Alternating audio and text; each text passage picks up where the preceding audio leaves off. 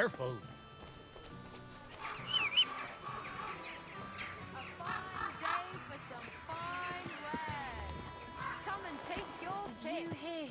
Easy, easy. Nice and slow.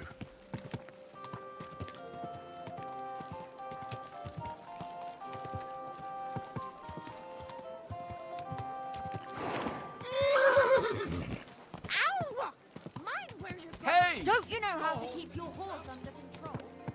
Whoa!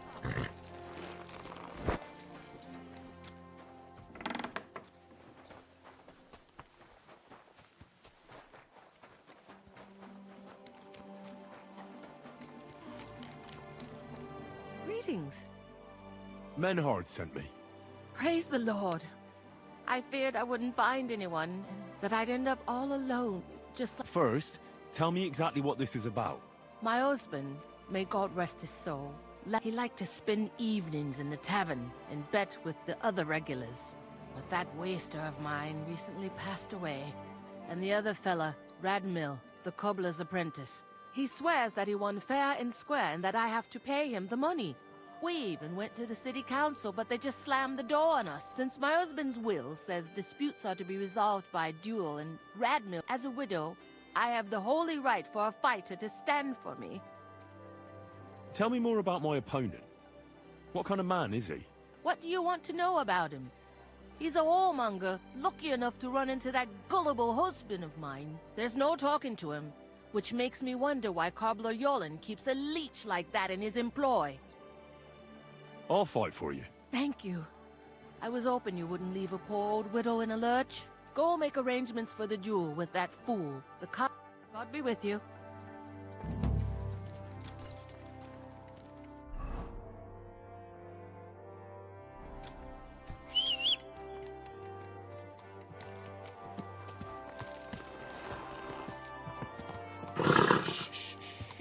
Easy, good horse.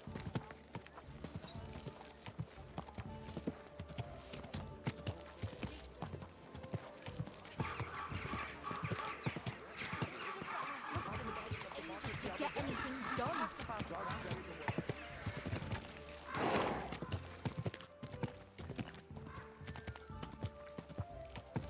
Hey!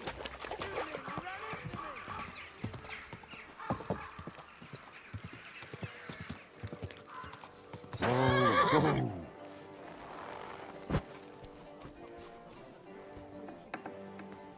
It's hard to find an honest trader these days. Was wünschst du mal?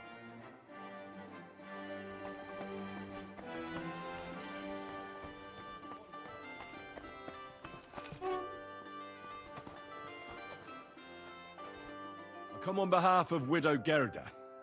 So she went and found a swordsman anyway. I had hoped that it wouldn't come to this. I won that money fair and square. But you don't have a witness? Or any document? No, I don't. Just my word.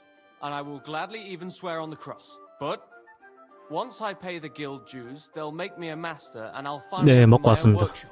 I swear before God, I'm in the right. Unless you would show mercy and let me win.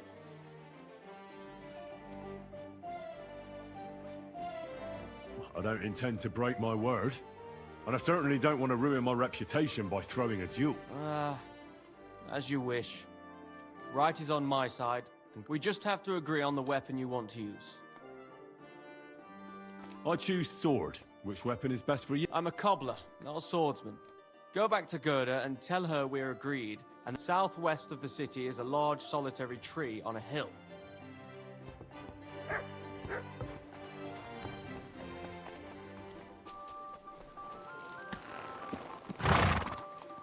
Easy, easy. Nice and slow.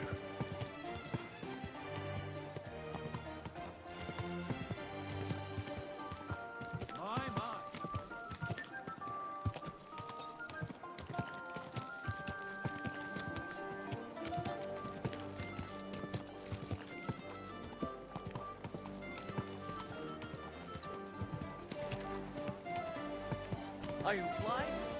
Ow! Mind where you're going. Whoa, whoa.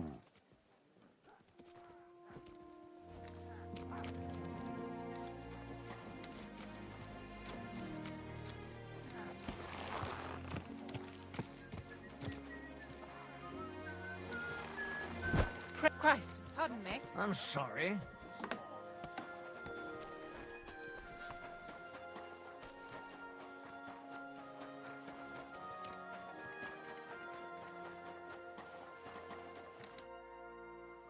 I went to see Radmill, and we agreed on terms. And what weapon did you choose? It'll be swords. Radmill went to find some armor, and then we'll meet at the big tree southwest of town.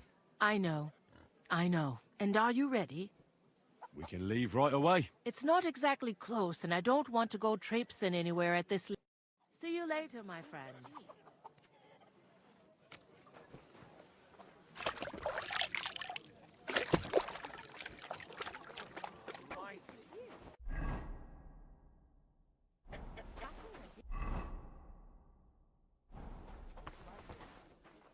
Sure does.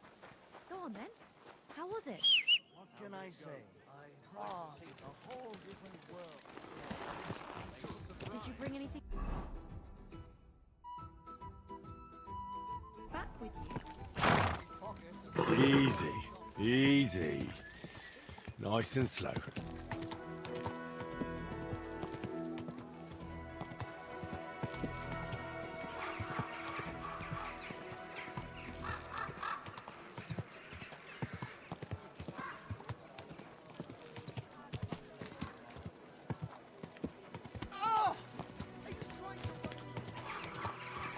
Dead in the morning.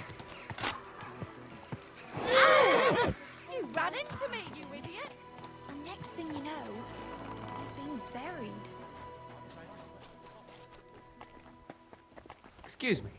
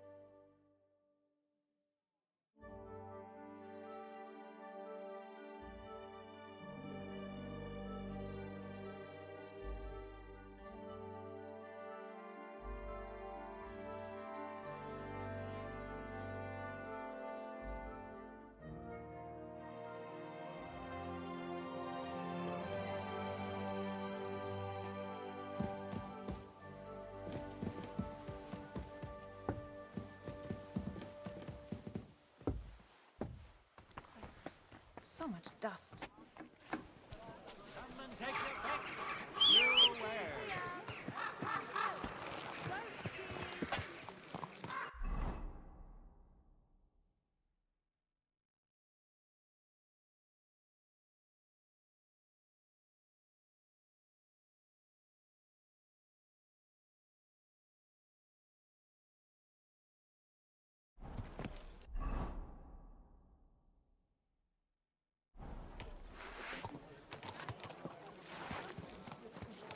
Easy, easy. Nice and slow. Ow! Are you trying to run me over, you idiot?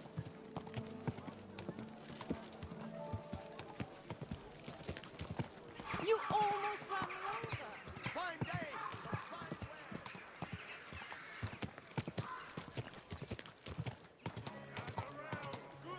Whoa! I've been taking lessons.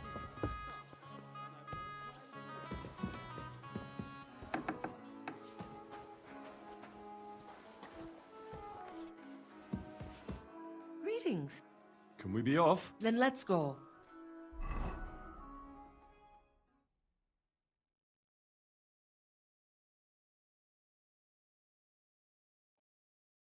To Today, the dispute between Gerada and Radmil will be decided once and for all.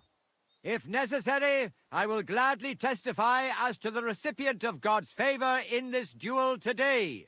Radmil will fight for himself, and Henry will take up arms for the widow Gerada. They have both agreed upon the weapons to be used in the duel. No other weapon is allowed. No fighter may move too far from the center of the ring. Whoever runs away loses. The duel will end as soon as someone surrenders or there is no more fighting. No killing. Did you understand the rules? Yes. Yes. Let the duel begin. Come on. Let's see what you've got. You're fighting for me, so do I'll your spread best. you like butter on bread.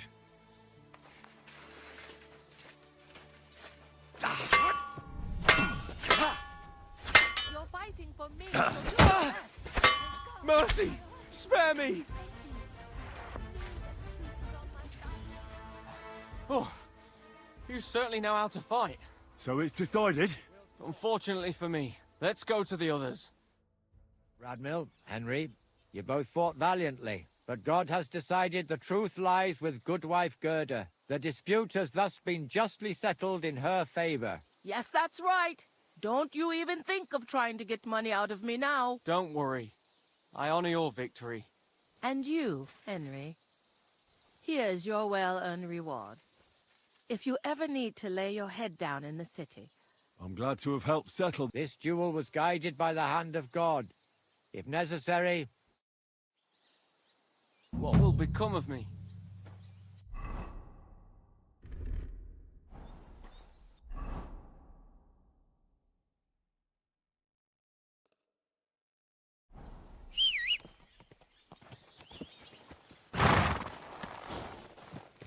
Go! Quick!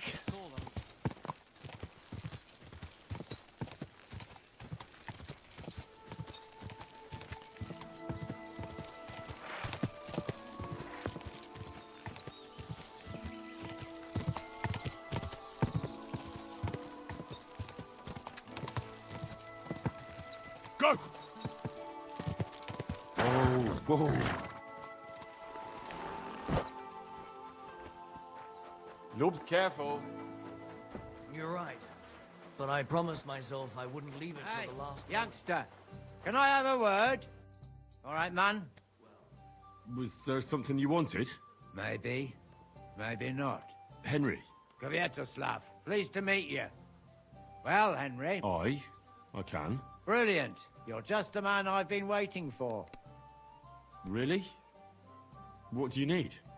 Someone trustworthy who could help me write this business letter. And- Of course there is. And his assistant? Even worse. What's more, I can tell at first glance you ain't local, so my trade secrets are of no use to you. So, you want me to write a letter for you and keep it hush-hush? I couldn't have put it better myself. What kind of letter is it exactly? Like I said, it's an important business letter. There's some matter I need to settle with this Kuttenberg burger. Are you offering him something? Aye, you could say that, actually. What do I get for writing it? A whole heap of coin, pal. It's really important for me. Really? How long will the letter be? Very long. There's a lot I need to say. All right. I'm certain we can work something out. Brilliant. But before we get started, could you take a look at this? What's this supposed to be? I was given this here parchment by one wandering student. How many miles you've wandered at such a grueling pace? Rest your feet, dear maiden. That sounds more like bawdy verse than a love letter. Is that what it says? Bugger. You know what? You can, but it's clear you can read, so let's get down to work. Where are we going to write the letter? I can see neither parchment nor an inkwell here. Oh no, we can't write it here. Well then... You have to go to Kuttenberg, in the northern part of town, known as the Miners' District. Enter the city by that gate. Keep going straight until you pass the town hall. Keep the markets on your right.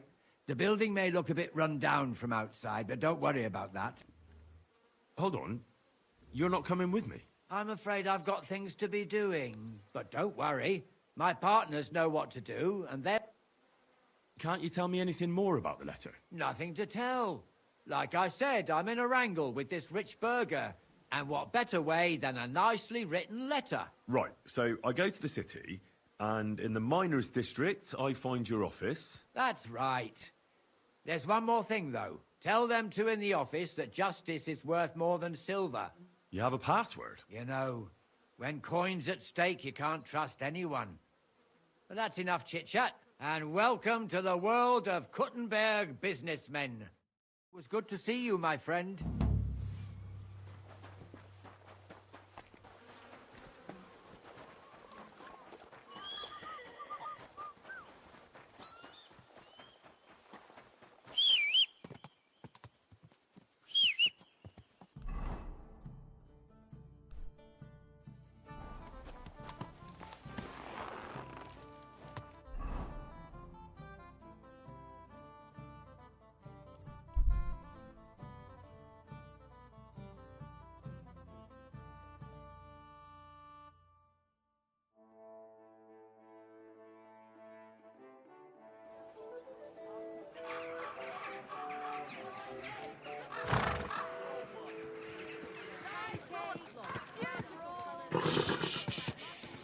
Easy, good horse.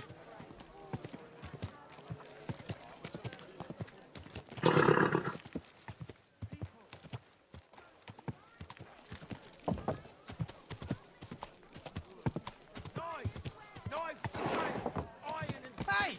You nearly ran into me! Whoa!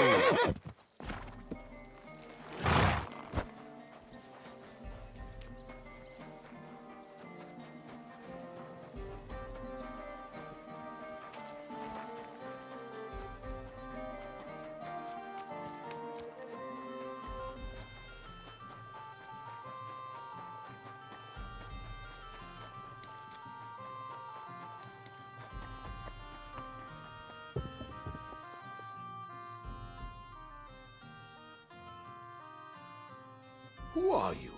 And what are you doing here, lad? I'm Henry. I'm supposed to help you write a letter? Oh, right. Kwiatoslav sent you, didn't he? Justice is worth more than silver? Great. You know the password.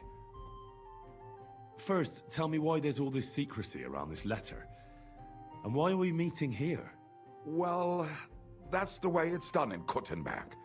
There's a lot of coin at stake, and secrets that everyone knows are no secrets. But you don't mind getting a complete stranger to write the letter?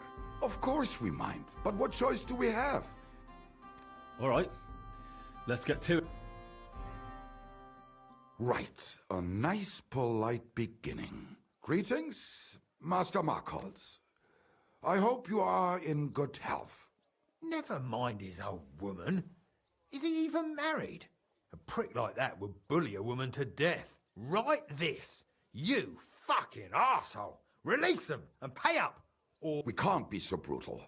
Markhold is a merchant. He's all about coin. We need to, you know... he ain't no merchant. He's a murderer. Or do you think Thomas went off to see the world in his old age? He got rid of him when we started getting suspicious. So? Thomas was a bastard anyway. I'm just saying we have to stick it to Marco brutally, so he doesn't think we're afraid of him. Bollocks. If we do that, he'll think there's no talking to us. Suit yourself. For all I care, you can just draw the fucking thing. Well, do it like I said. So... Markhold? I don't know him. And you don't need to. He's a rich bastard. His house is close by, just beyond... It occurred to me it might... He is an important man, and dangerous, and crafty, and... I'll make it sound a bit more refined. Greetings. I trust... Done. We are writing to you about a serious matter concerning our deal. That you fucked us over on, you cheating... Would you please let me compose this? All right. Now, where was I? I am writing to you in regards to a serious matter concerning our deal.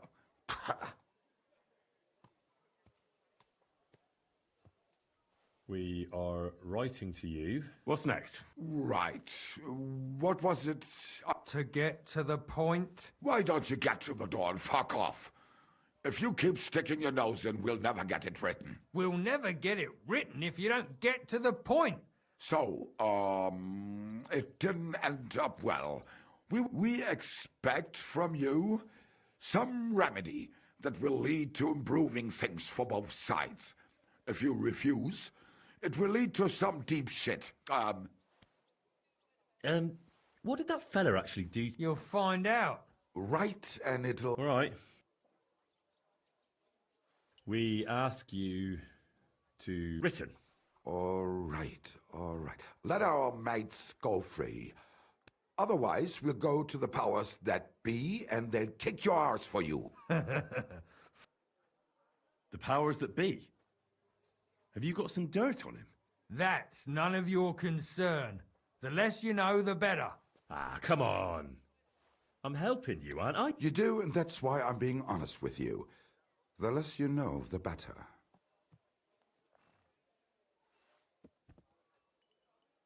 Free our captive brothers. Ah, Aye. Once they return to us safe and sound, we'll clear off, and you'll never see us again.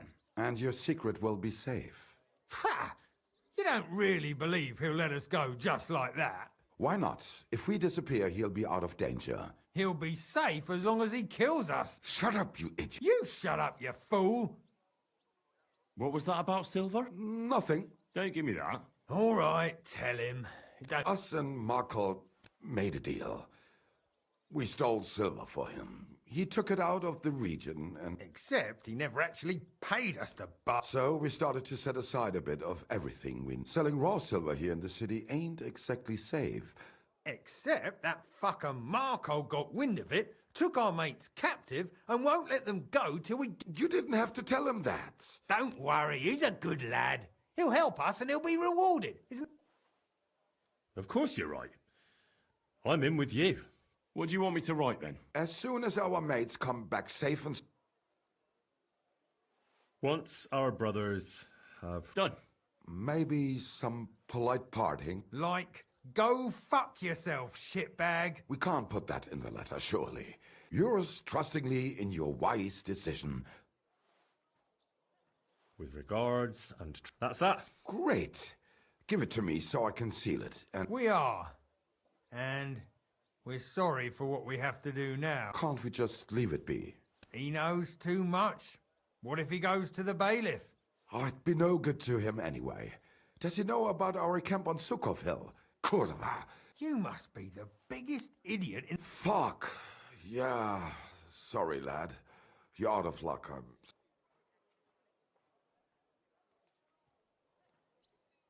Look, that How is that? someone still has to deliver the letter, eh? And the two of you can't, because he'll seize you right away. So what? We can just grab anyone off the road and they'll deliver... Well, maybe. But how can you be sure they won't just throw it in a ditch or give it to someone else? Why would they? Who knows? But that's not the point. What I mean is, I'm the best man for the job you've got. Maybe. And what do you get out of it? well, I get to keep my head on my shoulders. And maybe a small reward? Maybe. You believe him? Why not? Silver has a way of shutting mouths. Sometimes forever, if you're not careful. All right then. We... Agreed. Take the letter and deliver it to Master Marcold of Lone. He lives in a big stone house on the lower marketplace, next door to a tailor's. Just make sure you don't tell him anything.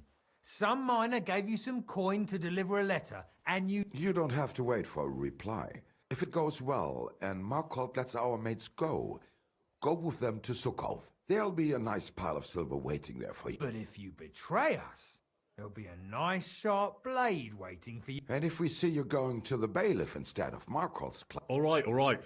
I'll hand it over. Keep my mouth shut.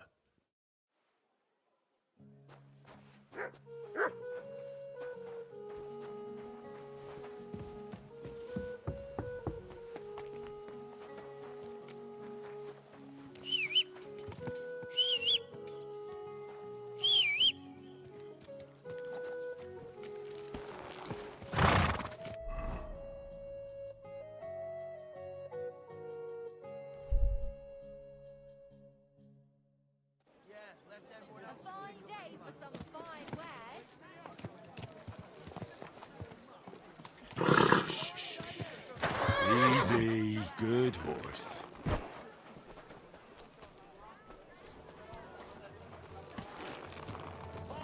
The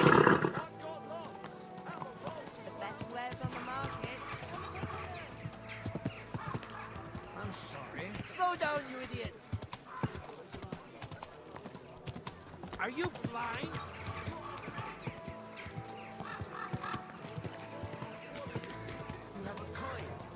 Hey! You nearly ran into me! You almost ran me over. Onions! Strong onions! White, yellow, and red. The best on the market.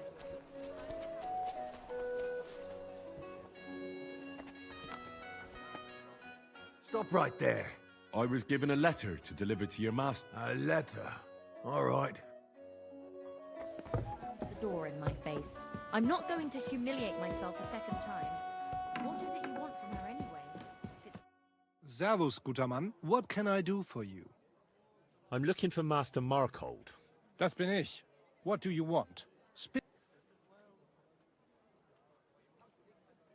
Some fella gave me this letter and said I should give it to you. Was? What fella? Heads, 2 arms. Give me the letter. What? None of them could have written this. How did you get hold of this letter? Some bloke just shoved it in my hand along with a few groschen. He said you're expecting it. Strange, but whatever. The main thing is, what to do about it. No. They said they'd know straight away if you'll listen to them or not. Wirklich? If that is how it is, I should listen, no? What should I do then? You? Right. By the way, do you know where Lowshed's Gate is? Somewhere in the north of the city, isn't it? The vineyard's just beyond it. Ausgezeichnet. Soon, a couple of miners will turn up nearby, looking like they haven't seen daylight for God knows how long. Something tells me they'll be pleased if you tell them you brought me the letter.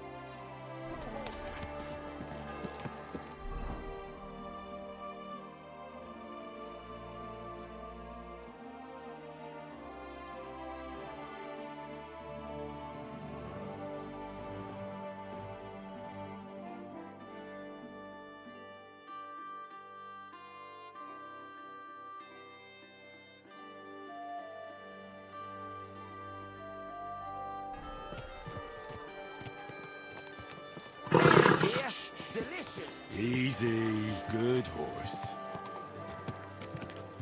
Ow! I'm sorry.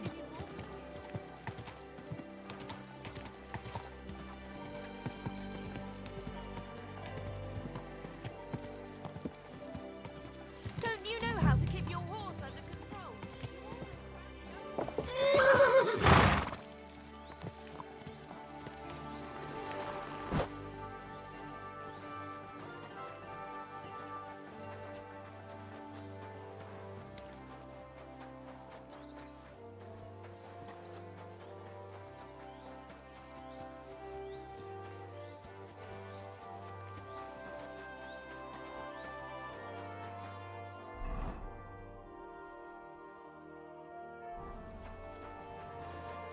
God grant you health.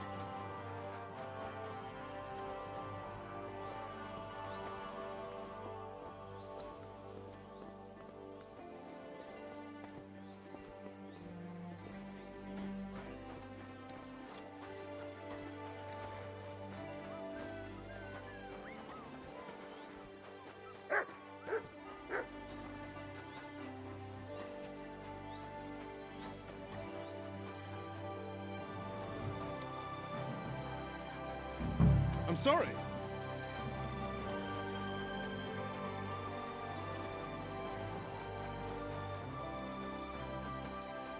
Praise the Lord.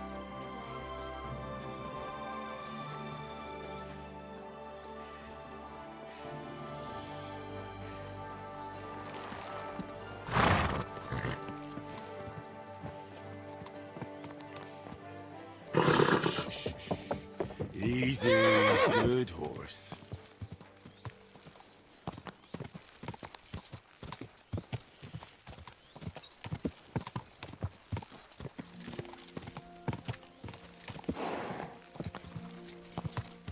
Quick!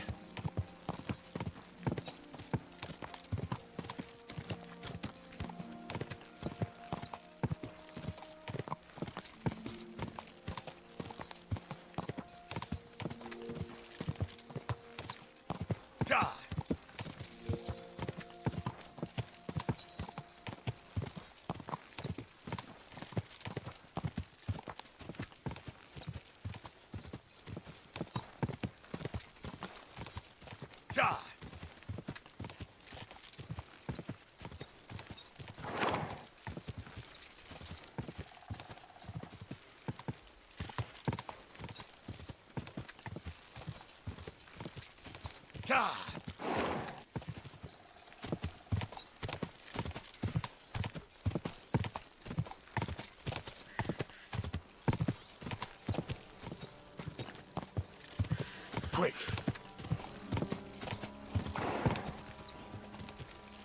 Whoa!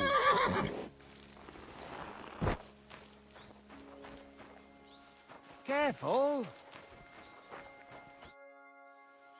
Right, job done. I'm surprised. That fucker's a sneaky bastard who'd seize Jesus Christ. Well, I'd never have thought it of him. Smiling. Christ, laddie. That sent shivers down my spine. Ah, come on. What are you afraid of? What was that?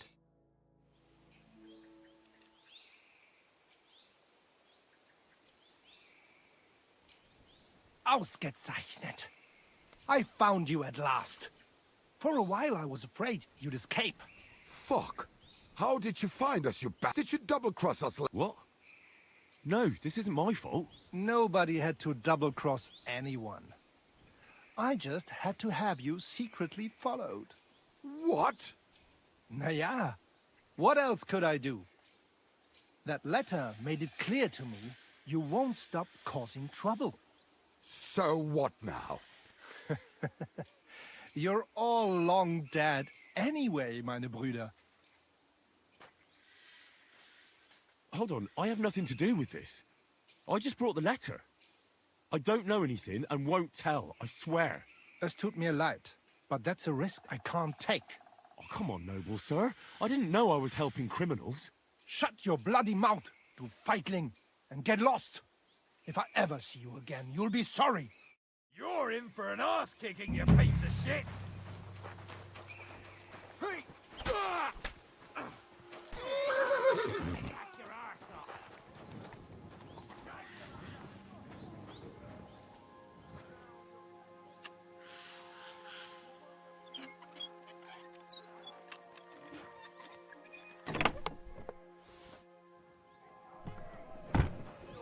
Standing. I need a hand here.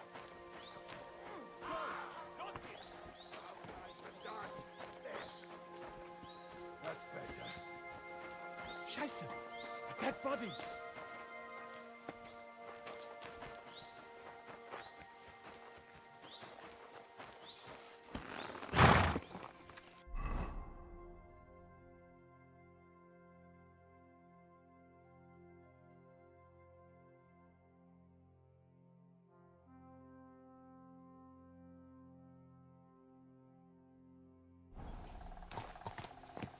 God!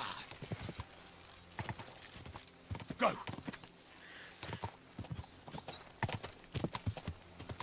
Quick!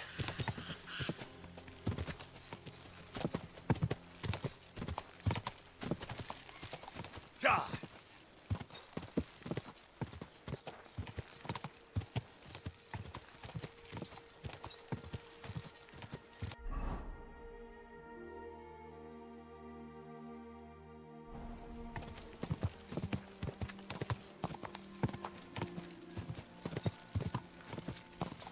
Ja! Quick!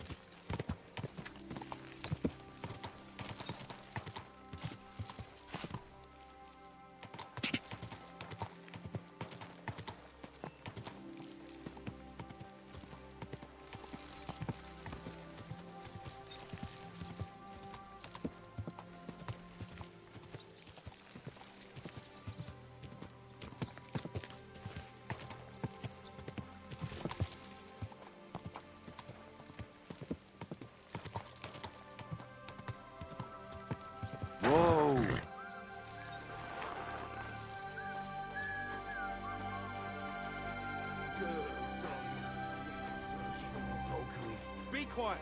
And now clear off! Do you need some... You're Christian of Pisek? I am. What do you need? Kunzlin Ruthard sent me.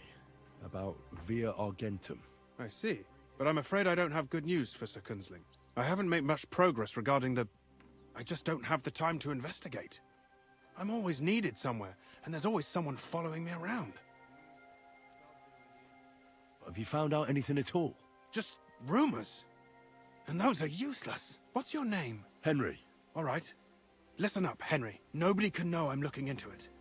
It's a very dangerous game. If Sir Kunzling trusts you, you could help me in my investigation. Well, that's actually why I'm here. Excellent. Excellent. You don't happen to come from a family of miners or smelters, do you? My father was a blacksmith. It's a fine craft. But it won't teach you much about silver mining and processing. I'll be happy to tell you everything you need to know. Now, follow me, please. We need to talk somewhere in private.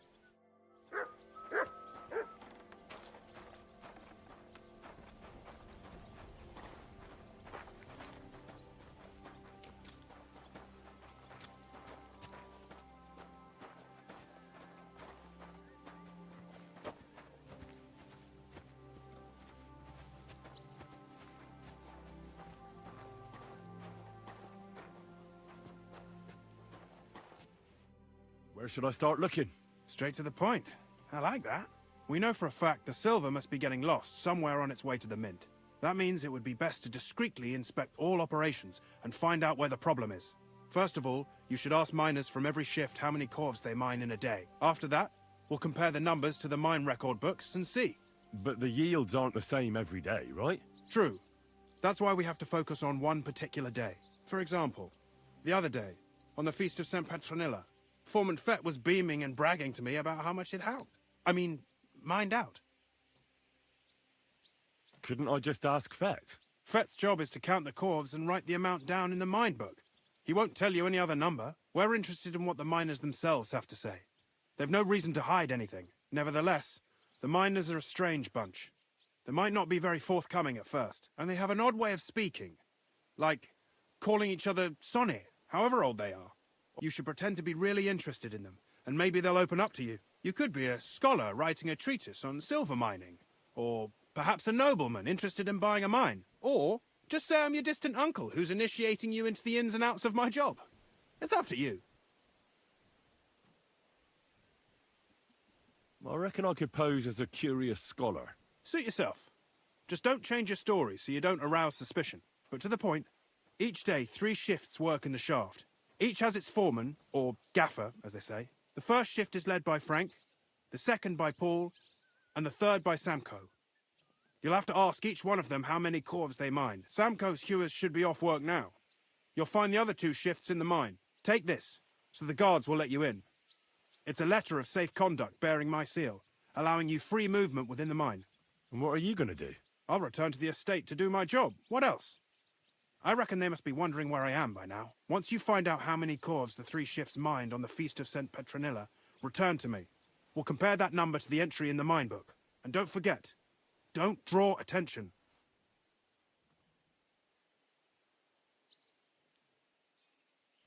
By the way, I've had the honor of meeting your brother, Peter. Well, well. Small world. He was a great help to us at Sukdal. Even though we had some disagreements. If it weren't for him, I'd never have been able to do what I do.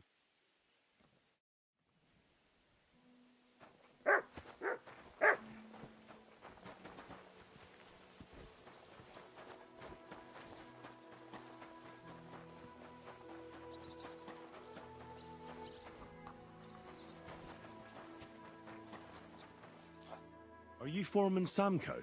Aye, I am. And who's asking? My name is Henry. Stuart Christian sent me to you. I'm a student from Prague, and I'm writing a treatise on miners and mine operations. Why should I care? Didn't you see we're off graft? Sir Christian told me to ask about anything that interests me, and that you'll tell me. Ah, Sonny, I'm so tired. I haven't even got the strength for gabbing. I wouldn't mind having a game of dice, but minus rules. Then I'll tell you everything. What'd you say?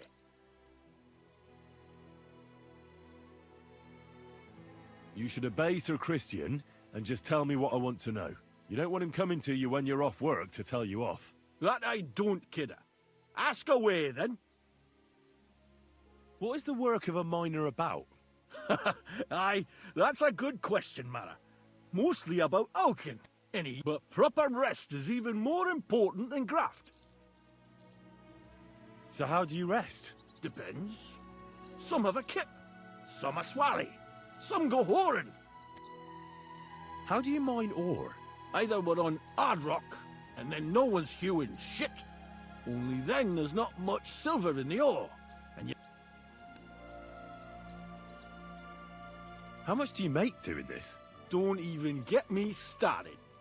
The chink's bad, and it's getting worse. How many cores did you mine on, say, the Feast of St. Petronilla?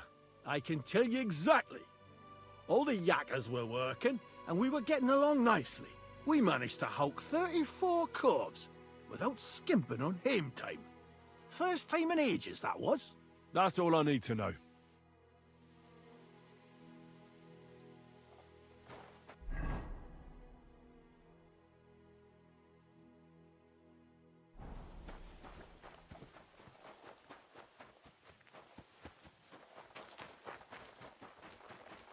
Excuse me.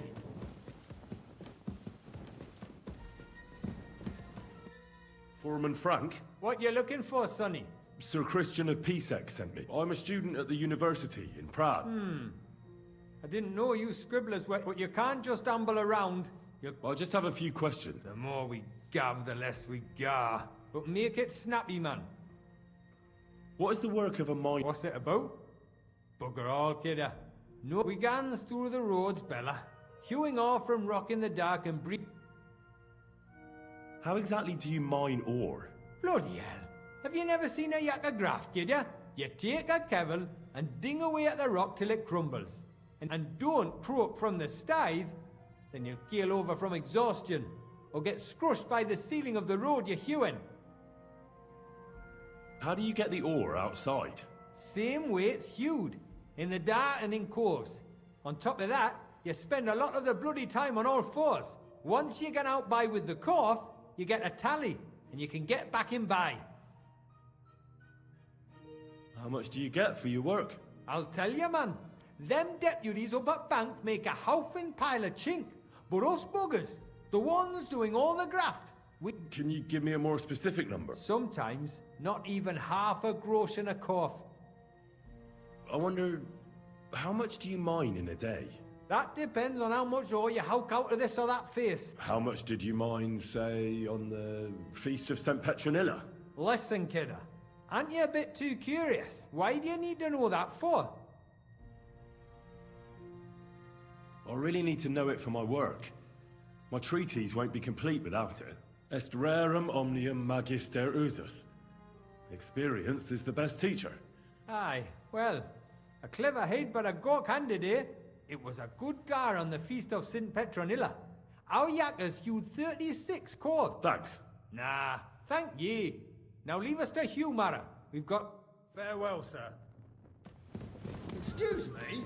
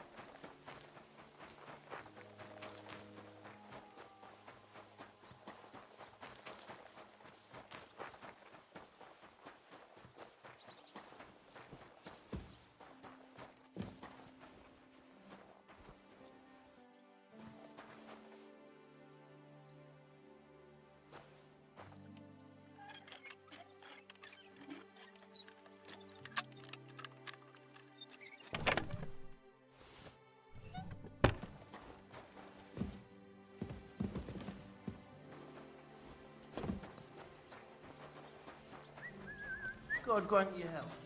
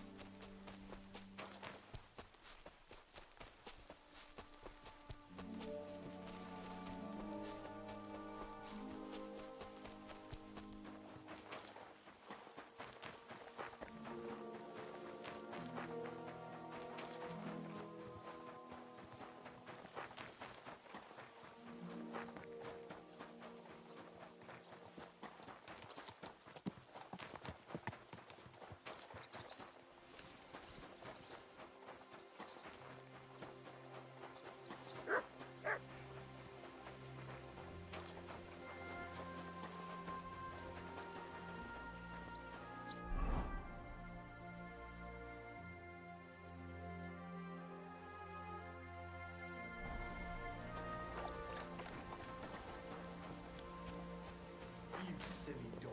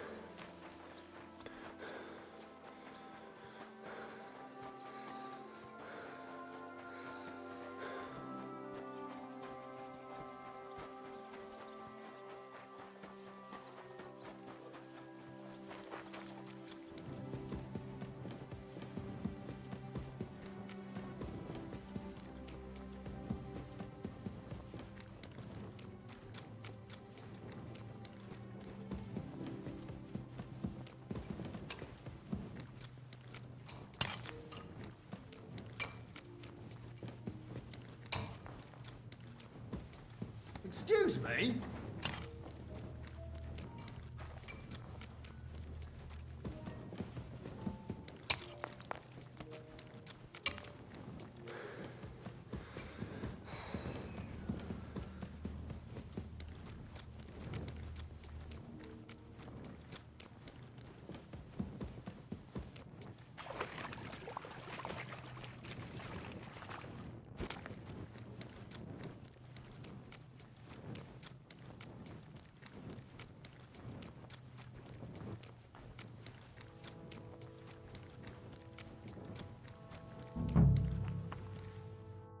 Are you Foreman Pope? Hey!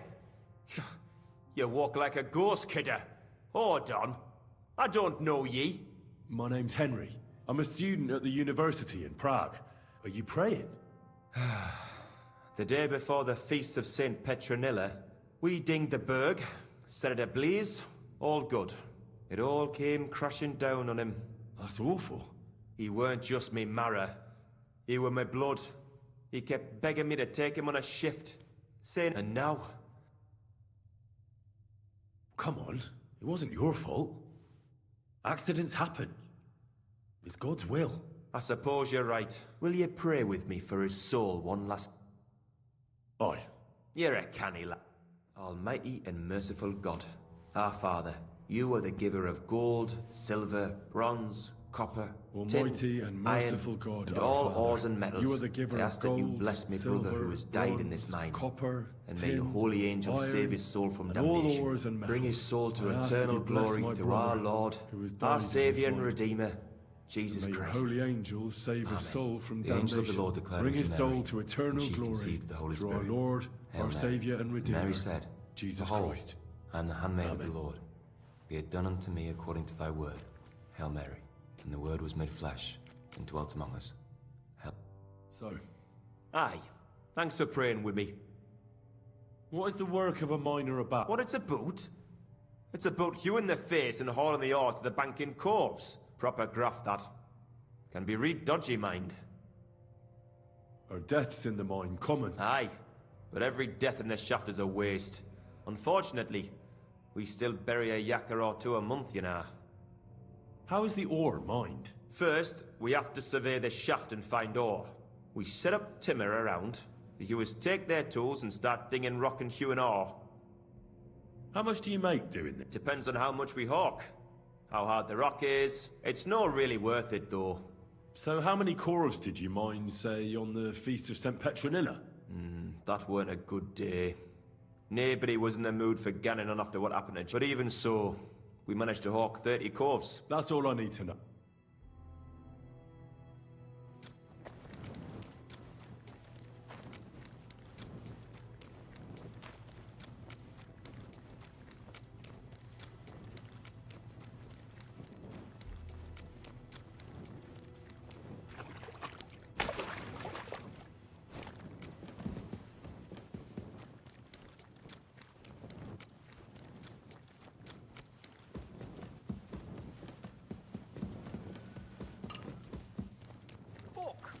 I'm sorry.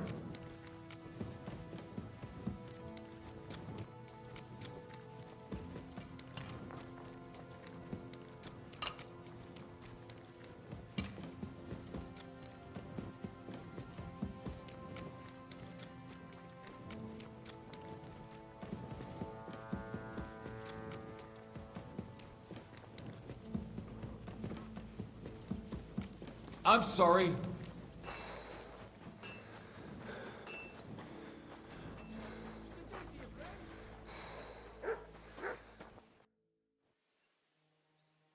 I already know how many corves the crew's extracted. It was 100 altogether. I see. Meanwhile, I looked in the mine book. How many do you think it says there? I'd guess it's less. Then you'd be correct. The book lists 90 corves extracted. That means 10 corves of ore disappear each, but nobody could just come along and take them. The unreported corves must be going out to smelting works with the rest of the ore. What does it mean? That this is fraud of colossal proportions, and that Foreman Fett and Herman the ore merchant are in it up to their ears. Should I go to them and accuse them? Well, accuse? We want to hear everything they know. That means you need to talk to them. Being involved in the theft of silver is a capital crime, so it should be in their own interest to cooperate. Make sure to promise them no one will know about their crime. When you've talked to them, come back to me and...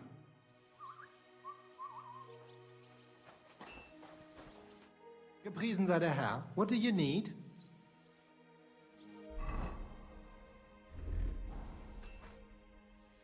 We need to talk, Herman. And who might you be? Henry. But that's not important. Sir Christian sent me.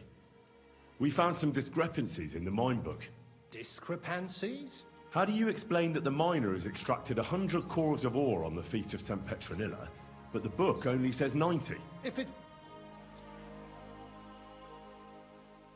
Or someone is writing down false numbers and hiding 10 corves. I do not write anything in the book myself. Foreman Fett counts the corves here. Go and talk to him instead. Don't tell me you don't count them too. You wouldn't pay for more corves than there really were.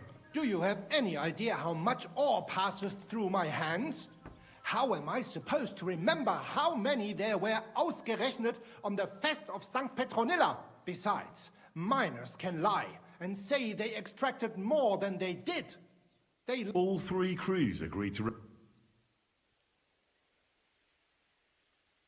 Look, you don't have to be afraid to tell the truth. Me and Sir Christian agreed to settle the matter quietly. We're not going to punish anyone. I am innocent. It was Fett's idea. He came to me saying we were going to deliver more corves to the smelters than we would report, and I would get paid for it. It was going well. I have always paid for what we put in the book. Then I got some geld from Fett on the side. On the feast of St. Petronilla, I was afraid they would be able to tell the difference. Nobody at the smelting works cared at all. I am sure they are in on it too. How long has this been going on? Several months, maybe half a year. About since Sigismund arrived.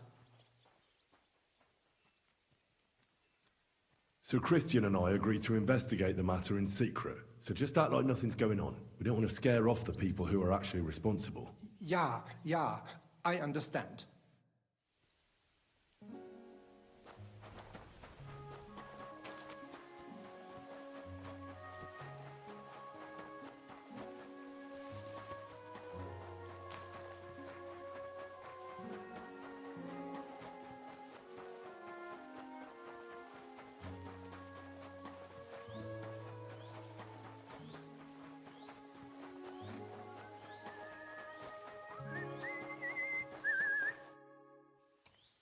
A word, Foreman.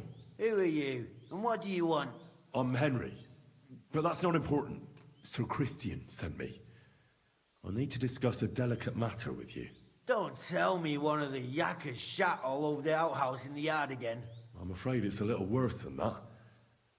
We found some discrepancies in the mine book. Let Sir Christian handle it then. They're his books, and his responsibility too. But you're the one counting the corves of ore. Your point being? I learned that the miners extracted no less than 100 corves on the Feast of St. Petronilla, but the mine book says 90. Do you think the yakkers know how to count? They're blockheads, and they like to show off. I'm sure they just exaggerated. Anyway, what's it to you? Don't you know? I work for Vavek, the mint master himself. Aye, there's no point in denying it. Herman told me everything. Bloody snitch. But like him, you have nothing to be afraid of. You're small fry. It's obvious there's some bigger fish involved. And that's what interests me. Alright, I'll tell you what I know. As soon as I was made head gaffer, Amara, who works at the smelting works in Grund, came to me. He said someone wanted to talk to me. One of them. So I met this fella in the tavern in Grund, and he told me how it all works.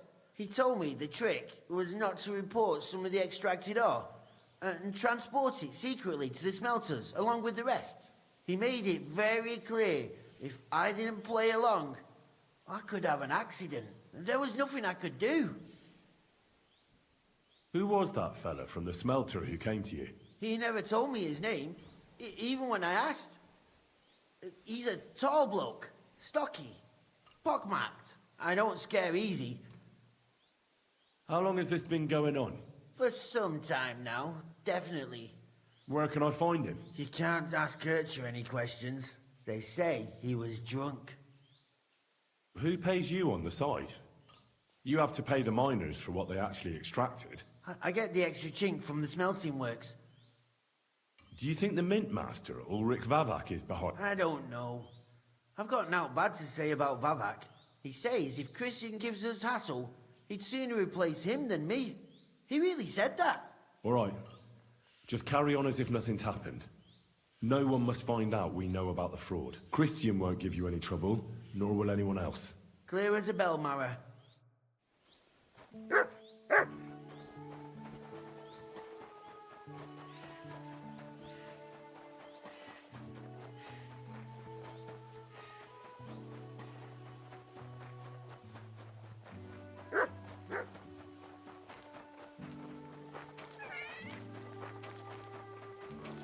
I'm always glad to see people like you. My, what a beautiful horse!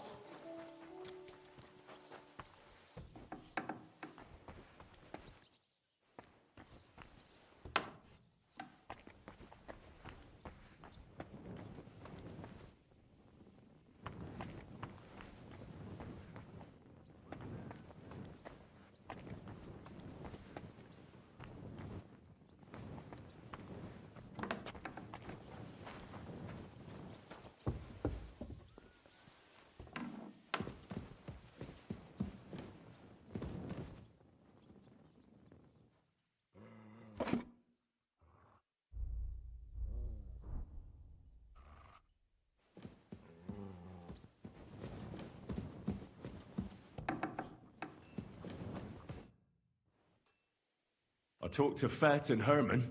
And? Did they confess? They did. I mean, I made them. Did you tell them to keep quiet and act as if nothing's happening? I did. Let's see what we've got so far. Those 10 unreported corves leave for the smelting works from here. If silver's going missing, that's where it must be happening. You'll have to go and look around, and talk to the owner, Buresh. I reckon that'll be tricky, though. How so? Buresh is a very cautious and clever man. I reckon he won't be happy to have someone snooping around his property. But he's the only one who can give you permission to walk round the smelting works without the guards bothering you. Something like your letter of safe conduct? Like I said, it won't be easy. Nevertheless, I found a way you could gain his trust, at least a little. You'll pretend to be a nobleman interested in buying some smelting works. A nobleman this time, then? But be careful. Buresh won't be as easily fooled as the simple pitman here. You'll have to dress like a real nobleman. That means no plate armor, or, God forbid, but listen, don't carry a weapon. Buresh has a morbid fear of someone threatening him. You must come to him dressed to the nines and act impeccably. In short, be charismatic. What should I know about this Buresh before I... He's the slyest fox of them all. He comes from somewhere in Moravia. He started to prosper soon after, and not even Sigismund's arrival stopped him. Now he's doing better and better. But whether that means he's involved in something shady... I got it. Here, I've written you a letter of introduction to take with... I reckon he won't be thrilled, but he won't turn you down. Ask him discreetly, in passing, how many corves he took from our mines on the feast. If my guess is correct, it should be 90. It still doesn't prove anything. You could get something out of the workers. When you're in the smelting works, keep your eyes peeled. Good luck, Henry.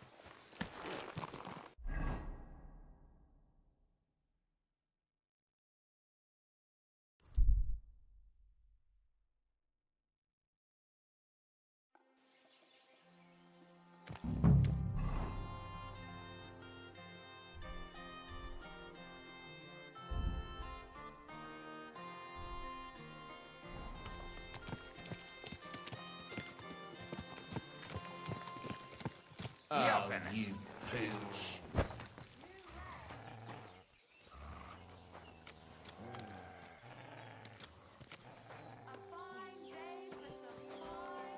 It's filthy again. Damn it. Pour the beer on the table. What's this dirty beggar doing here? I don't talk to nobodies. What kind of pig... You're sitting here. A poorly dressed yoke like you should only talk to other yokels. Greetings.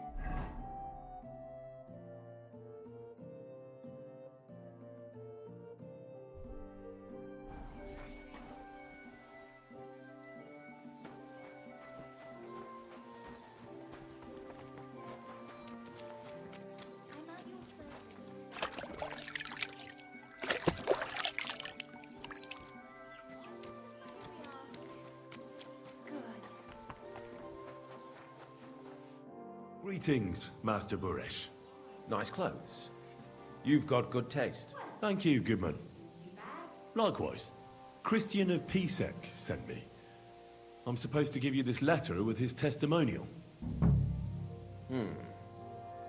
Skallets, you say? You are. Unfortunately, the mining has ceased since King Sigismund's attack. That truly is unfortunate. Christian writes that your family is interested in running a smelter. I know. I just want to see what it looks like in the smelting works. Well, if Sir Christian wishes it, I won't deny you the opportunity. With this letter of safe conduct, you'll be able to move around unfettered. The guards will recognize my seal, but I don't want you disturbing the workers with any unnecessary questions. Can you tell me what happens with the mined ore in the smelter? We weigh in the delivered ore and crush it so that it can be sorted for roasting. Roasting mainly separates sulfur from the ore, which is why the place smells like hell itself. Then the roasted material is smelted in the furnace and the slag is separated from the matte. The smelting process is repeated until we're left with pure metal. It's then cast into bars that can be sold. After we've given the royal share to the king, that... How many corves of ore do you process here? We don't measure in corves here. I have several ore merchants working for me. They buy ore from various mines. When they deliver it here, we don't measure it by the corf, but weigh by the quintal. We process a large amount here. How much silver does that make? That, of course, depends on the quality of the ore we process. 20 quintals of ore usually yield about a pound of raw silver. That then yields a hryvnia of pure silver. We can make between 100 and 200 hryvnias of pure silver per day. How many corves were delivered from Horshan, say, on the Feast of St. Petronilla? Why from Horshan, of all places? I visited the mine there. They told me they'd extracted quite a large amount. You're lucky. I have an excellent memory. It was a lot indeed. 90 corves. Can any silver go missing? That's impossible. Everything is carefully weighed and recorded. Every step is counted and checked. Besides, molten silver is rather hard to steal. Once it's cast into bars, we keep them safe under lock and... God be with you. Don't forget, there are limits to my permission. And above all, mind you don't have an accident. Farewell.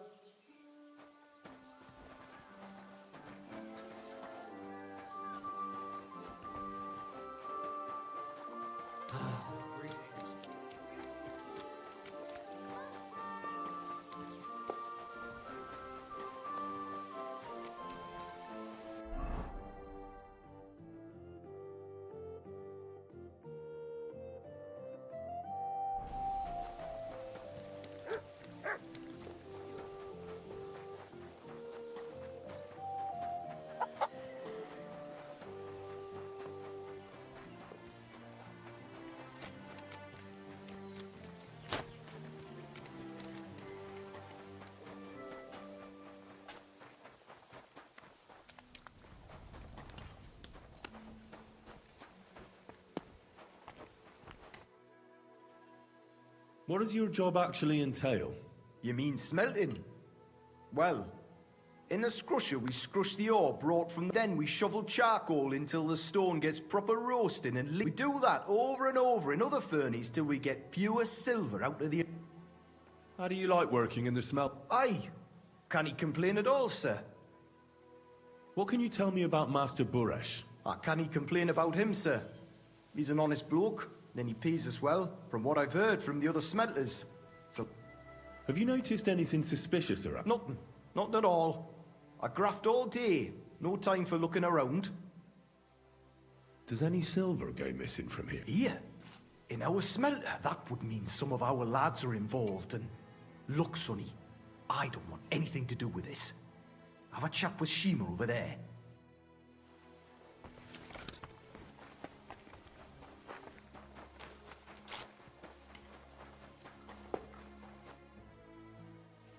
Are you the fella they call Shima? You have no business being here. I'm told you know something about the silver that keeps going missing from the smelters. Me? I don't know what you were told. Meet me outside in a while. Now you'd better get out of here before the guards see you. Fuck. I have to have a piss. You take over here, lads. I'll be right back.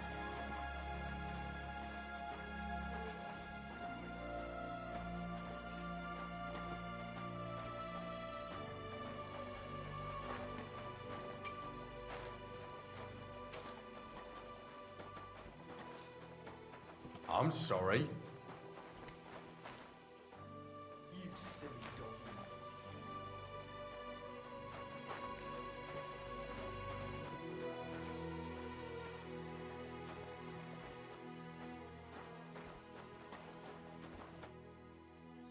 Well? Who are you? Henry of Skalitz. Master Buresh sent me. Master Buresh, you say? He knows better than anyone. No silver can go missing here, and everything's well guarded. The silver must be going missing from here. I've been tracking it all the way from the mines. From the mines, you say? Is it possible Master Buresh doesn't trust his own people? Why should I talk to you about such things?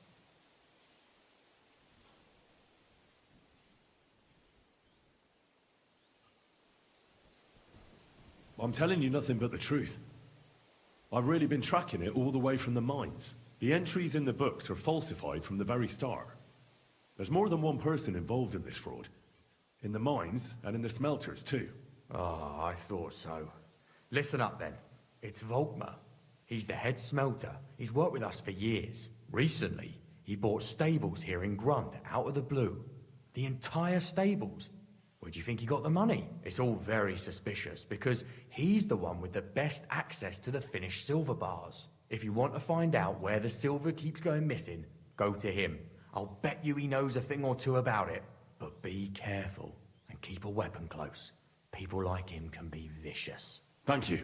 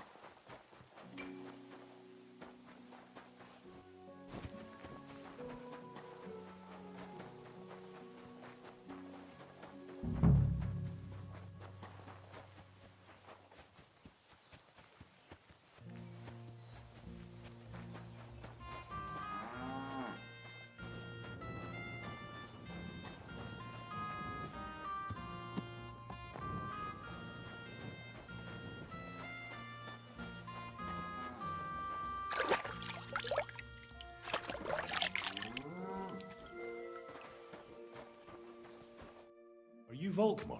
I'm not. Horseshit. I know these stables are yours. You must be the snoop who's sticking his nose in everything. I beg your pardon? Well, well, well. Don't think we don't know you've been snooping around. We've had our eyes on you ever since you came to Grund.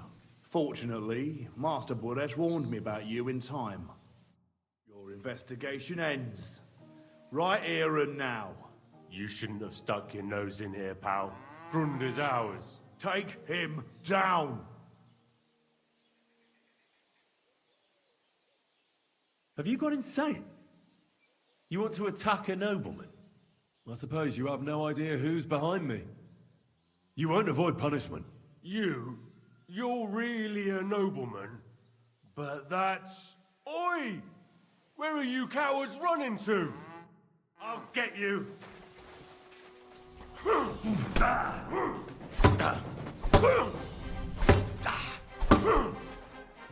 No mercy!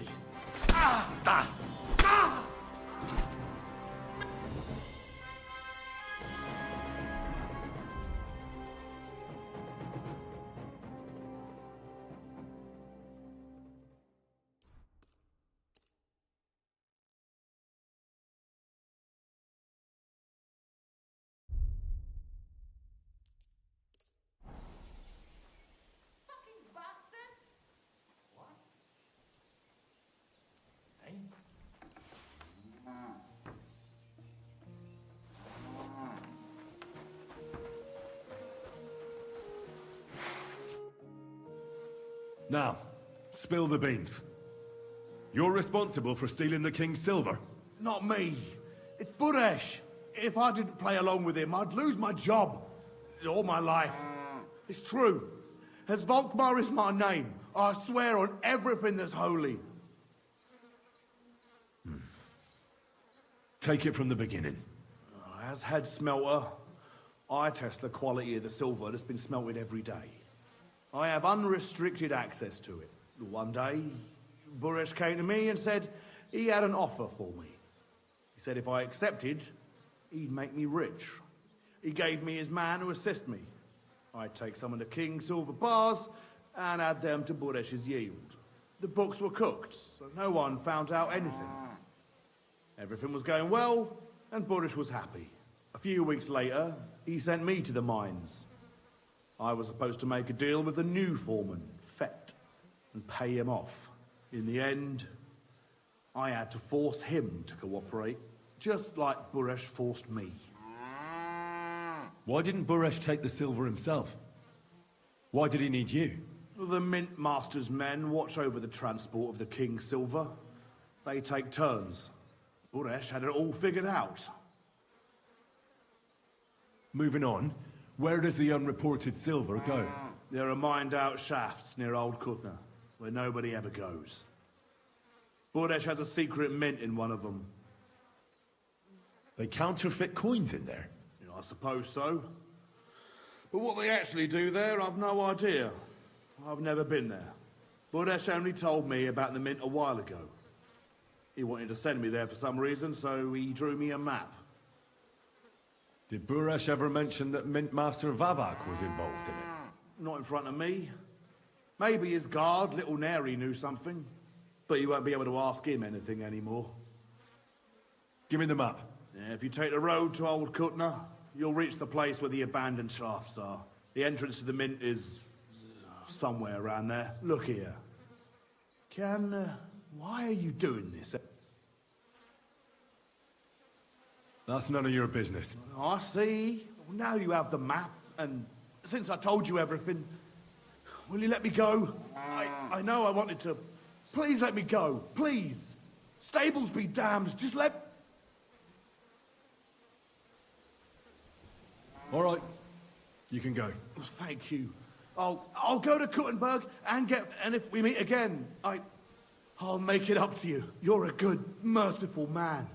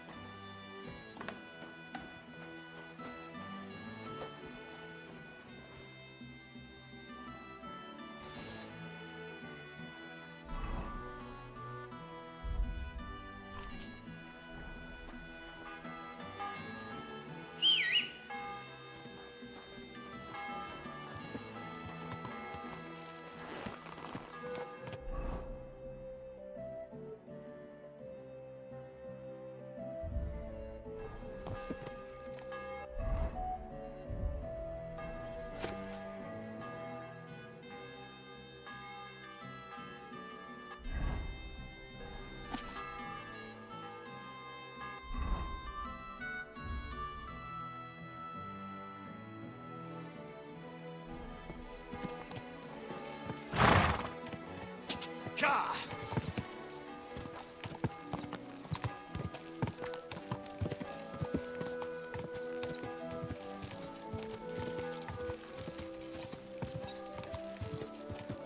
Ka!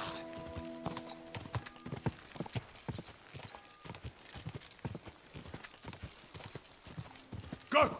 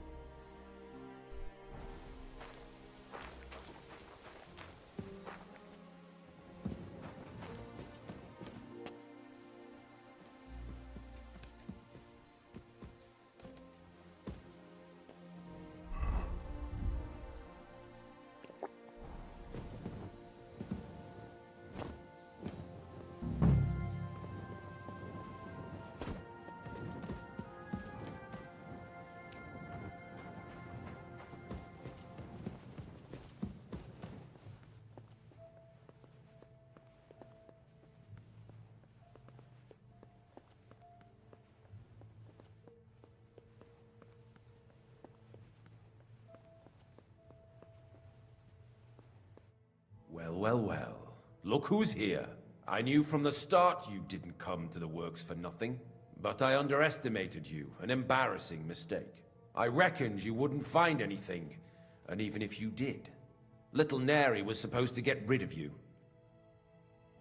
It turned out the other way round. Congratulations.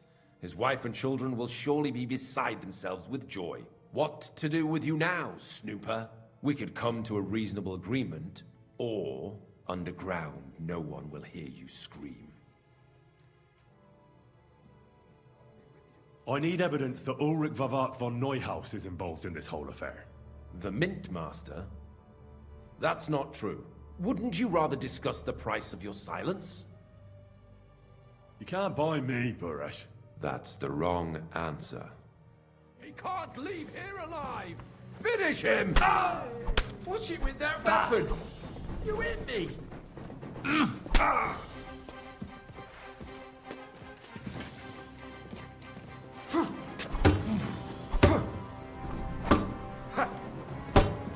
Burn in hell!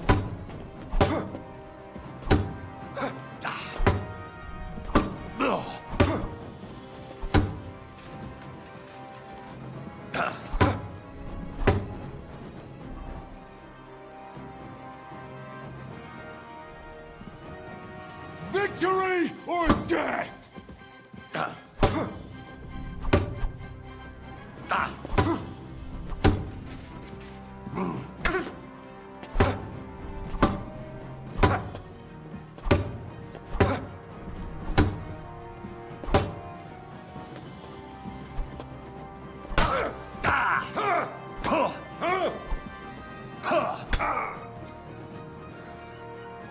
For glory!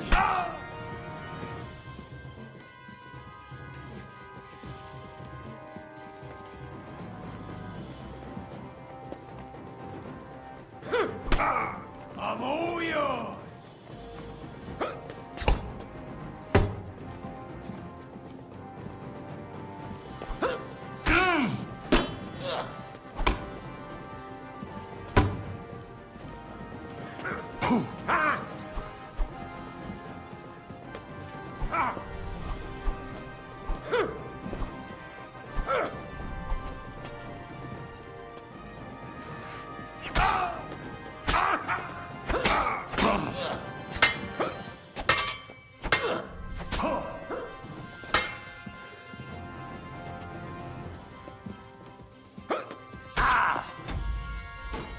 Now you're I'm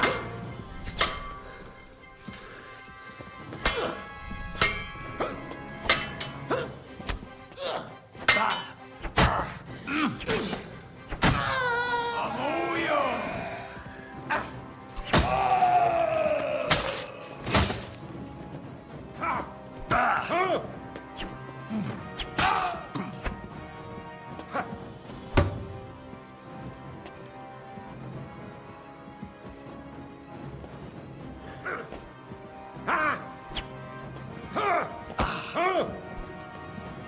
Do it!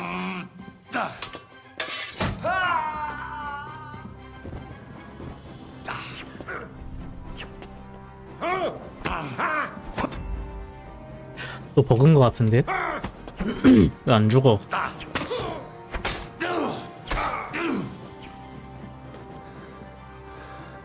쓰레기 게임.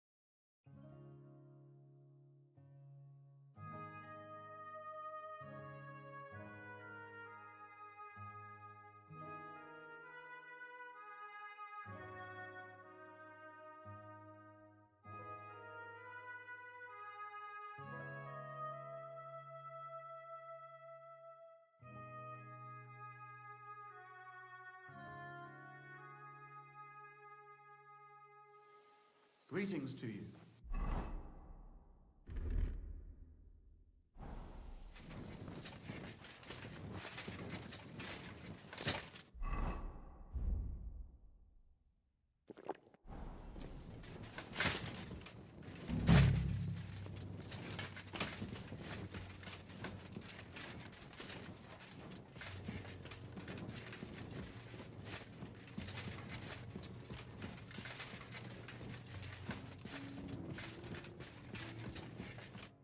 Well, I need, but I read little Turkun what wicked under. I need the wooden. You can't. That. He can't leave here alive! Finish him!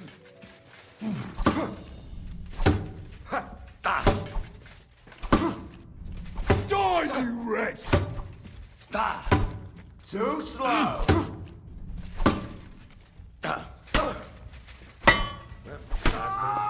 Show yourself!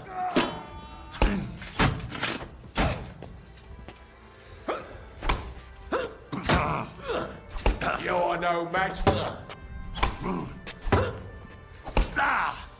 I'm all yours! For glory!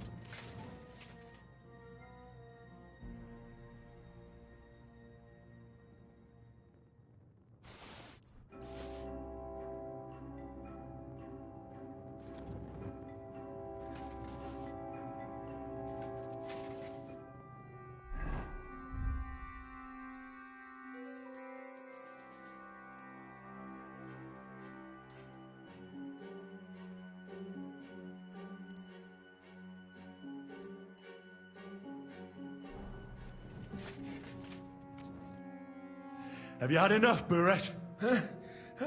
Mercy! For Christ's sake, mercy! Underground, no one will hear you scream. No, please. I'll give you anything you want. You know very well what I want from you. But I really don't know anything. Stop lying to my face. The whole thing was Ulrich's idea. As soon as he became Sigismund's Mintmaster, he got cocky and began to abuse his power. He grabbed anything he could get his hands on, took away mining rights from anyone who opposed him. Anyone who wanted to keep his station had to pay him a hefty fee. So he came to me one day with the idea that some of the royal silver might not reach the king at all. Why did he come to you? The citizens of Kuttenberg didn't like some blow-in turning up to replace Peter of Pisek. And they were even less happy when he started giving them trouble. He'd have a job finding any allies among them.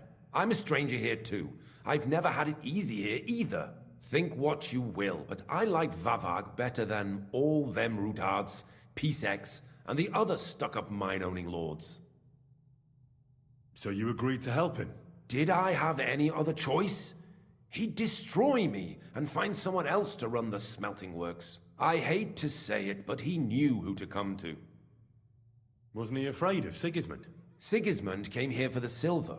He doesn't care how it gets to him, as long as it does. He trusts the Mintmaster he installed, and he's got no way of knowing something's going missing along the way.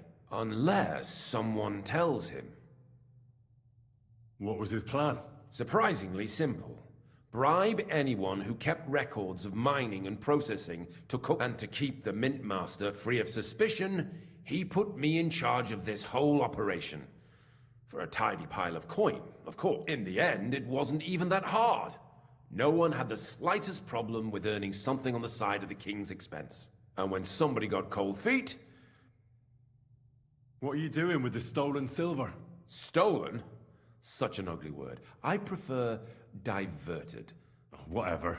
It's used to mint groschen. Genuine groschen. Genuine? I don't get it. It's simple, really. Our coiners work with genuine coin dies. We're producing beautiful, new, and especially clean Groschen. No one can tell they're not from the Italian court. About the evidence? Yes? I need some proof in my hands. Something that proves Vavak's involvement in the scheme beyond any doubt. And I can count on you to make sure my name is never mentioned? Will you give me your word? You can never be sure about that. I'll leave you in suspense. At the mercy of a stranger. What a twist of fate. Here's the key to the chest. You'll find everything you need there. It's behind that door, in the coiner's room. The key to it is right here on the table. You'd better not talk to the coiners. They're an odd bunch. Is that all? Aye. Everything. I'm sure you have something else. I don't know what, but I have a hunch. I really don't have I'll be on my way. I hope we never see each other again.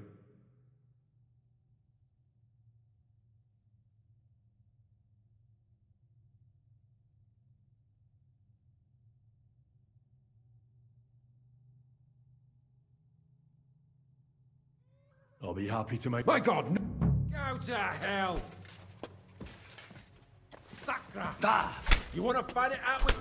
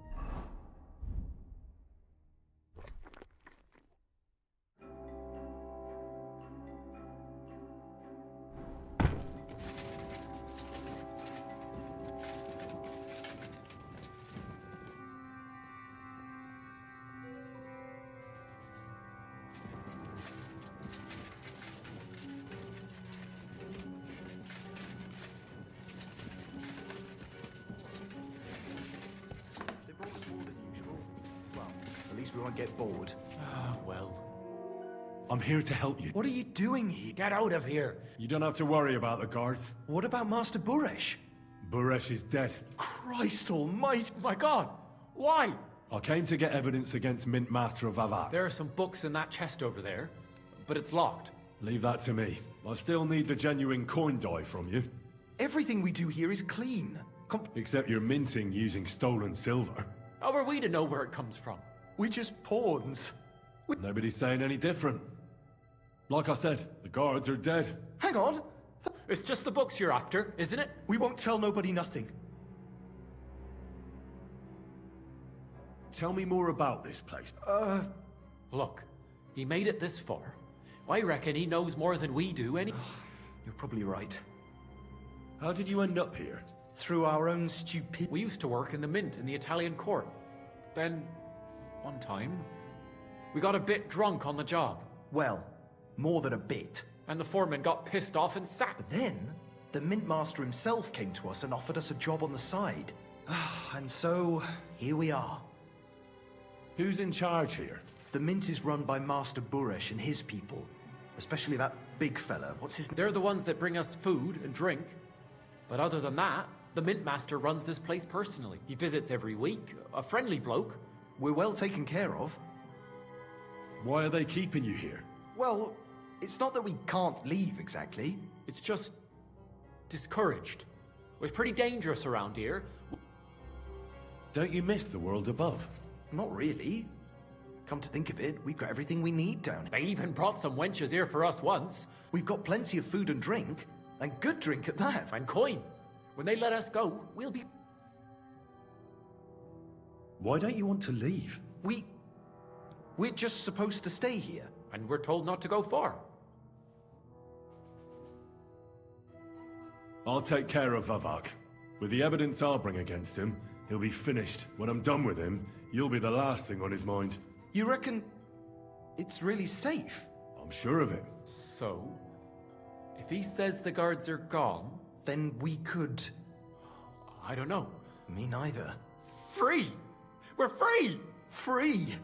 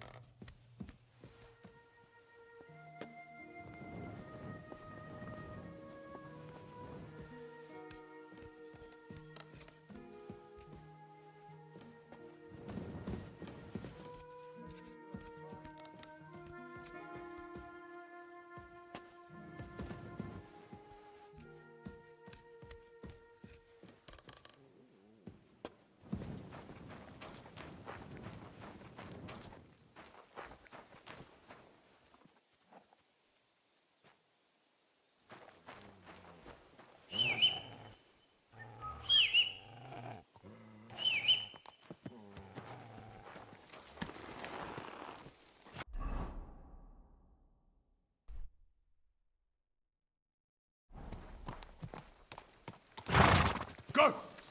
Ja!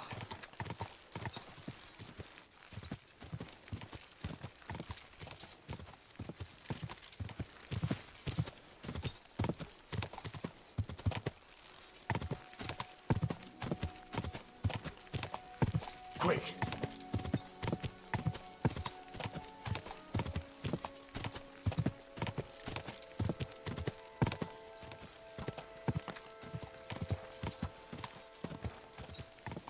Quick!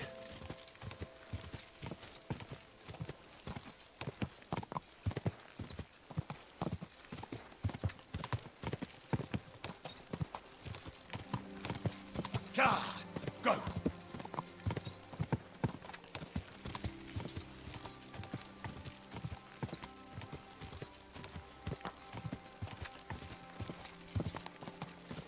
Quick!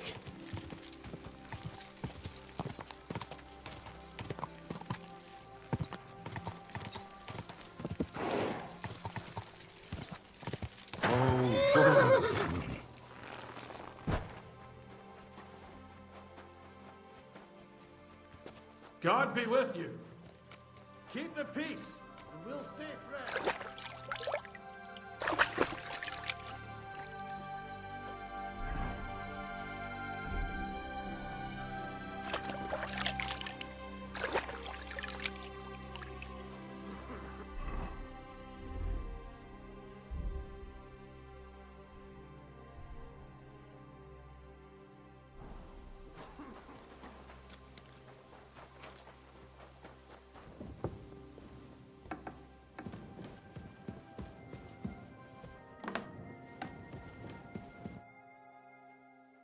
I got the evidence against Mintmaster Vava. Really?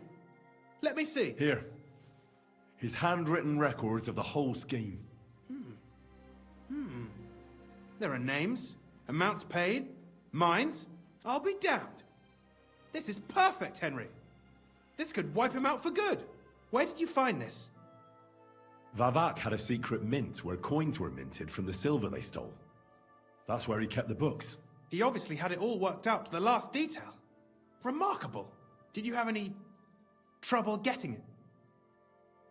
The owner of the smelting works, Buresh, tried to stop me.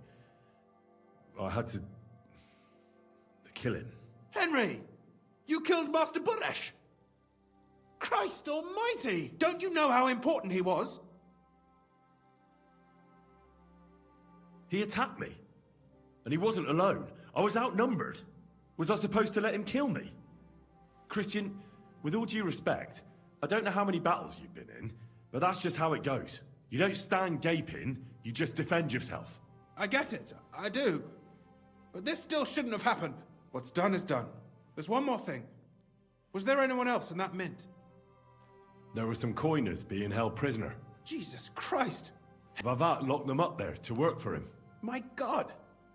He really is an unscrupulous monster. I did, but it took some persuading. They were afraid. Thank God for that. When you talked to them, did you see a coin die anywhere? They gave it to me quite willingly. I'm curious. Let me see. Here. What the? It's genuine! That means all the groschen minted from the silver stolen by Vivak are absolutely clean! In any case, we uncovered something big, Henry. If only you hadn't taken Master Baresh's life. He could have cooperated.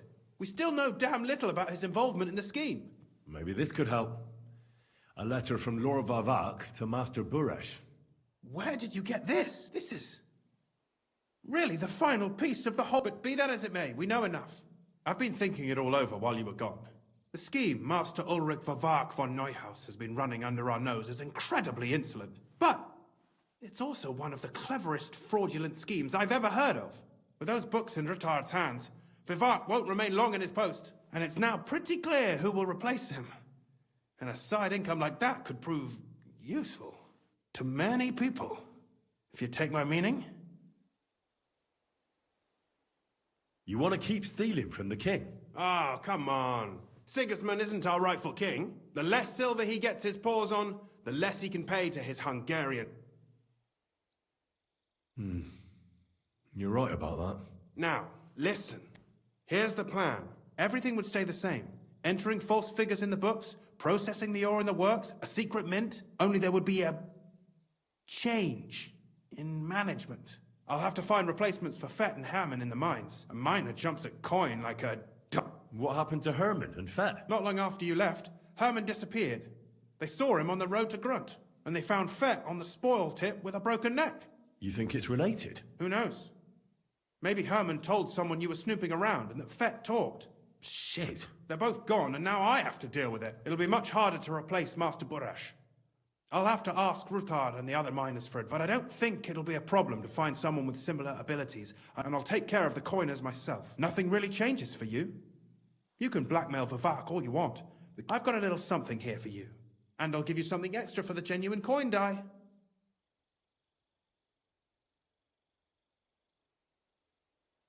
Doesn't that mean you'll be stealing from Ruthard? Do me a favor. Ruthard will want to be in on it. How can you be so sure? If there's one thing I've learnt about silver, it's that it's got one special property. It surely doesn't smell bad to you either, eh? It's too great a risk if you ask me. If we learn from Vivak's and Baresh's mistakes, we'll be fine. Well, what do you say? Excellent. You won't regret it, but don't forget. You can blackmail Vivak with the evidence all you want.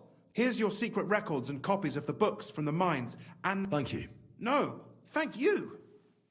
It was a pleasure working with you, Henry. And give my regards to Sir Kunzling.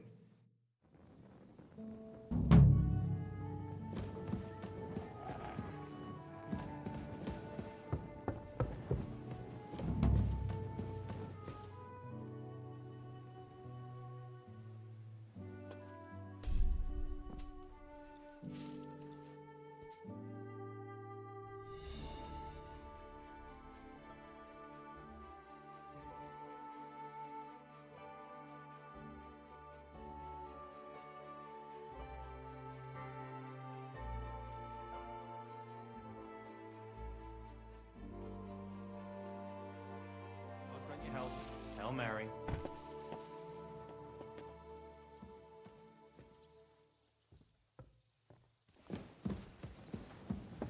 Excuse me.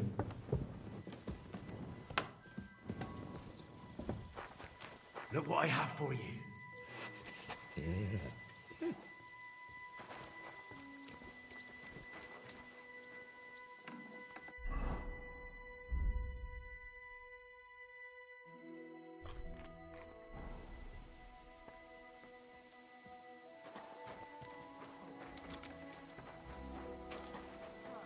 What a day. I'll go and have a look. Well, seems like this is a waste of time. What?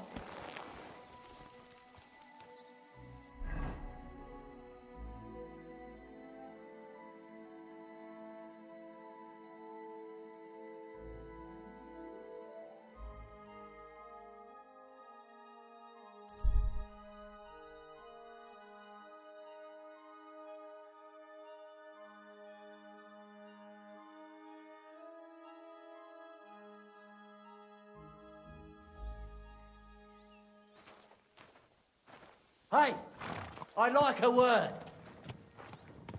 Fuck you, whoreson. For glory!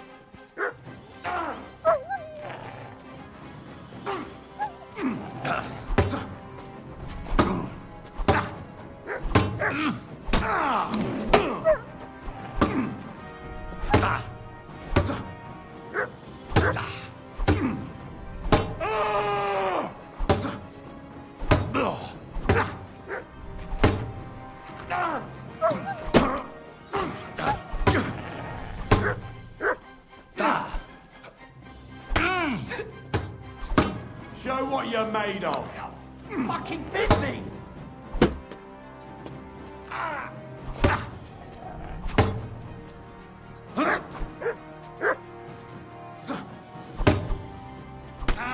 Not tough enough on your own? Sick!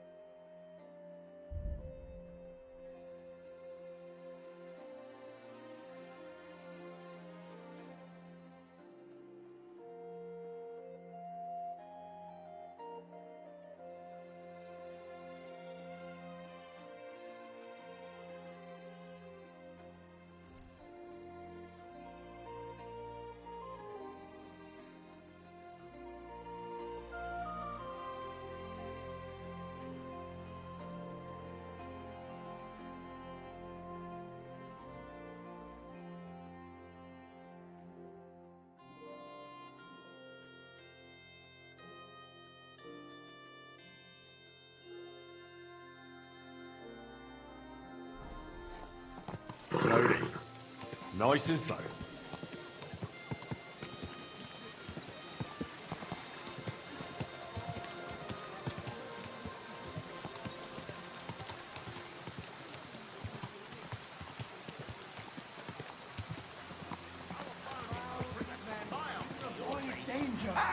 Hear what I say about...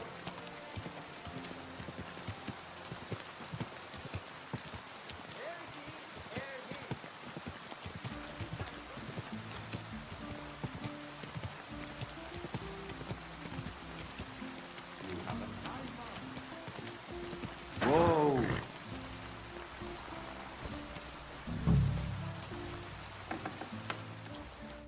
Hey, what the hell are you poking around here for? I'm Henry. Your lord's expecting me. Ah, so you're the one. I'm sorry for being so harsh with you, but we were attacked recently, as you probably know. So we're a lot more cautious now with strangers hanging around. Well, I understand. But I need to speak with Lord Ruthard as soon as possible. Of course. Follow me. Well, we're here, but you'll have to wait a while. As you can see, Lord Ruthard has an important visitor. I understand. And what now, Martin? Did you speak to Jerome Naz? He won't. He lent a lot of coin to Sigismund, and now he's stuck with him. Sakra. He's scared. As soon as he does anything to upset him, Sigismund will denounce him as a rebel and right... Damn it! Has all his counting groschen not left room for a grain of common sense in that head of his? Jerome is a vain man. I'm sure he's pleased when the Hungarian king himself listens to him. He was boasting that he'll be in charge of some church talks in the Italian court. There is no way we'll change his mind. But you've been to see other councillors too, haven't you? Have you any good news from anyone? Unfortunately not. Some of them are beholden to Sigismund for their office, and some are worried about ending up for... Christ above!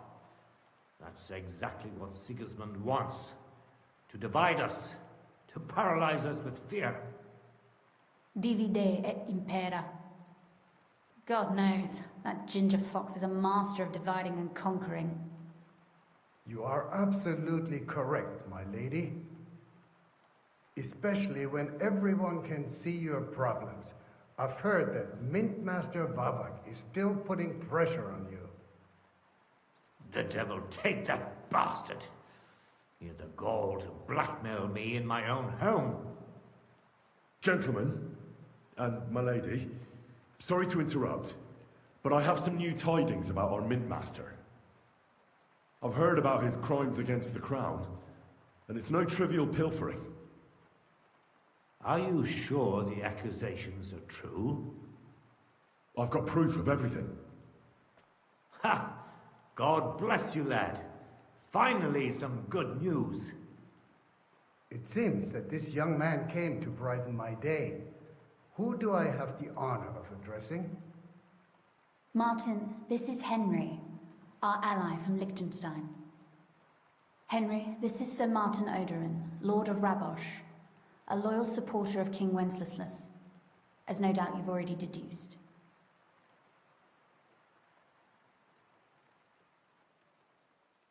Sir, my friend Godwin gave me a ring for you. He said you'd help me if I needed it. Godwin? Really? Well, you choose peculiar friends. I'm not sure what you mean, sir. Godwin shouldn't be giving away what isn't his. But I'll help you if need be, although not on account of that ring. Sir Gunsley. Shimek? What's going on? Min Master Vavak is heading here with an armed cohort. Right now? So be it. This matter must be brought to an end. Shimek, place a gunner on the upper floor and a crossbowman on the stairs. Then gather whoever you can find and join us in the yard. Certainly, right away, sir. Henry, we're counting mainly on you. I hope your findings are worth a dozen armed men. 100 at least, sir. You'll see. I'll help you into your armor, Papa. But quickly, and then go to your chambers and lock yourself in. What? I'm going with you. No. So go to your room, take your precious crossbow, and if things turn out badly, shoot any of Vavart's whoresons who stick their noses through the door. If something were to happen to me, you're the next in line in our family. Don't forget that. I love you, Papa. God Almighty, hold your protective hand above us. Greetings, Sir Ruthard. Your gate was open, so I took the opportunity for a little visit. No gate is closed to you, is it? The gates of hell are especially looking forward to your visit. But you're more than well aware of that, eh? Since you don't dare leave home without a horde of men-at-arms. My men aren't here to protect me, but to enable me to keep order when needed. And today, I got the feeling that order is just what's needed. Or do you disagree, sir? Weigh your words, sir. One might take them as threats. And be assured, we're very well prepared today for anyone who might threaten us. Threats? A warning, more like. A friendly warning from the Royal Mint Master. Lord Ruthard, I'm offering you one last chance to surrender your mining rights to me. If we agree, neither you nor your family will have anything to fear. If not, the king will hear of the serpent you nurse in your bosom. And this time, you'll lose not only your fortress, but also your honor and status. Enough! Do you think you can insult me in my own home? Do you imagine you can do as you please, just because you have Sigismund's favor? That can easily change when the king learns of the serpent you are nursing in your bosom, to cite your own words. Sir, only, considering what I know, you might lose a little more than your honor. Like your head, for what it's worth. How dare you? Henry, kindly inform the Royal Mint Master what is being said about him.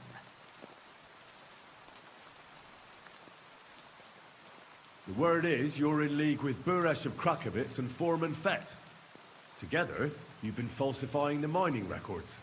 1/10 of the silver ingots disappears from the records and ends up in your pockets. That's a capital crime. The king won't let you get away with that, whether Sigismund or Wenceslas. I'd say this somewhat alters the perspective, sir. So from now on, you will leave me and my family be. Or your king will hear of your shenanigans. Exactly. We'll see to that. Mark my words. Are you trying to threaten the Royal Mint Master again? And with nothing but common slander? You haven't learned much since the last time. Well, we've not had much time for that. We've been fully occupied with collecting evidence. Isn't that so, Henry?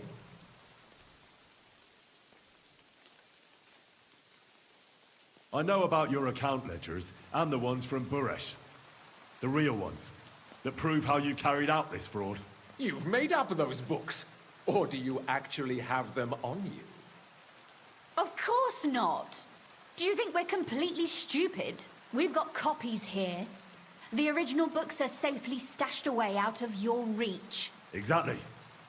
And if anything happens to us, they'll see to it that King Sigismund and the town council will hear all about Hermes Trismegistos silver skimming business. So, do you want to chance your luck, or come to an agreement? Captain! Sir! This matter is an internal affair of the Crown and my office. I'll resolve it here with these gentlemen in private. Are you sure, sir? Yes, damn it! Do what I say! Wait for me by the gate. Let us step inside. Let's give the Mint Master the privacy he requests. Gentlemen, I expect you'll keep this entire matter to yourselves. And I expect you'll be wanting something in return? The executioner is far from here, so I'll be standing in for him today. God knows what kind of man you are. May God have mercy on my soul. What? You can't just cut down the Royal Mint Master. Wait! We got off on the wrong foot. I'll give you the wrong foot. Right up your ass. You're right. I underestimated you. I made a mistake. You certainly did, sir. A big mistake. The only question is, how much your mistake is going to cost you. Don't do anything rash, Kunslin. I understand you're angry, but he could come in useful. That's true. Intelligent people can always reach an agreement that benefits everyone, and... You're right. I'm more than angry. Swear you leave me and my family in peace, and our mining rights will remain untouched. You have my word. I swear it. Good. You know what awaits you otherwise. If Martin believes you can be of use to us, I'll leave it to him. I'm not in the mood for this. Right. You said intelligent people can come to an agreement. So let's see. We need to know what Sigismund's planning. Spy on the king? You can't ask that of me. It doesn't sound like you want to come to an agreement. You can't. We can, and we will. This is nothing compared to the punishment you're facing for what you've done. Either you agree to this, or Sigismund learns all about it. Then you'd have to run damn far to avoid the chopping block.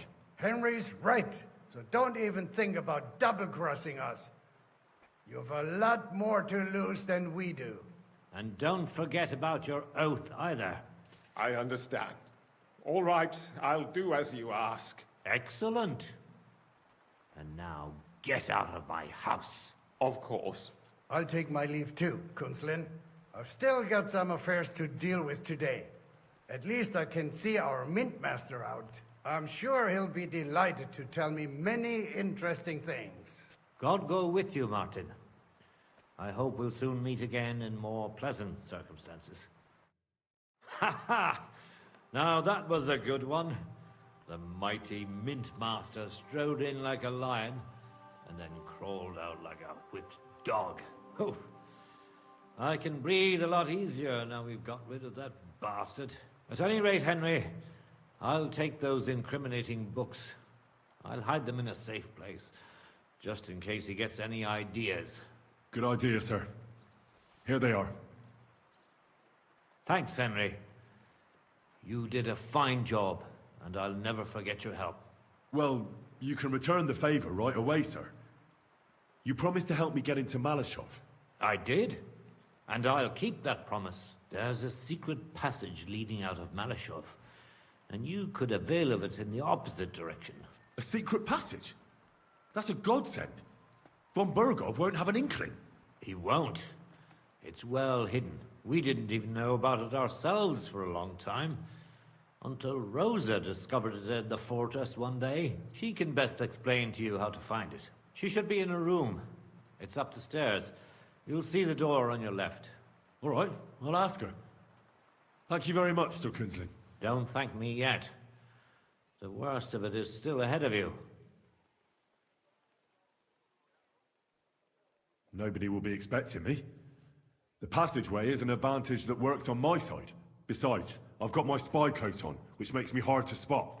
I can deal with any locks, and if I come across anyone, I'll take him out without a sound or a trace. Well, it looks like you know what you're doing, and that you've done it before. I'll pray for your success. It would help us in more ways than you probably realize. What do you mean, in more ways? Isn't it obvious? We've been sitting with our arms folded until now. And where has it got us?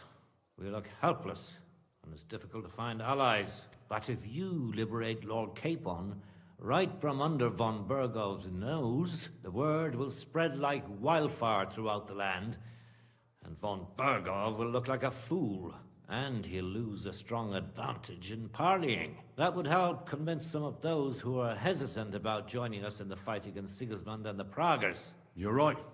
I hadn't thought of the other consequences. And I reckon even Jobst hasn't realized. Thanks again. As soon as I speak to Rosa, I'll head out right away. I'll get Lord Capon out of Malashov if it's the last thing I do. You've no lack of courage, son. But you shouldn't count on that alone. Be careful. And good luck. I'll at least look at the books you brought. I'm very curious about what there is on Vavak and how he did it all. I wish you a pleasant read. There's more than enough on him in there.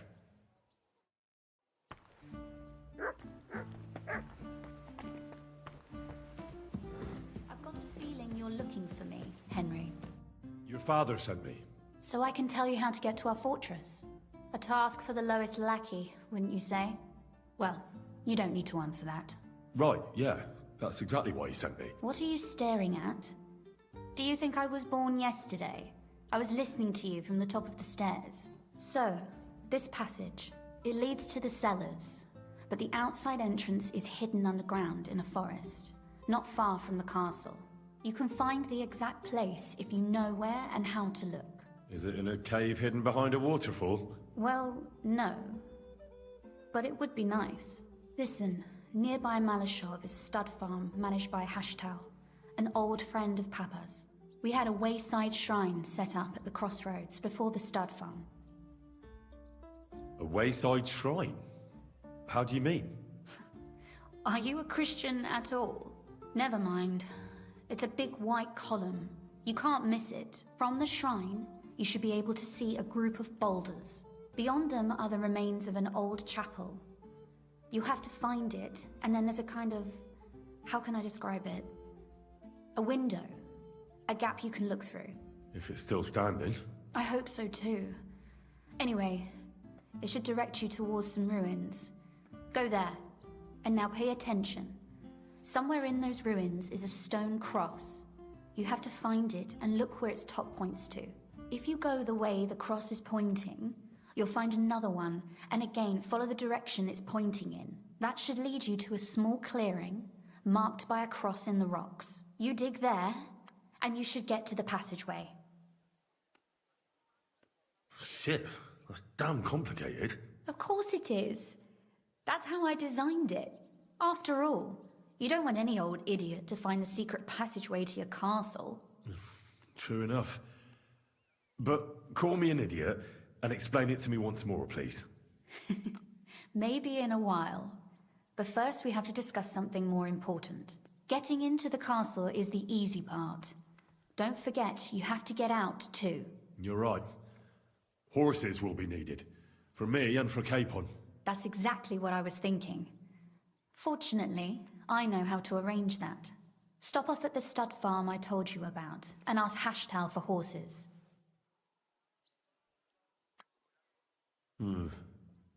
Where's the cash? No catch.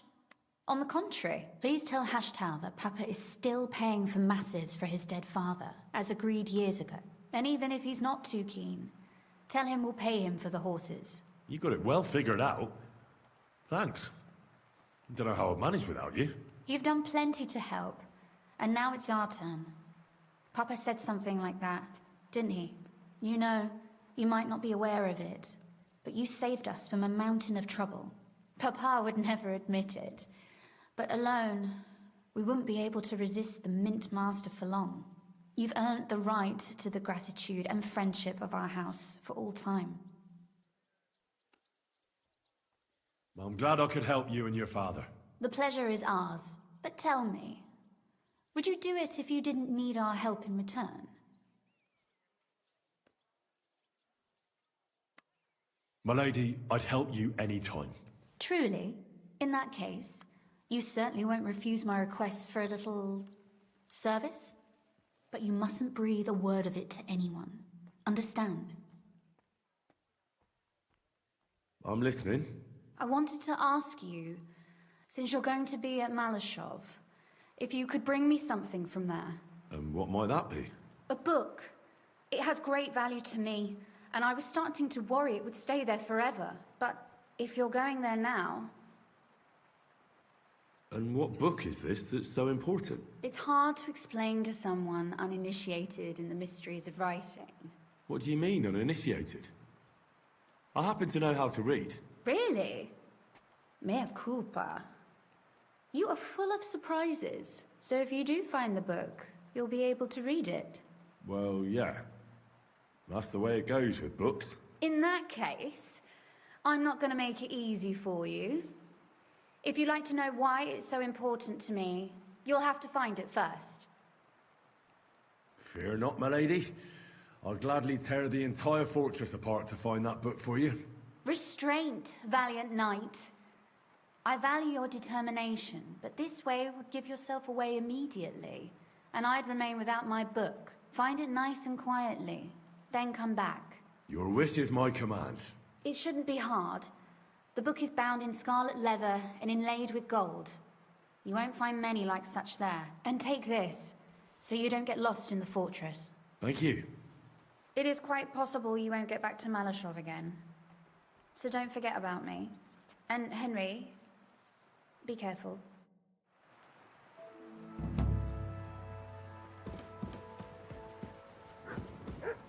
I'm sorry.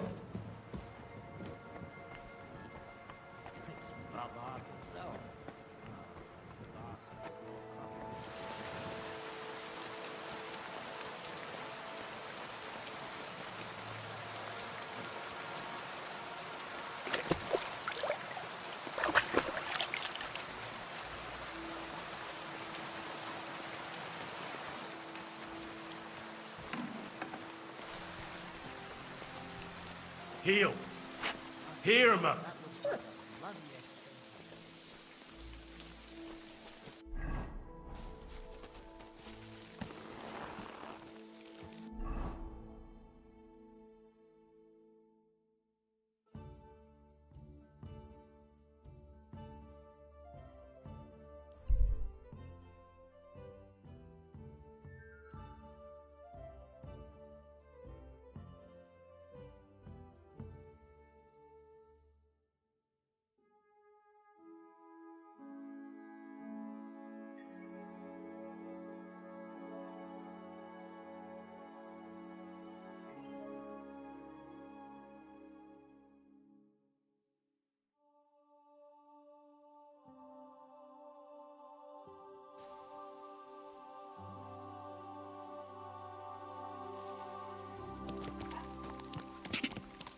Whoa!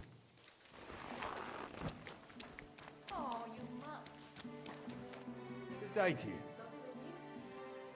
Do you need help with anything? I don't. But if you're not afraid of hard labour, try asking at the mill. Anyway, old Markow's got other things to grind besides flour at the... What do you mean? Rumour has it some strumpet shacked up with him, and we haven't seen hide nor hair of him since. Keeping his nose to a different grindstone, then? You could say that. As they say, if you want to see an old man act the fool, give him a young woman. How do I get to the mill? Head southwest till you reach the river. Then follow it upstream. It's a huge mill in the middle of nowhere. You can't miss it. Thanks.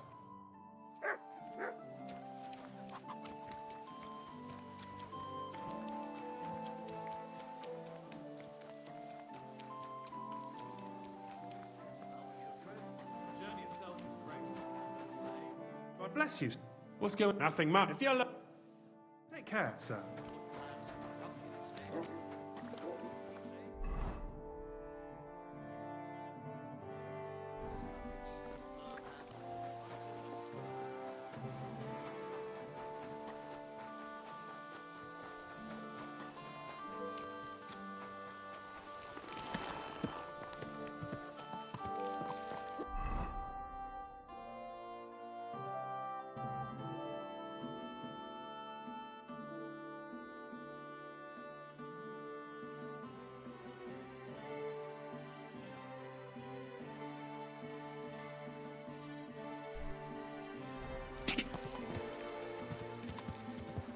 Quick, go!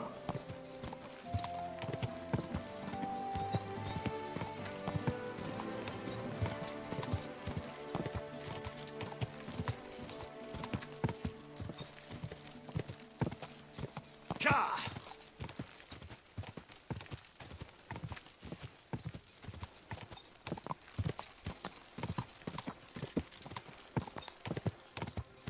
Gah!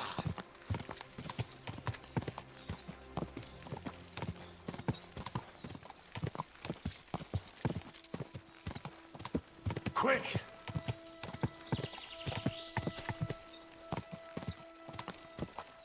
Go!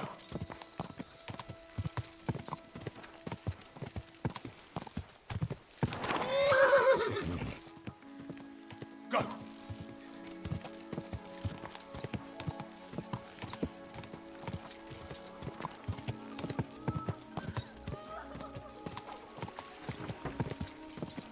Whoa! Help! Please! What are you doing in there? Thank God! You've got to help me! The miller's gone completely mad! He locked me in here! He wants to kill me!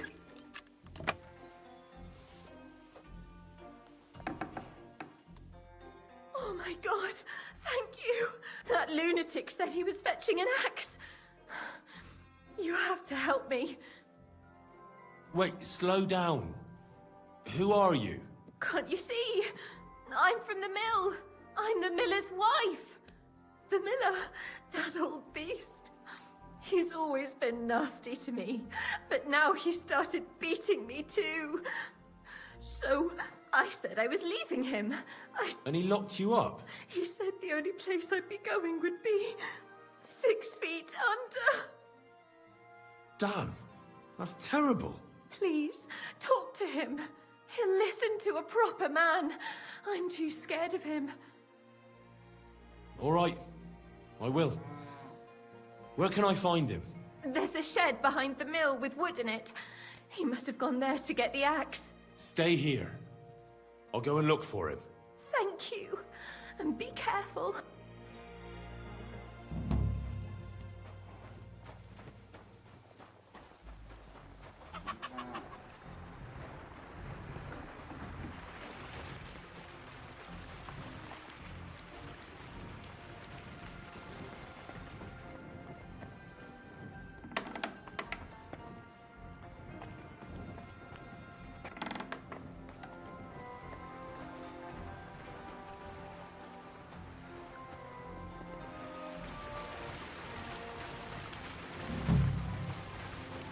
Nowhere to be found. I hope I didn't miss it. I better go back.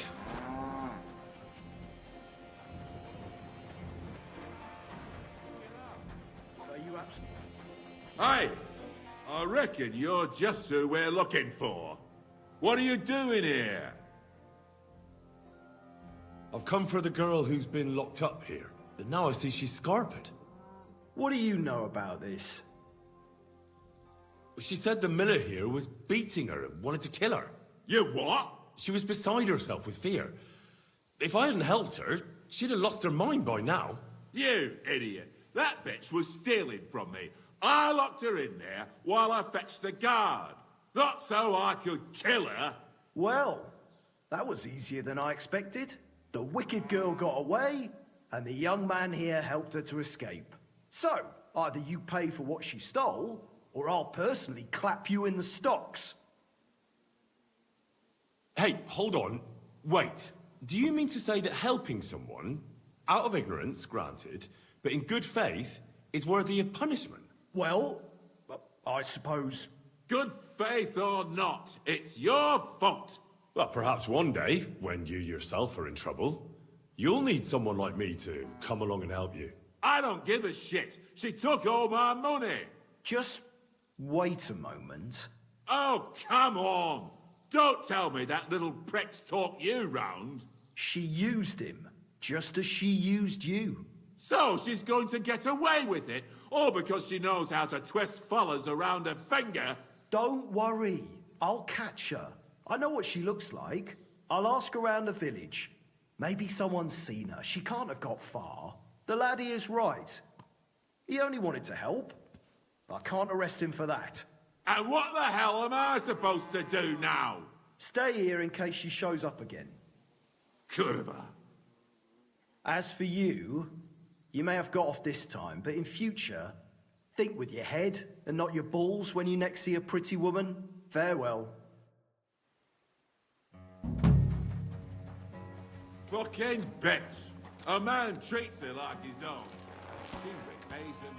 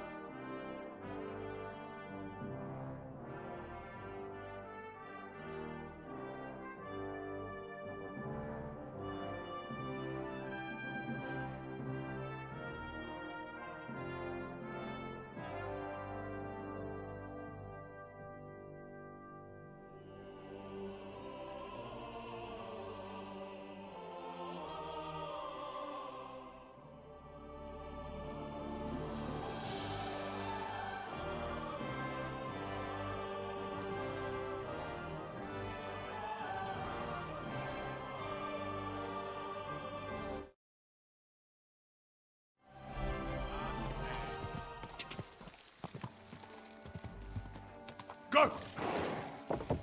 Ja! Go!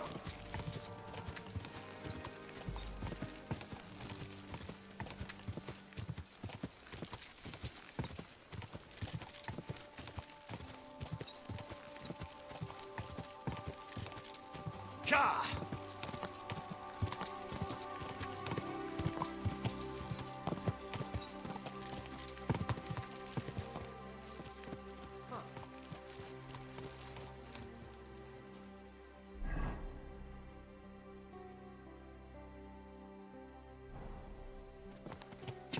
Quick!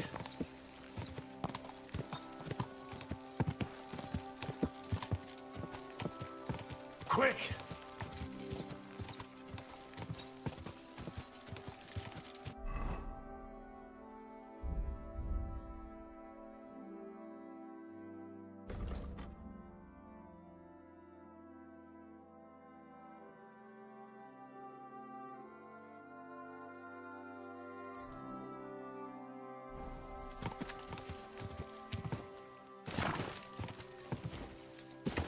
Go!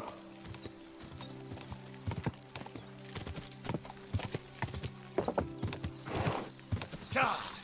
Ja!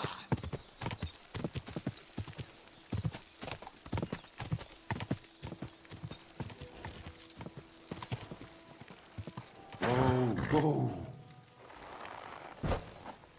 Greetings to you. How can I help you to...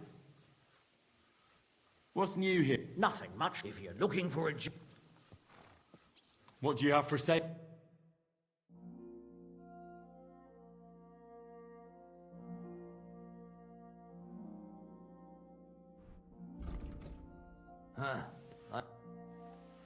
The Ruthard sent me. What's that to do with me? Those days when Ruthard was the Lord of Malashoff are over. I don't want to have anything more to do with him, so you can be on your way. He sends you his regards. And he asked me to remind you that he's still paying for masses for your family, as the two of you agreed. Sakra. Nobody knows about that but him. That's why he told me. So you'd be sure I really did come from them, and this isn't a trick. Well, that changes things. Sorry for being a bit hostile-like, but times are tough. A man can't be sure of anything. Good to hear that Sir Quinlan still has a few friends left. Give him my greetings, and thank him for still honoring our agreement. Sure. I'll pass that on to him. So, tell me, what did the Ruthard send you for? I'm planning a certain enterprise. Something that the new lord of the castle certainly won't be happy about. An enterprise, you say? That would be wise. And I need you to get fresh, fast horses ready for me. That's quite a lot you're asking of me. A fresh, fast horse don't come cheap. But fine, since you're from Sir Quinlan, I'll have it ready for you. Somewhere a bit further from here so I don't get in the shit if things go sideways. Of course. The last thing I want is to endanger you unnecessarily. And the Ruthards promise to pay for the horse if it comes to any harm. All right. So look, here next to the stud farm, there's a kind of band of rocks below the forest. When you go alongside the rocks to the end, you'll find a wooded copse not far from the castle. There's a well-trodden patch of ground there, so that's where I'll have that horse ready for you. Hopefully, nothing will happen to him if I just leave him there. Recently, there's been wolves and wild dogs sniffing around here, so we have to watch out for the animals. Thanks. I'm obliged to you. You ought to be. I wish you the best of luck.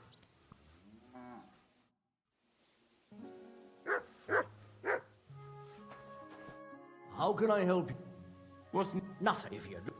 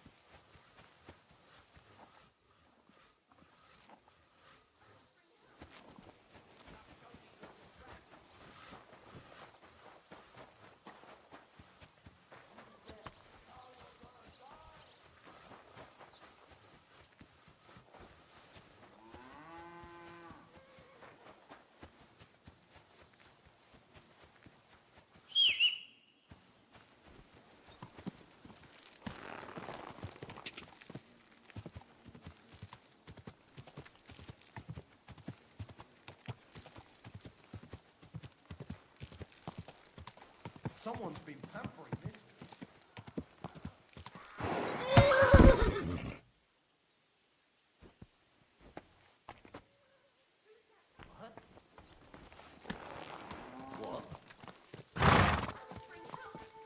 Fuck you, Holstein. Attack! Come and help us!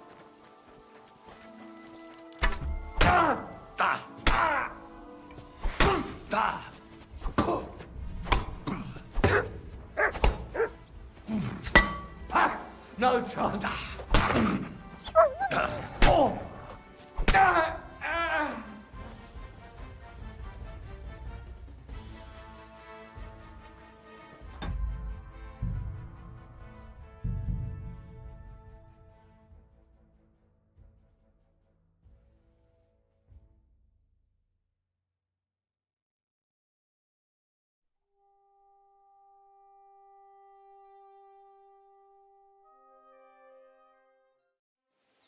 You silly doggy.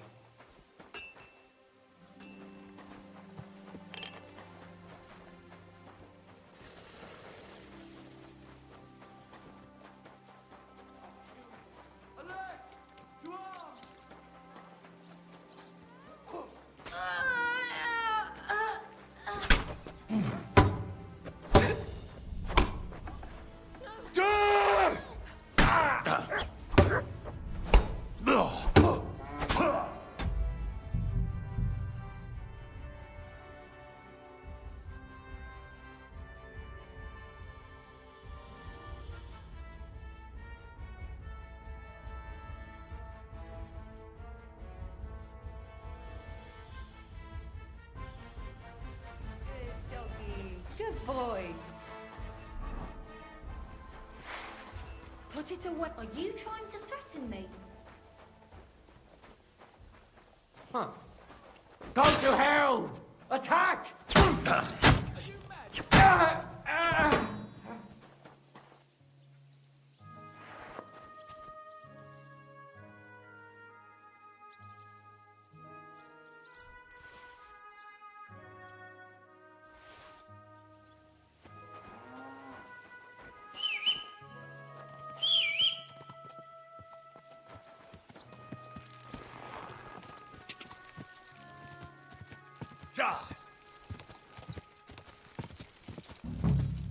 Whoa!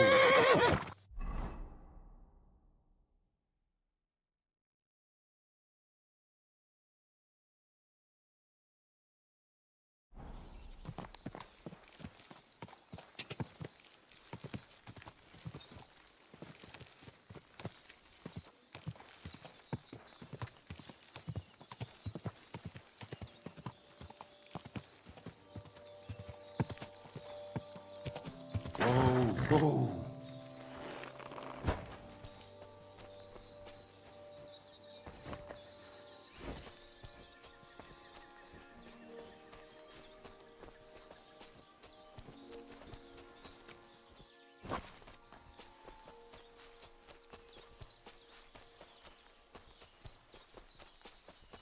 The chapel directed me here. There's no doubt about that. So somewhere around here, I have to find a stone cross, and then go in the direction the top is pointing.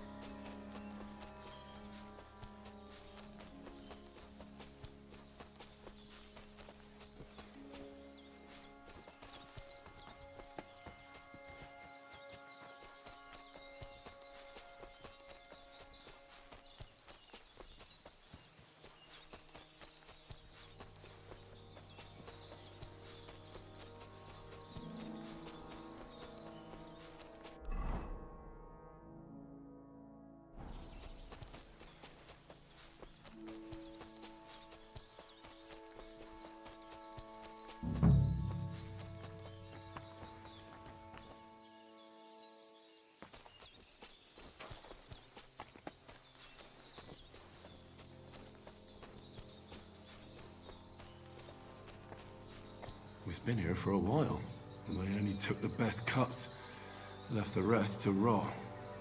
What a waste. Fucking poachers.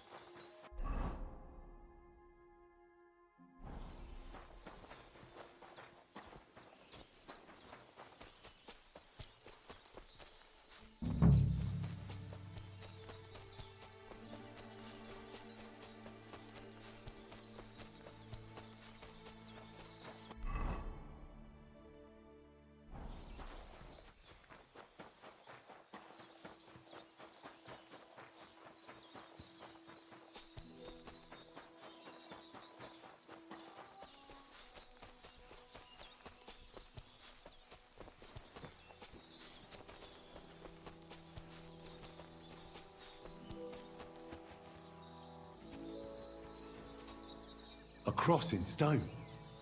This could be the place Rosa mentioned. I'll grab the spade and see if I'm in the right place.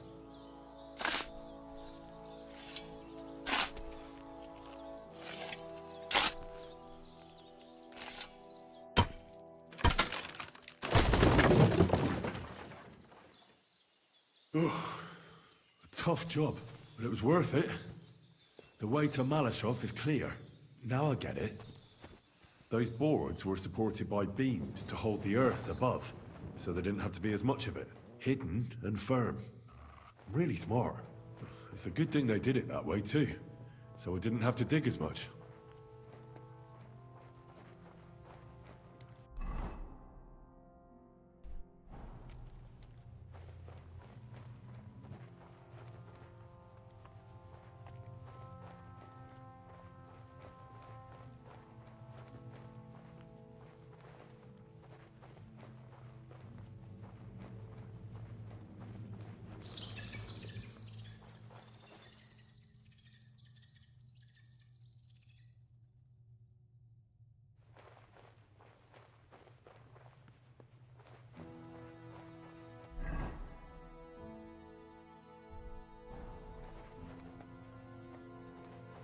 What do we have here?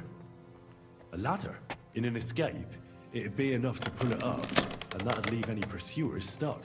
I just hope it can hold one attacker.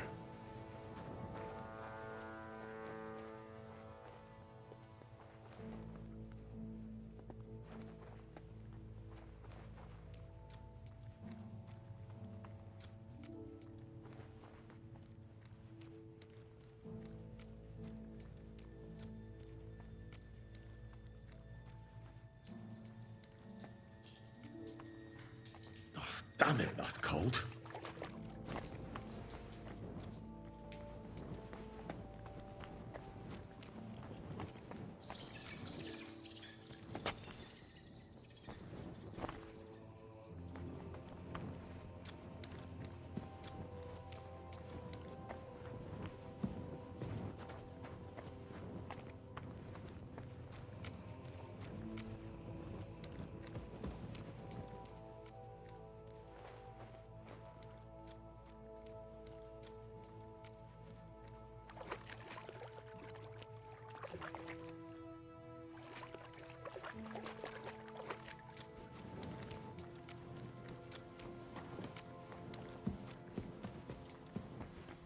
What's this door doing here?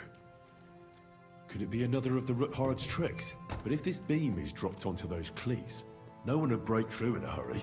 I reckon with this, any defenders could hold off their pursuers for quite some time. This will come in handy on the way back. This looks like it could be the wall of the Malashov cellars. There's no going back. This is it. All right then. Courage, Henry. Courage. You can do this.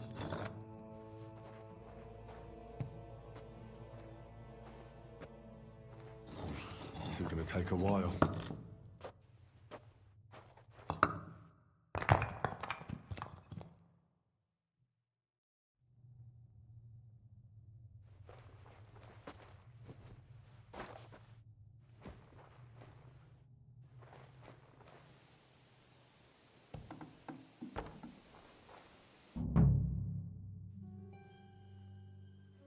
And Ruthard and Liechtenstein are turning the Kuttenberg houses against us.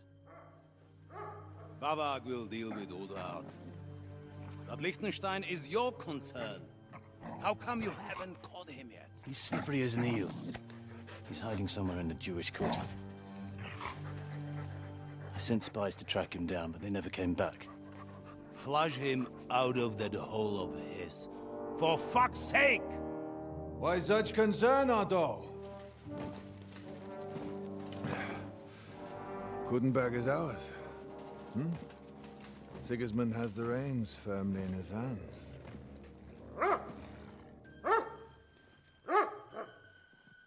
He's got fuck all in his hands.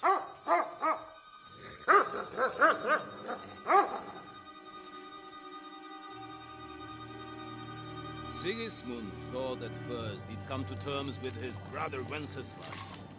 Clear the way for him to the imperial throne and take the Bohemian throne for himself. But Wenceslas couldn't even get off his drunken ass and go to Rome for the coronation.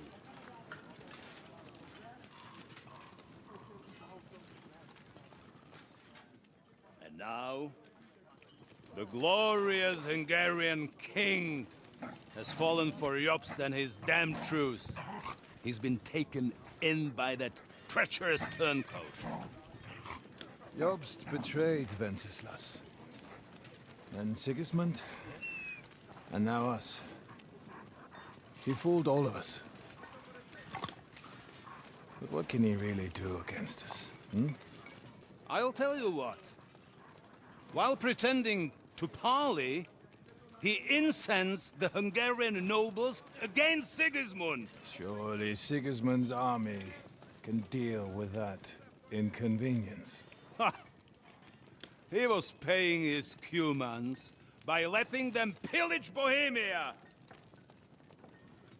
He set half the people against him in the country he wants to rule. And now, there is nothing left to plunder. While we are shuffling our feet here, Jobst is surely mustering an army. What are we going to do? We've got Cabon. That'll keep Hanush and the Lipa people at bay. If they ever want to see their heir alive. Jobst has Liechtenstein mustering other allies for him.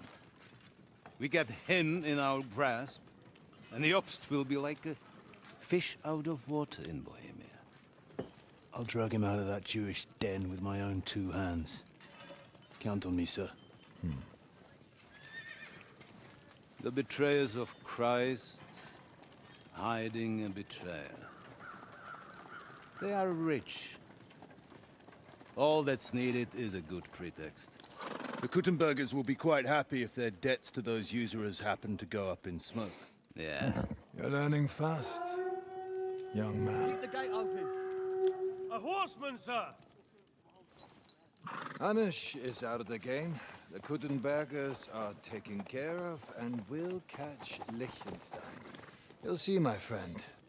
Good times are coming. Your Graces, King Sigismund is convening the town council, but first he requests your presence at the Sedlitz monastery, without delay. What's all the urgency about? Surely you must know that yourself, sir. The captives fled Trotsky Castle and killed Istvan Toth while escaping. What?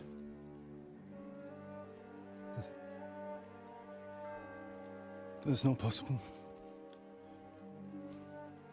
That's a lie. It is true, Lord Toth is dead.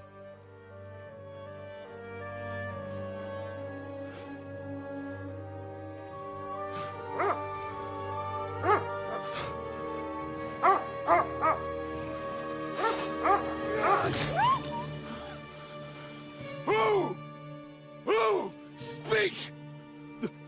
The messenger said something about Cobbler's bastard and some outlaws. I swear, by everything that is holy, I will find that whoreson, and I will rip out his heart!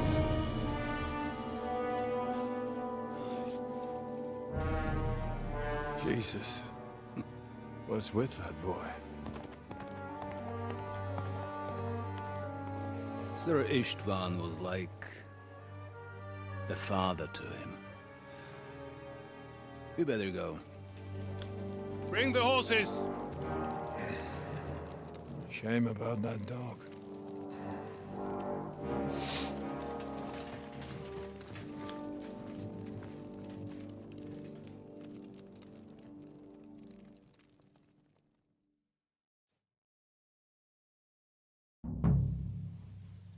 Lord von Burgos Look had who's to on my leave on side. important Now to business find for King Capon Sigismund. and get out of He here. took a small escort with him, so the garrison is slightly weakened now. So, be extra alert on your watch. If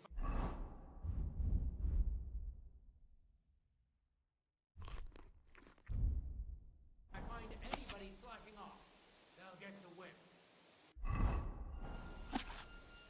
Yepo, I'll send Hyman to the gate. You'll be in charge of the southern and eastern fortifications.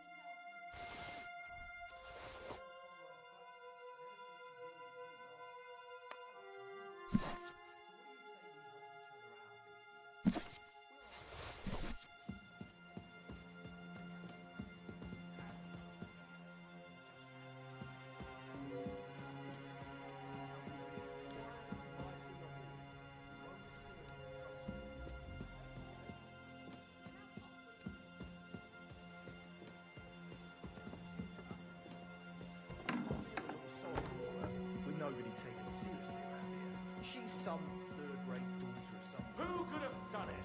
So she was actually quite lucky that old Otto took a liking to her. The thing is, everybody knows where she comes from and treats her accordingly. Bloody hell! Old Otto? Who opened this? You're right. I better keep our lord out of my mouth. It's stuck in his sausages.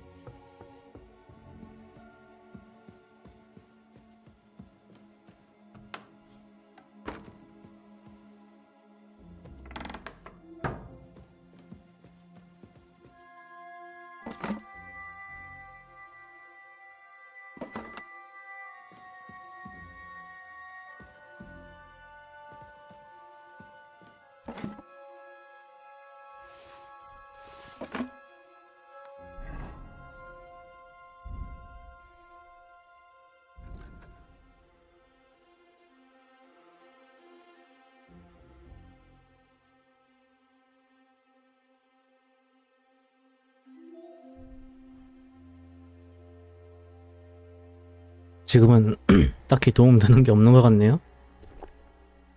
말에 다 넣어 놔서 제가.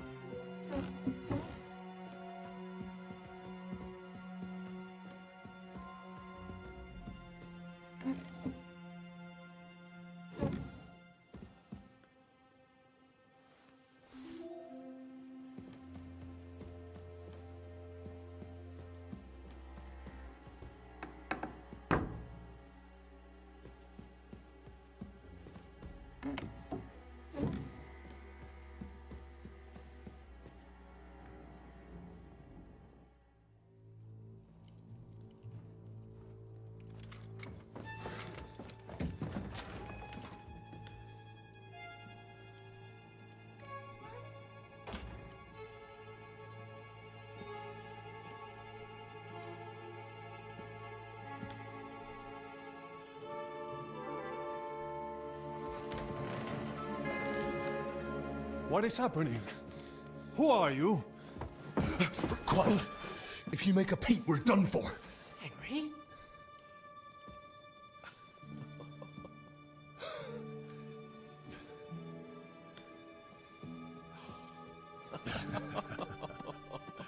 Good God, Henry. What are you doing here? What do you think I'm doing? Hunting boar? Came to save your noble arse. My noble arse thanks you. Oh, how did you get here? I'll tell you later. Who's this? Vauquelin Brabant, Chevalier d'Arezzo, at your service. Brabant led the defense at Kuttenberg. He's Sigismund's prisoner, same as me. And I came very close to holding the town. Besides... There's no time for chit-chat. He's our ally. We can't leave him behind. Right, no doubt you've got a cunning plan for us to get out of here, right? Well, let's hear it.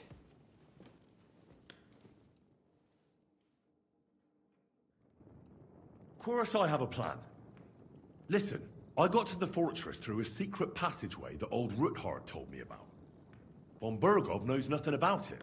C'est magnifique! Very cunning. And so far, the garrison has no idea I'm here. We're lucky Von Bergov left the fortress along with Von Aulitz and some of the garrison. So I'll take you to that passageway, and we'll get out of here. We'll get to the forest not far from here. I have some horses ready there. We'll be gone before you can say the Lord's Prayer. Formidable! I call that an elegant plan. I myself had to sneak like that once during the siege of Arezzo. So, what are we waiting for? On y va! Wait. A passageway, you say? A dark, narrow passageway? Well, it's just a passageway. There's a bit of water in it to wade through, but nothing we can't handle. You can forget about it. I'm not going through any passageway. What? Let me repeat. No passageway for me.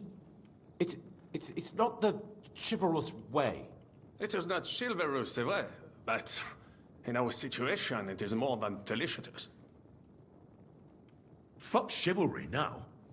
That passageway is the only chance we have of getting out of here alive. Well, in my opinion... Fuck your opinions. No. Just no. I mean, we'll all suffocate in that passageway. Or it'll fall on our heads. What's gonna fall on us, damn it?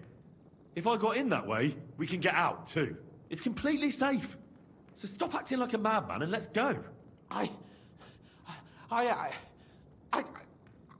can't do it. I'm afraid of small, dark spaces. Ever since that tower fell on me in Nabokov, and I was stuck under the ruins, I just can't. I'm sorry, Henry. There has to be another way. What other way? Any other way and they'll be after us. That passageway is the only chance. Get a hold of yourself. You can do this.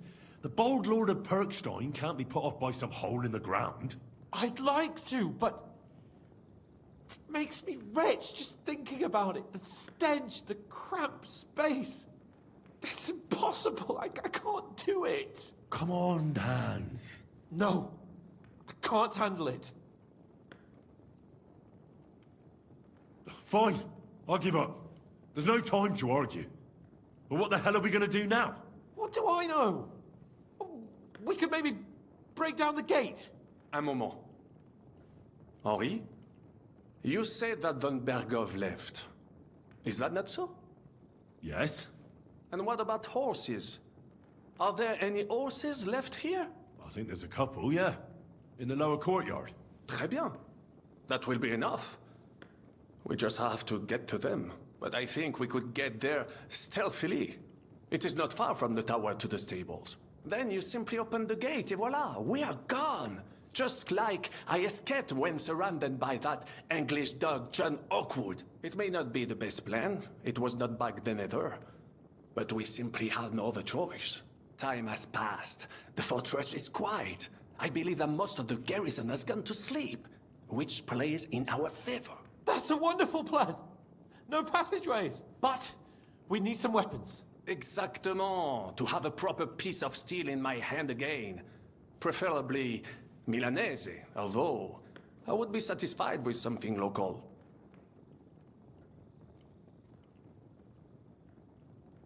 I don't have anything for you. Maybe we'll find something later. I certainly hope so. Merde. Our plan is starting to fall apart. Now, we don't have time to play hide and seek. Let's take the shortest route to the horses. And if someone tries to stop us, we'll fight our way through. Are you sure? I mean, wouldn't it be better if we went ahead and took stock of the situation? Je suis d'accord. I would not risk more than is absolutely necessary. Fine. You're right. I'd better go first and let you know when it's safe to come. And how will you let us know? Well, the stables can be seen from the entrance hall. If you signal us with a torch from next to the horses, we'll head towards you. Agreed. Good idea. Wait for my light. But you must be absolutely certain that the way is clear. If you have any doubt, do not risk our lives. Better to come back to us, and we shall go together. True. And if we don't hear from you or see your signal for a long time, we'll try to make it on our own. Précisément. We cannot sit here forever. Right. Got it. I'm off. Brabant, keep watch by the stairway. I'll go to the window and wait for Henry's signal. I think it would be better if you watch the stairs. Why's that? You are younger. You have better hearing. You said you once discovered a dozen English spies, so you can surely handle one stairway. I discovered them because I smelled them from distance. You see, les Anglais stink to high heaven. Then you'd better hope von Bergov's men stink like rotten fish. Eh bien, I will watch the stairs if Monsieur le Chapon so insists.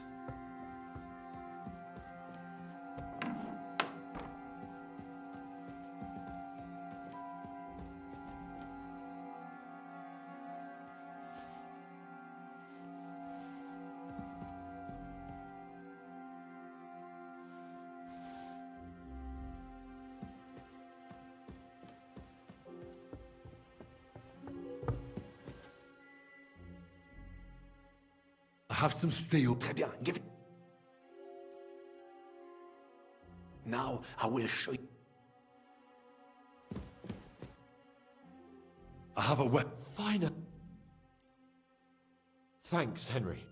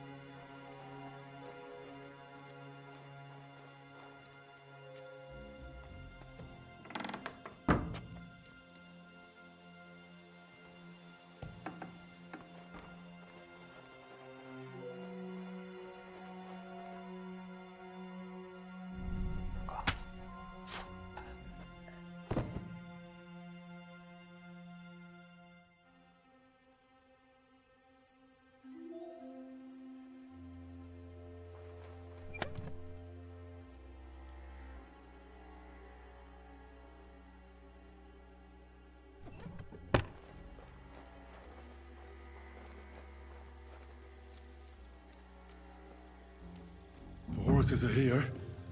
As soon as it's safe, I should give Capon the signal. Well, that's that. Now I just need to wait for Capon. Lord Jesus Christ, stand by our side.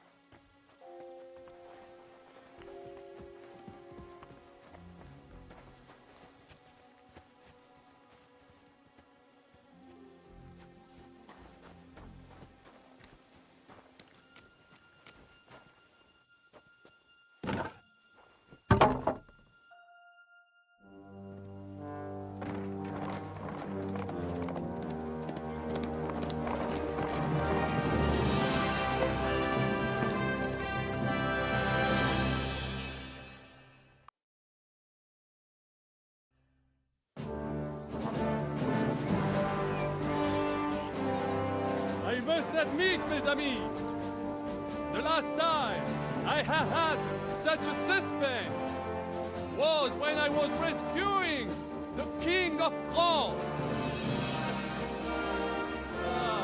We, monsieur, were surely brave, and fortune favors the brave. Yeah! Free at last!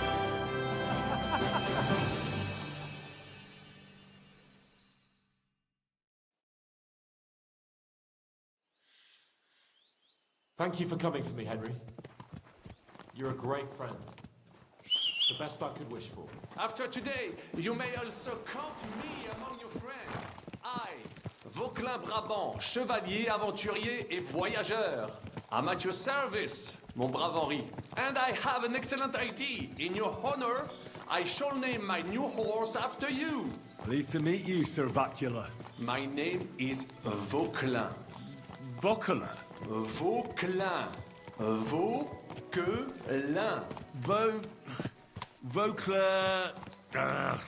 would you mind if I just call you Brabber? Brabant. En. Brabant? Que peut-on y faire?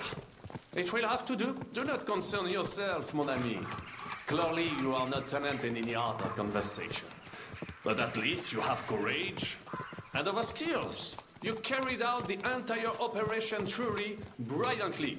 I could not have done it much better myself. And look, mon ami, how the fresh air suits Monsieur Chapon. He has finally stopped drawing in self-pity. What self-pity, damn it? I was locked up for days in a tiny stinking room. Ah, come now, mon cher. Luck was simply not on your side for once. That is all. Now we are finally free.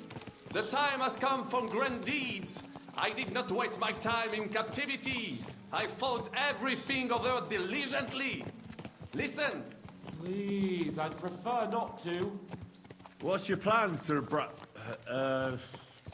Baron? An heroic deed about which hordes shall one day be composed, similar to my feat in the famous battle of Arezzo. But what would you do now? What if we were to journey to Vienne? We could assemble a company and liberate Le Roi Wenceslas. Aren't you overdoing it a bit? We don't have the resources for a mission like that. Do not seek excuses, but means. I know many important people in Vienne itself who owe me favors. It will suffice to pull a few strings. You must be mad. You've been free less than a day, and you're already thinking up ways to get yourself killed. I'd rather endure Hanish's preaching about my incompetence than listen to this chatter. We'll see what happens next. But the first thing that I need is to get good and drunk. We should spur the horses on. God knows, they might be hot on our heels. Yeah!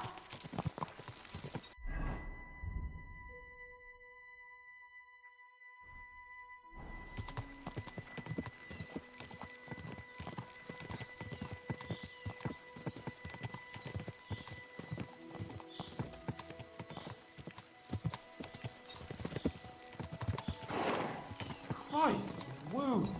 Such destruction and havoc. War. Monsieur Chapon, you have yet to participate in a real battle. But I fought against les Valaques at Naples, and les Anglais in Bourgogne.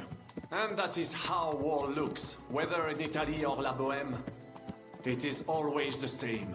That's not war. It's barbarism. What value did this village have? Eh bien, I would estimate 5 courtyards. Annual revenues could be perhaps, several hundred groschen? That's not what I meant, Bacali. No fortress. Maybe one fortified courtyard. Practically insignificant militarily. That's not how war should be fought. This is unjust. Do not give way to sentimentality, monsieur. A village could harbor spies and saboteurs or supply the enemy, and destroying enemy assets is an effective tool of war. Wars are not decided only in battles. There are not even many of those. To strike in the rear, make the enemy lose and bleed.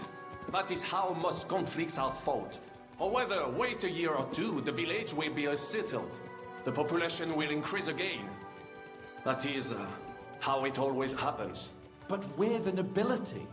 Our task is to lessen the chances of such things happening.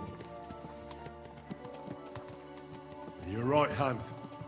We must find allies and put a stop to it as soon as possible, so we can save as much as we can. Yes, but we failed in Trotsky. And now this is our punishment. I see that short captivity has turned you into a philosopher, Lord Capon. You should apply to the Faculty of Arts before the muse lifts you again. Yeah!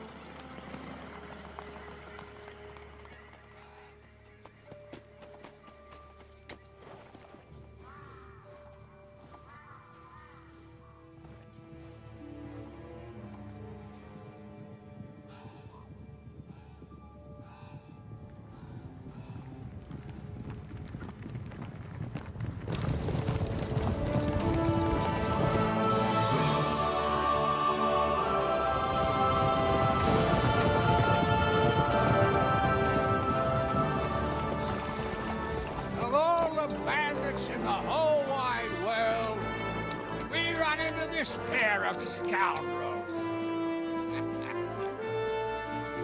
We...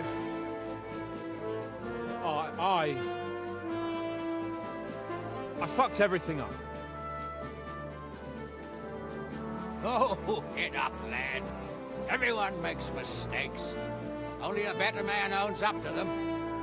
At least we know now what kind of vermin we're dealing with. What brings you here? We just escaped from Malashov, and right now There's no time for haste. One thing at a time, my boy.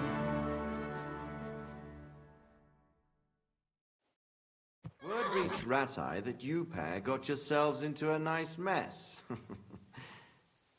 I'm glad to see you both in one piece. So, let's hear it. What happened? It's best if Henry tells you. I wasn't around for half of it.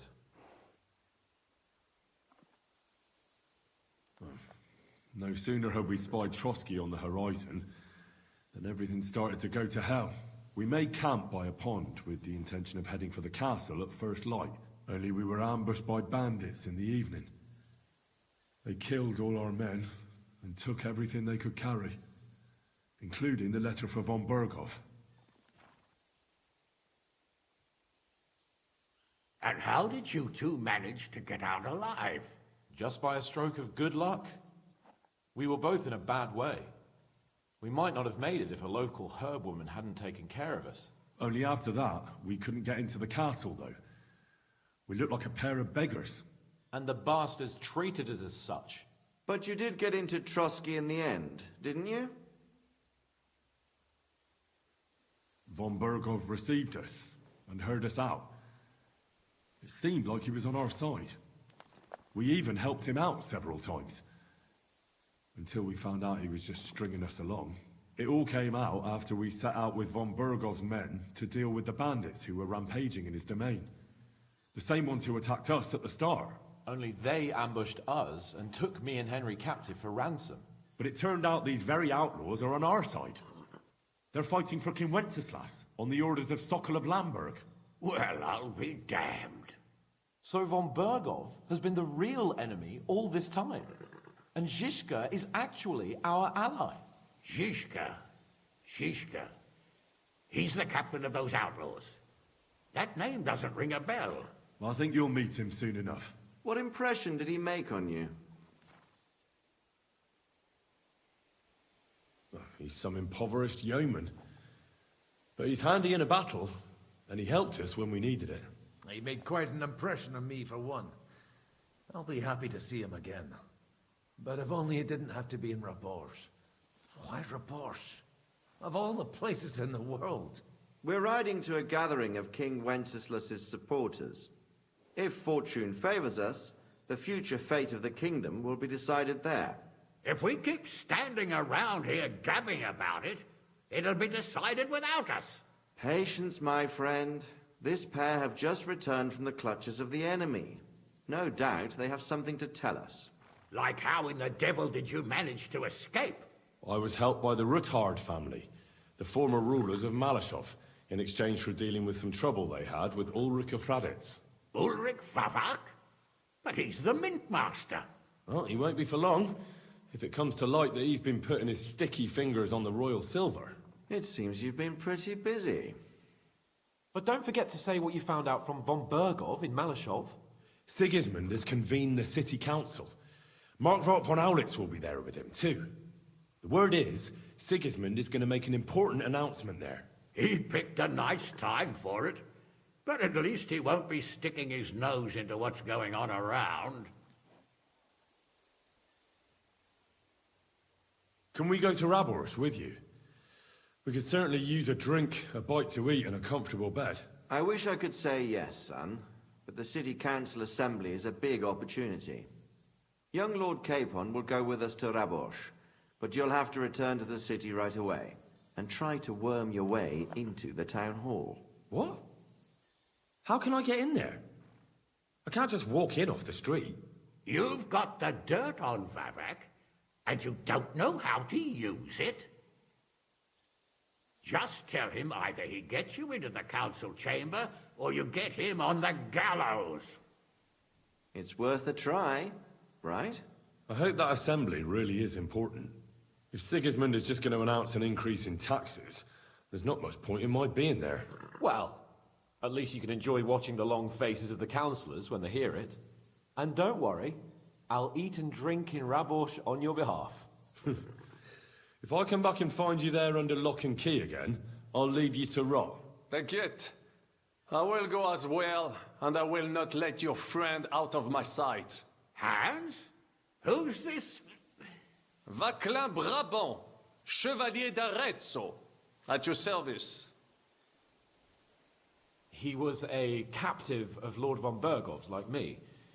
He defended Kuttenberg against Sigismund. In that case, he'll be a welcome guest at Rabors. You don't know what you're promising, Baron. Watching Sir Hans is a job and a half. The main thing is to watch out for yourself, Henry. As soon as you can do so without raising suspicion, come and join us. He'll manage it, but now we really need to hit the road. Safe travel, Henry. Adieu et bonne chance. And to you. Hopefully we'll meet soon.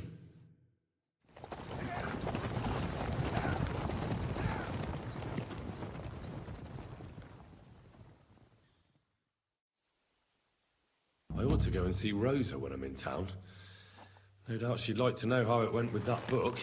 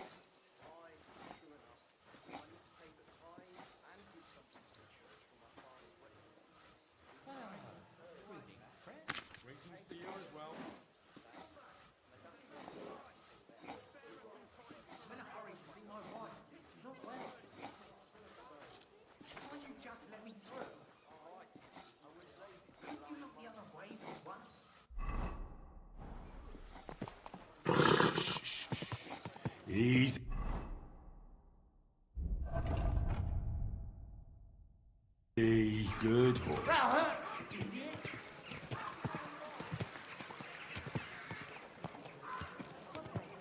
You silly doggy.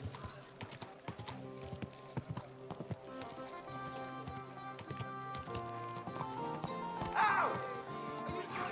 Now you'll learn that the church is rotten. Hear what man- Good people, refrain from sin. Satan is going around, and the only defense is piety.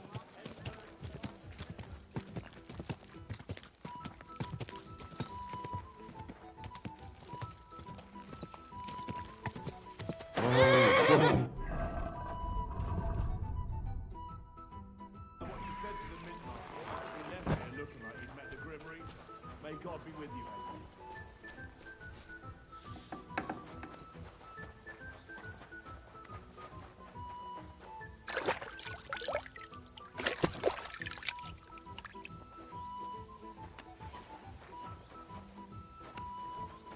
Come here!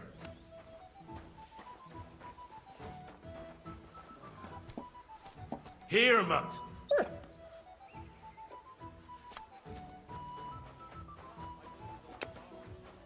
I'm always glad to see you in my yard again like you. The chance. That old coot will outlive us all. No. It was Jan. By the way, Paul. like you were saying about that book, My favourite book. Pray tell, did you find it? as I wandered through the fortress, I stumbled upon von Burgov's chambers, and there it lay. Red leather, gold inlay, just as you said. You really found it. Thank you, thank you, thank you. By the way, did you have any time to leaf through it and see what it's about? I read a bit of it. What did you think? Why don't you tell me what you find so compelling about it? It's your favourite book, right? Well, let's say that I identify with the author. We share a similar view of the world. And who is the author? I didn't find a name in the book. That's on purpose. You wrote it, didn't you? Look, you've never thought about writing something. Me? And what would I write? How should I know? Poetry, a novel, a treatise, or a whole book?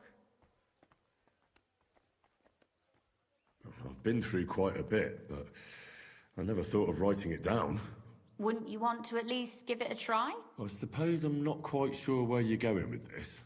There are still a few blank pages left, so we could finish writing it together. You and me. What do you think? That sounds great. We'll have plenty of light and privacy in my chambers. Will you escort me? My pleasure. How should I start? You haven't thought of anything yet? Now, I have many ideas, but we must contribute in equal part. Both? Well, fine. And what should I do? Just tell me what you'd like to read about. A tale of a man or a woman? I'll take careful notes of everything.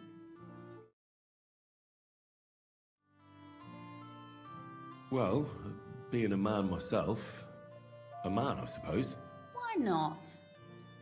And what kind of a man is he? You mean I have to think up a name? You don't need to, but try to describe him so I can better imagine him. With a single word, even. There've already been enough heroes, saints, kings, and martyrs. So an ordinary person. That's 2 words, but I'll forgive you. And do you want it to be an ordinary villain or an ordinary do-gooder? Make him a do-gooder. But he can also have some bad traits to make it believable. Very well. And what kind? That sounds as if you've already thought of one. Oh, my. And not just one. But I asked first. Yeah. Anyone's faults are easy to find. Especially when that person doesn't even try to hide them. And what's wrong with that? Would you prefer for people to pretend to be better than they are? No. But putting your bad habits on display for all to see isn't great either. Do you know anyone without faults? Of course not. Whenever I thought that of someone, I was quickly disabused of my illusions. Who, for example? I don't need to look far. My father, and my brother as well, have taught me much in this vein. What actually happened between them? I heard they had a falling out. Venser was a hothead. He kept urging Father not to put up with insults and stand his ground. Father explained to him in vain that to respond to such provocations would give the king's people an excuse to take from us. Actually, Venser went to defend the city a bit, out of defiance. We didn't even have time to say goodbye. Tell me more about Kunzlin. What's he like? Father is the last Ruthard in Kuttenberg. After the death of his son, there remains only a daughter who will not bear the family name. He doesn't want to go down in history as the weak Ruthard who gave away his entire estate to Sigismund and ended the family line. All right. But what's he like really? As a father? Wise, caring, considerate, and strict. But it's hard to blame him. Tell me more about your brother. What was he like? I had always thought Venser was determined, brave and proud, except he was really more stubborn, short-tempered, and vain. And not a day goes by when I do not think of him. In spite of everything, he was my older brother, and I miss him. Was he the one who taught you how to shoot a crossbow? Yes. And also to ride a horse, curse in 3 languages, belch aloud, and other things every proper lady should know. And Kunzlin certainly also mourns for Venser. Naturally. As a father, he lost a son. As a Ruthard, he lost his future. There's 2 reasons for mourning. You speak as if he didn't even have a heart. If they hadn't quarreled, Venser might still be here today. But there's no point in going on about it. Back to work. Which bad trait did you choose? He could be born with his foot in his mouth. I know many such. They blurt something out, and only then think about it. That's a good idea. His mouth gets him into trouble, but in the end, also out of it. That would be a joy to write.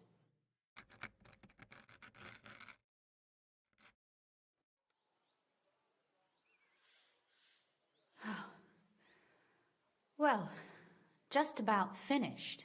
Well, let's have a look. Not yet. Something's missing. What? A picture. I don't trust myself with proper illumination, but I think I can handle a sketch, especially if you'll be my model. What? And what on earth do I have to do? Have you ever seen a heron? Imitate one. A heron? Well, maybe like this?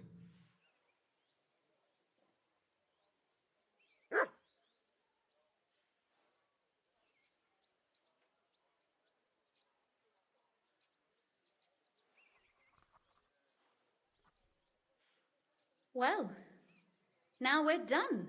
Oh, finally. I'm sore all over. Your suffering is over. Come take a look at what we've done. Your reward.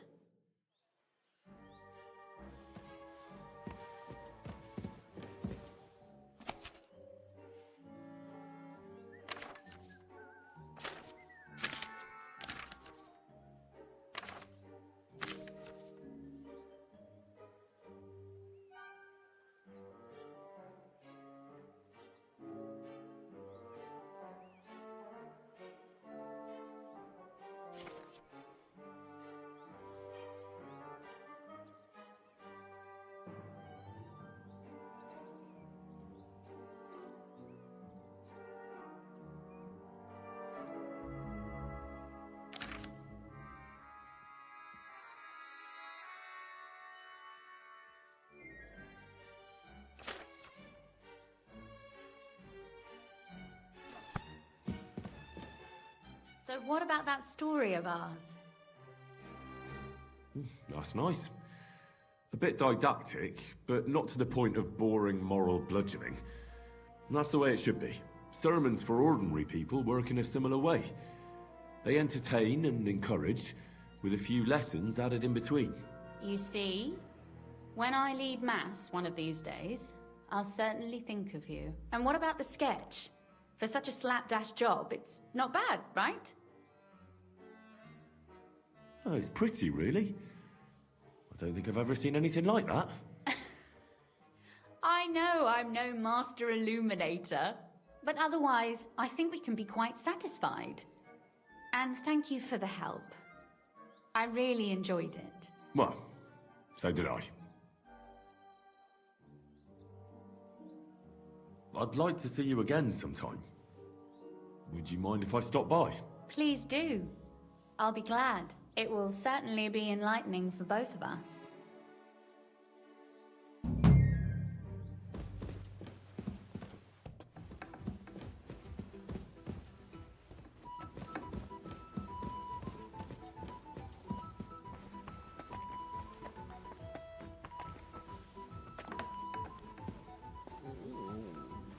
How did it go? I went to see...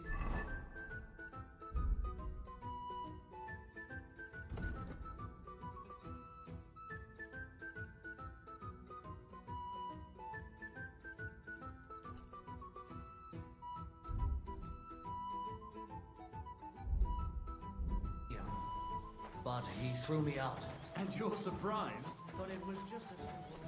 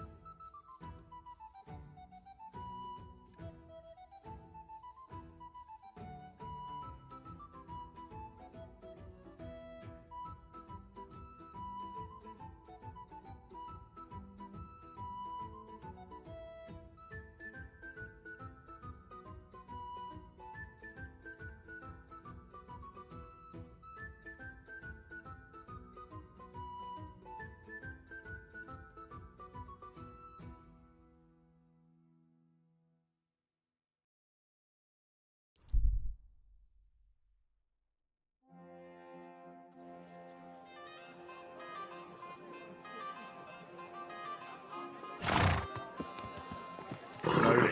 Is this your first Nice time and slow. riding a horse?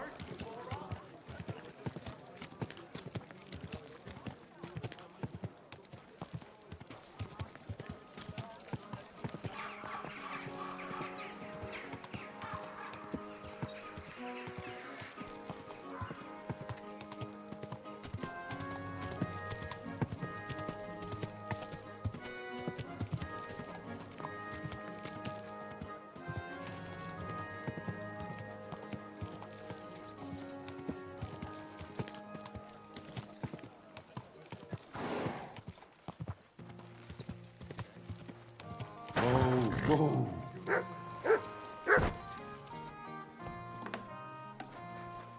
Excuse me.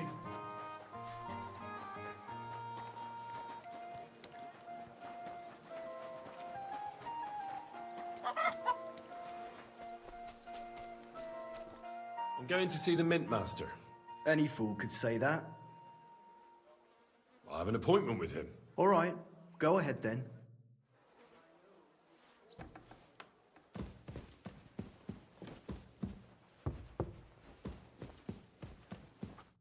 Glad to see you again. You have the gall to show me your face again? Hold your horses. I'll come in peace. Actually, I have a little offer for you. You've come to blackmail me again? Call it what you like. I need to get into the City Council Assembly. And I reckon you can help me. The Assembly? The one King Sigismund is supposed to attend in person?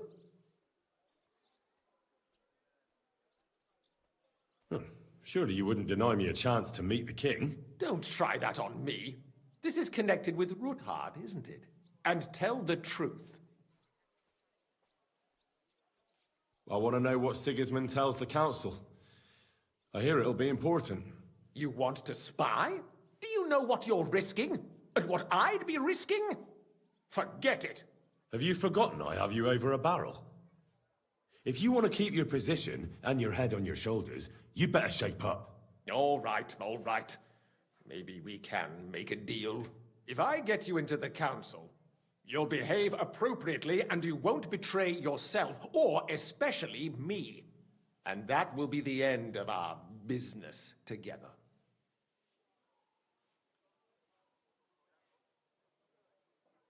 And how about a few groschen to seal our fruitful relationship?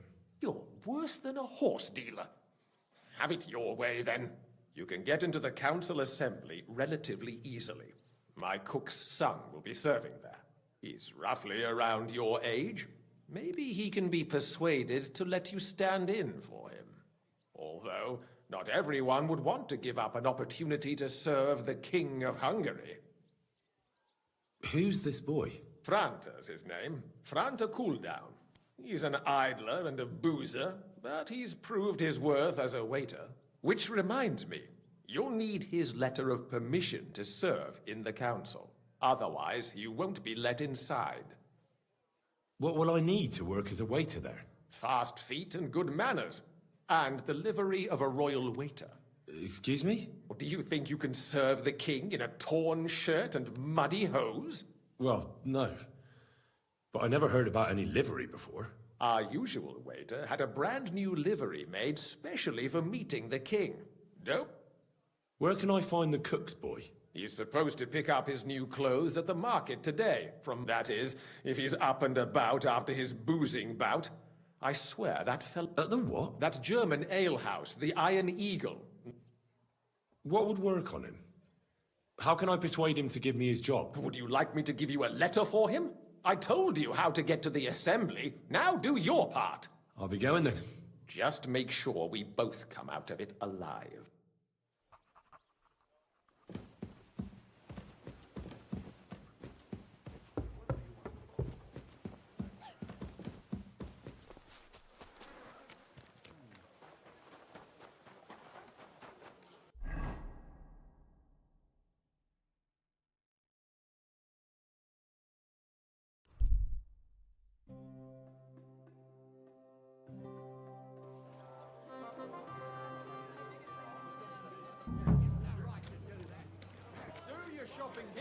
A fine day for some...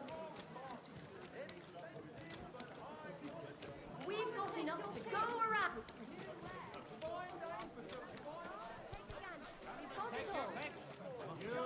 Have you got those clothes for me? Here they are. The best fabric. The finest work. I nearly left my fingers on them for buttons. I'll tell you, you won't get work like that just anywhere. No more than I'd expect after the amount they cost, but they're first class, I have to admit. Thanks, Schneider. I'll gladly recommend you if anyone asks. Big, strong pods. Hot here. Greetings. What? You must be Franta Cooldown. I am. And who might you be? I'm Henry. I heard you're supposed to serve at the City Council Assembly. I am. What's it to you? Supposing I took the job on for you.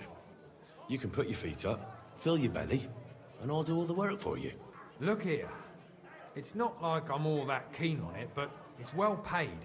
Apart from that, it's a bit of a pain in the arse. Them councillors stuffing their faces and guzzling wine, while I run around like a bugger with pitchers so they don't run dry. Why would you want to stick your nose in...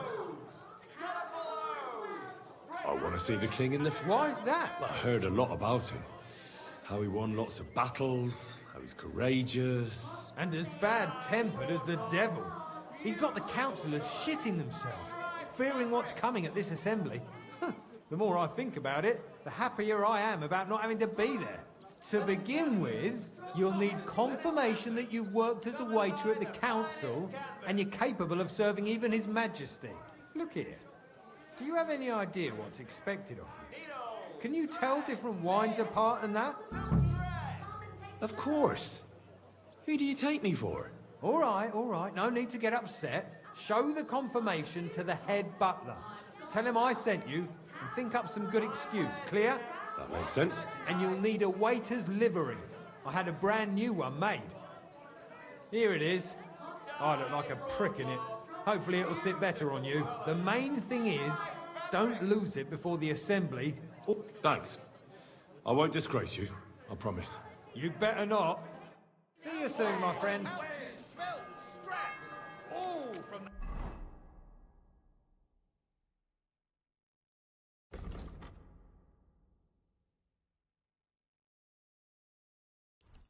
Finest leather, linen canvas. The softest linen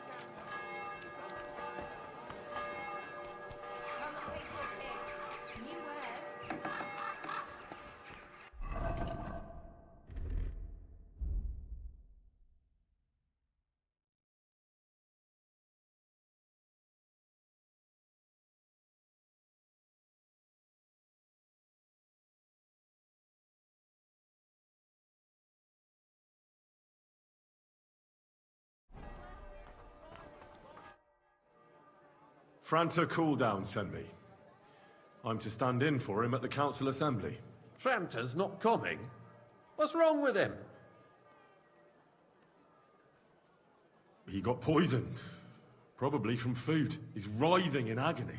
By turns praying and cursing, spewing from both ends. Oh, that's enough. All right. We can't be without a waiter here, when the king himself will need waiting on. So, let's have a look at you. Have you got Franta's certificate? Sure. Here it is. Everything's in order. Now, about your livery. You've got a waiter's cap, a tunic you have. Hose are good. You can put your steel aside in front of the council chamber, along with your other stuff. You don't want to be dragging a load if you're running around table. Everything as it should be. Glad to see it, lad. Do you know what your duties are? For an inexperienced greenhorn like you, it'll be a great responsibility. Well, I'll happily listen to any advice. I wouldn't want to foul things up. I should certainly hope not. Now listen. A good waiter should stand in a corner, look willing and ready, and not get in anyone's way. In short, behave as if you're not there. But when one of the gentlemen calls for wine, you run and pour it for him on the double. You'll find the pitchers on a table by the door to the chapel. You take one and go to their table and pour for them. White Tokai or red monastery wine. White or red by the door to the chapel. Got it.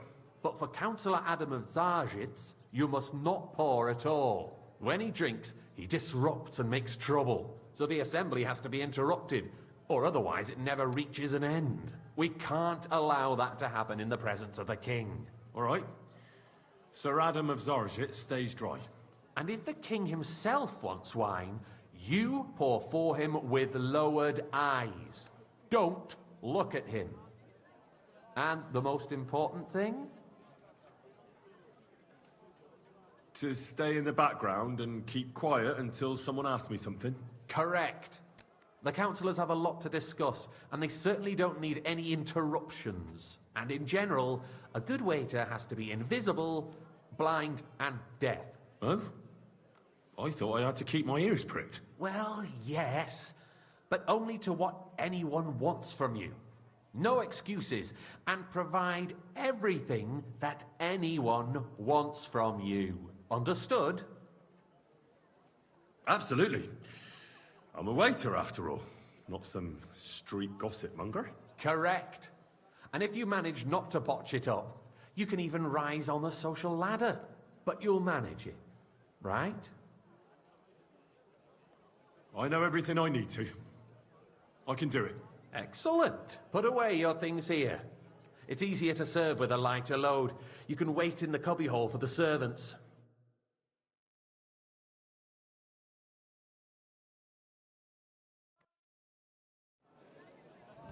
The city reserves are in urgent need There are the pictures of wine. Und Hopefully I won't splash anyone's shoes. Is a joke, and on top of that, the army was requisitioning from it. Should the town reserve have worse weapons than any Räuber in the domain? What are you getting at, Eldris? I'm saying that the bandits who freed Hinnick, the Dry Devil, used that thing. That Hackenbücher. Hand cannon. Can you believe it? Why? Where did they get them? You're the one who should know where they got them, since you're a gunsmith. What are you implying, Friedrich? All I'm saying is that they had them, Herrgott. It is eine Schande when outlaws have better weapons than the city garrison. And Herr König surely knows this too. What is it, Eldris? You smell a deal? What I smell is that your stubborn heads do not realize what Schwierigkeiten this is. Hey, the Dry waiter, Devil is running pour me free. some monastery There are wine. Raubricker everywhere in the region. We have the army bearing down, and That's you not a want good to idea, defend sir. yourself. This is You unbelievable. rusty halberds. And who is it you want to fight, exactly? The merciful King Sigismund is providing us with protection, isn't he? Der König and his army pour me red will not be here forever. Shut up! The king can arrive at any moment. What if he heard you? What then? We're sitting atop the biggest silver heap in the kingdom, and we're supposed to Monastery defend it. wine here. You're right, Eldris. But where can we get the coin for better equipment? We can always confiscate the property of the king's enemies, nicht wahr? We are more than familiar with the jämmerlich state of our armory, and the king is surely aware of it as well. Maybe if he waived some of the taxes? The king fears that this town will rise against him.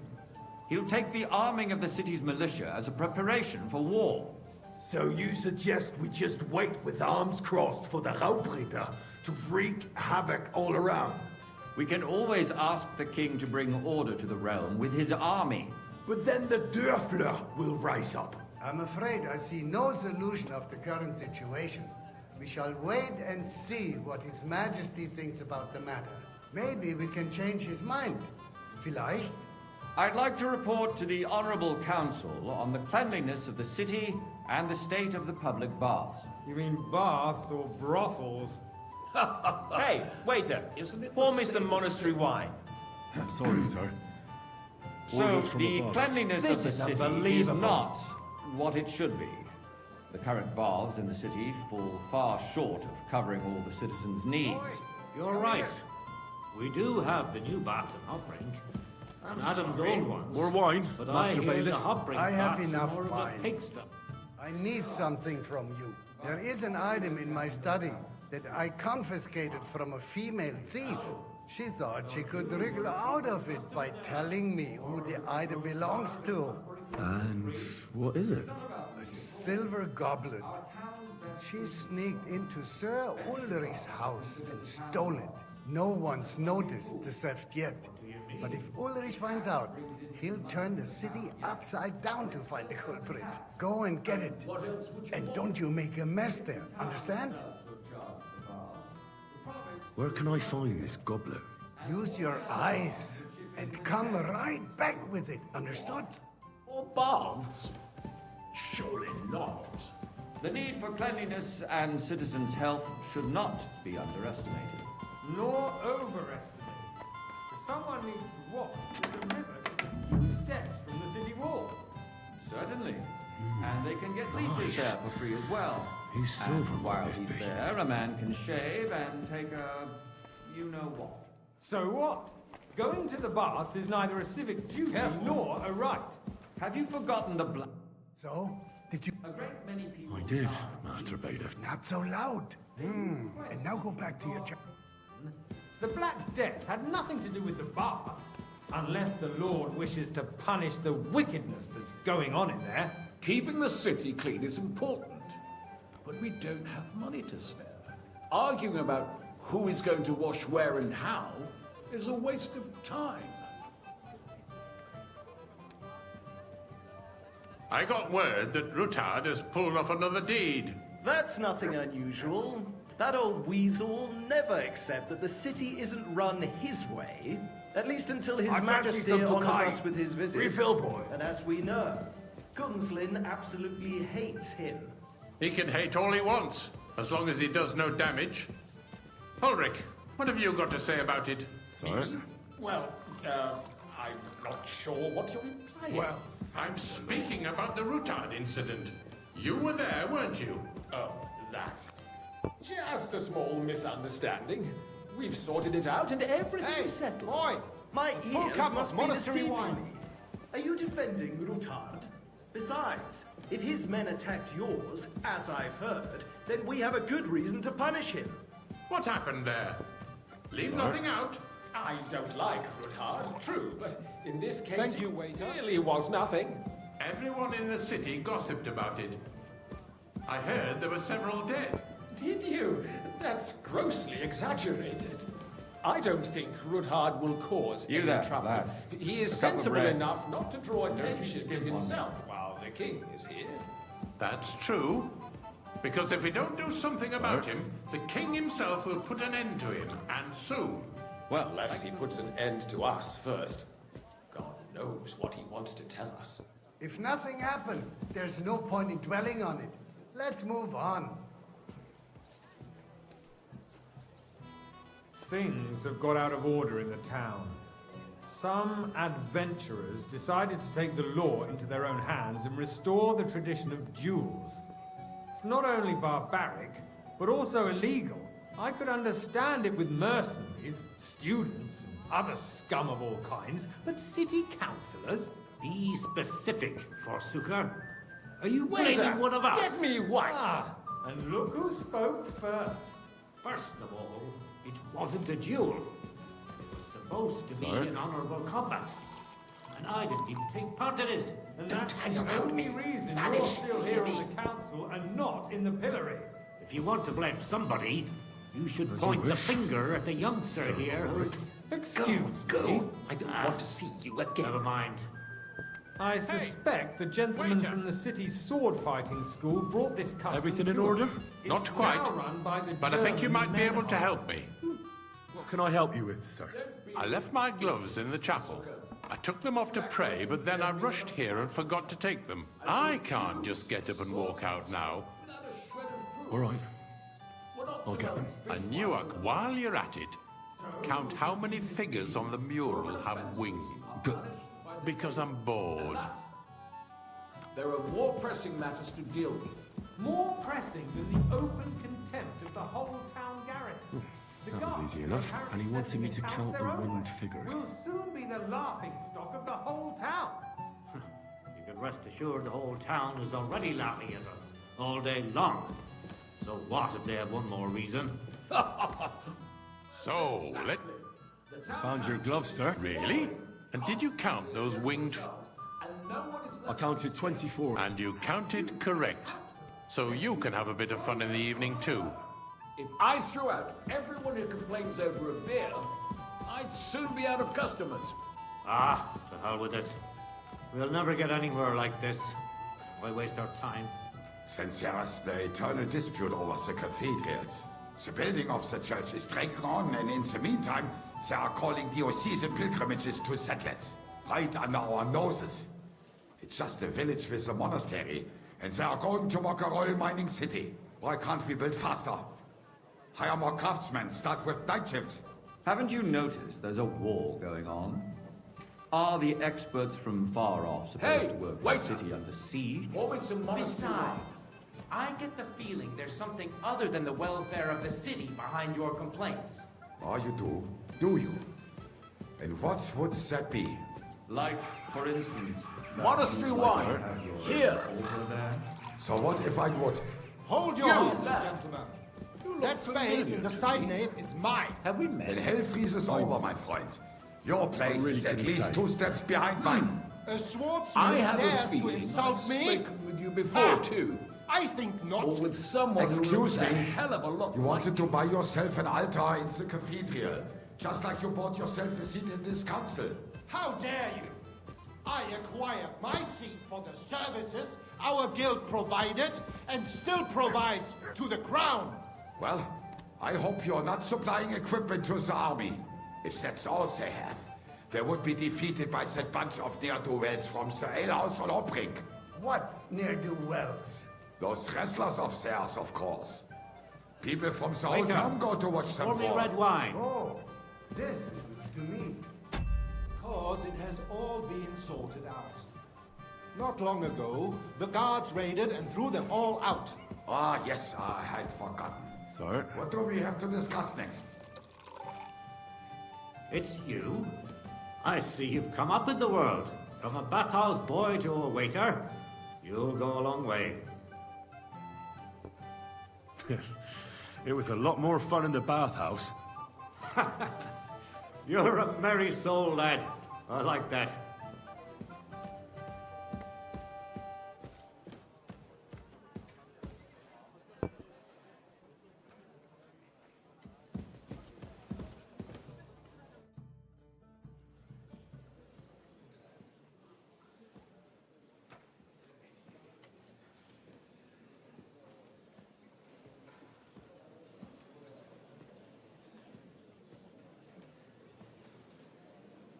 I'm telling you, something is being planned.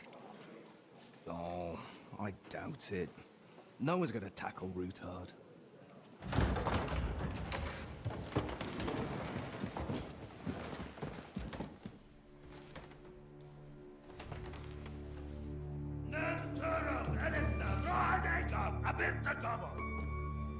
Arsenal Tücek Össe, Elegiop Katonaikat, Skelkinek Udra.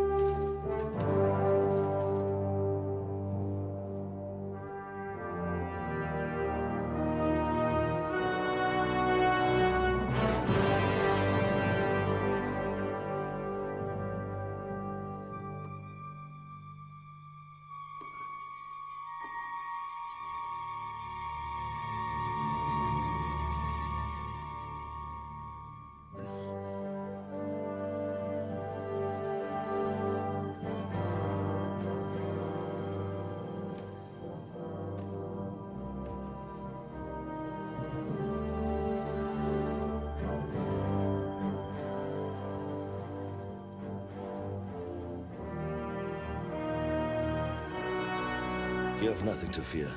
Not you.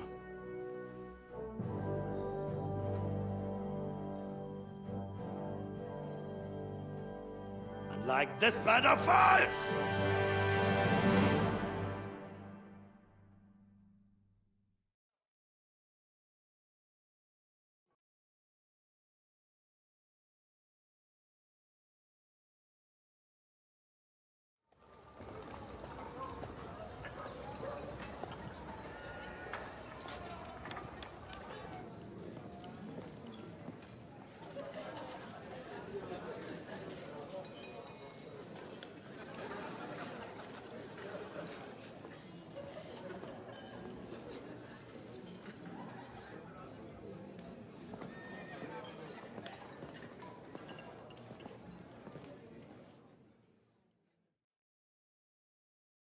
Come now, Father.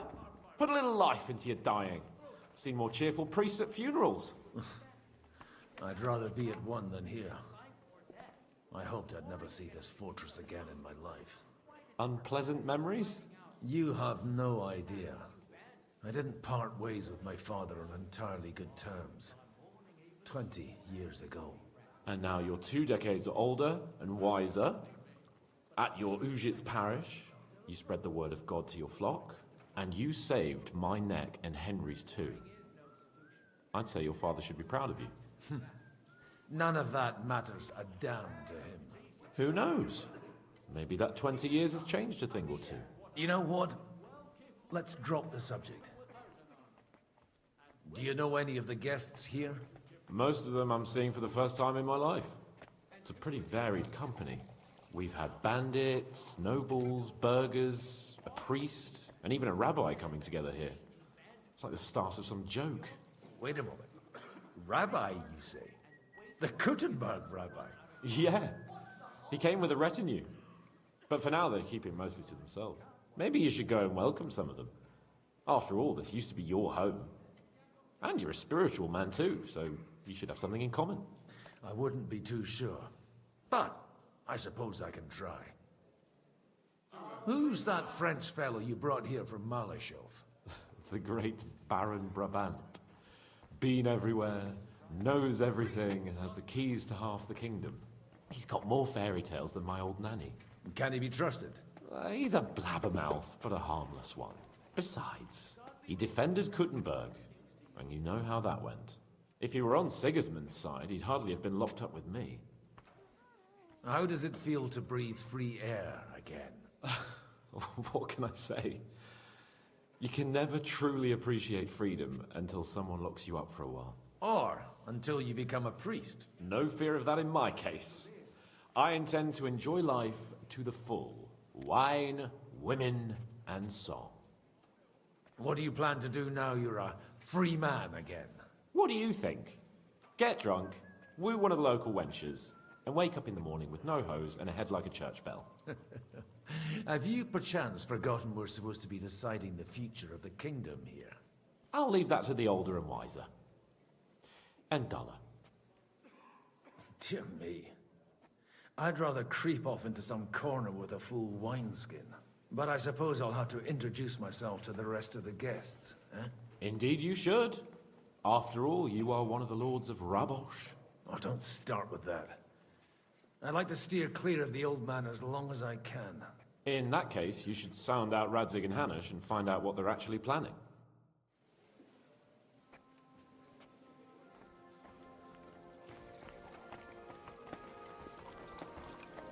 I'm glad you finally accepted my invitation. Good health to you, sir. I'm Godwin. A friend of that lad you arrived with, Henry. We don't know each other. Baron Vauquelin Brabant, Chevalier d'Arezzo. The last of my line. I am a warrior, a traveler, a strategist, and also, à ma manière, a poet. My word. Isn't that exhausting? Mais non! And I'm glad to meet a new friend. It's a pleasure to make your acquaintance, Baron. I knew right away we'd hit it off.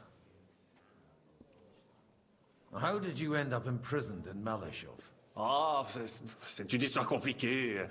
It was after I heroically led the defense of Kuttenberg, and only lost it narrowly by an unfortunate turn of events. That needs some explanation. What unfortunate turn of events? Oh, misère. It is clear you have never been to war. You're quite mistaken, Monsieur Baron. I have. Ah, je suis désolé. This Bohemia is a strange land. I have seen farmhands, children, and even women fighting. But the clergy? Sainte Mère, do tell me about it. No doubt you fought on the side of truth and honor. My last big battle was in Kosovo. I've heard of this battle. Many great men fell there. Aye. And it was there I decided it was nothing for me. So I settled down in the presbytery in Ujits. Then, what are you doing here at a meeting of opponents of the crown? Ah, the Lord moves in mysterious ways. Didn't tell you anything? He didn't even look at it.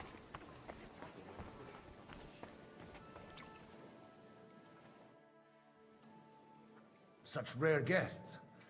One wouldn't expect to find among Christians representatives of your community. I'm Godwin. My greetings to you. Peace be with you. Neither would one expect a priest here. And yet... How do you know I'm a priest? It's not difficult to tell. After all, we have much in common. And we are both a little on unfamiliar ground here. I'm Yehuda, leader of the rabbinical court in the sacred community of Kuttenberg. And this is Samuel, my aide. Who would rather not be here at all. Why did we have to come here, Sadie?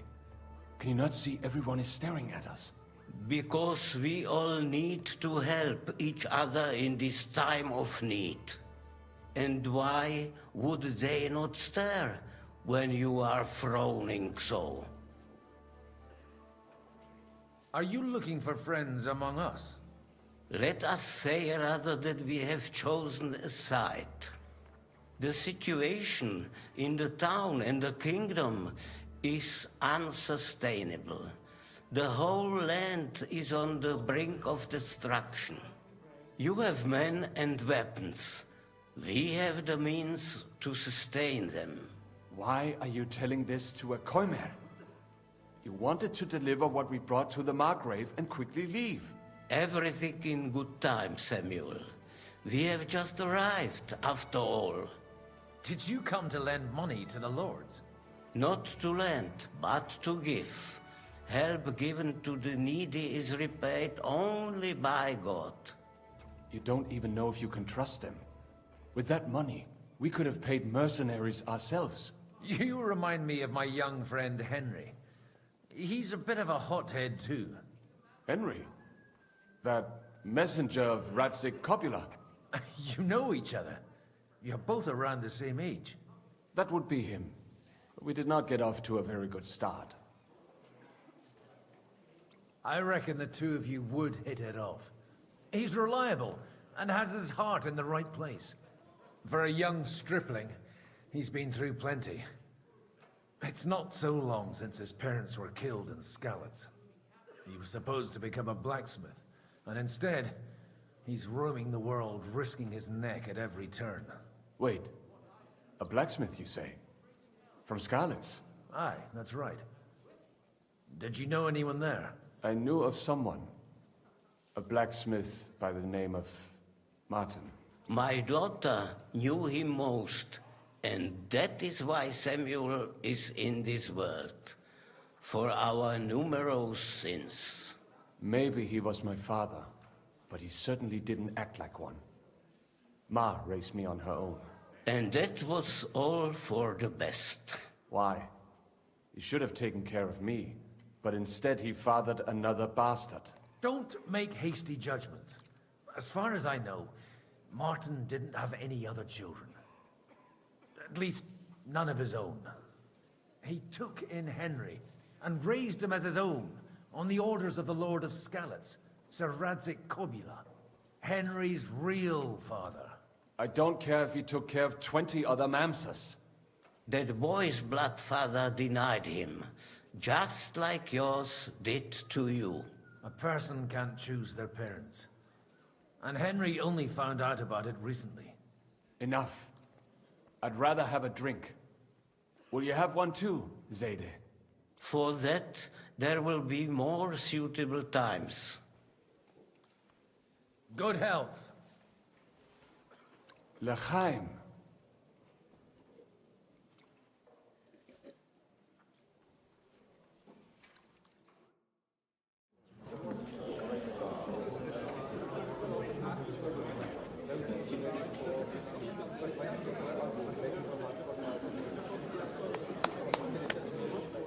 Dear friends and allies, in these troublesome times, you all know why we're here. The question remains, what to do next?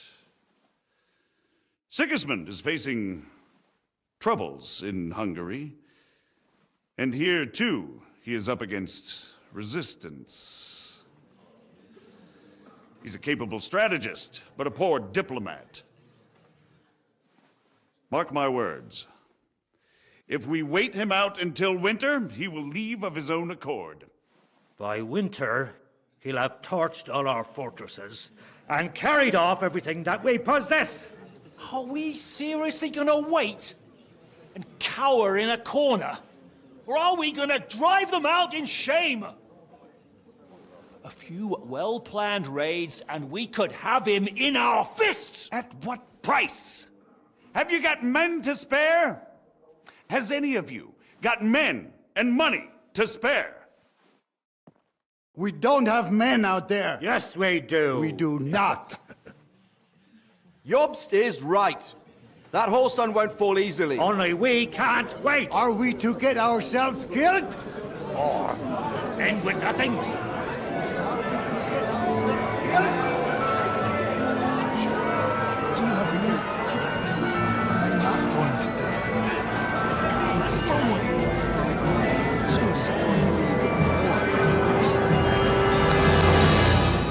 Friends, we'll get nowhere like this.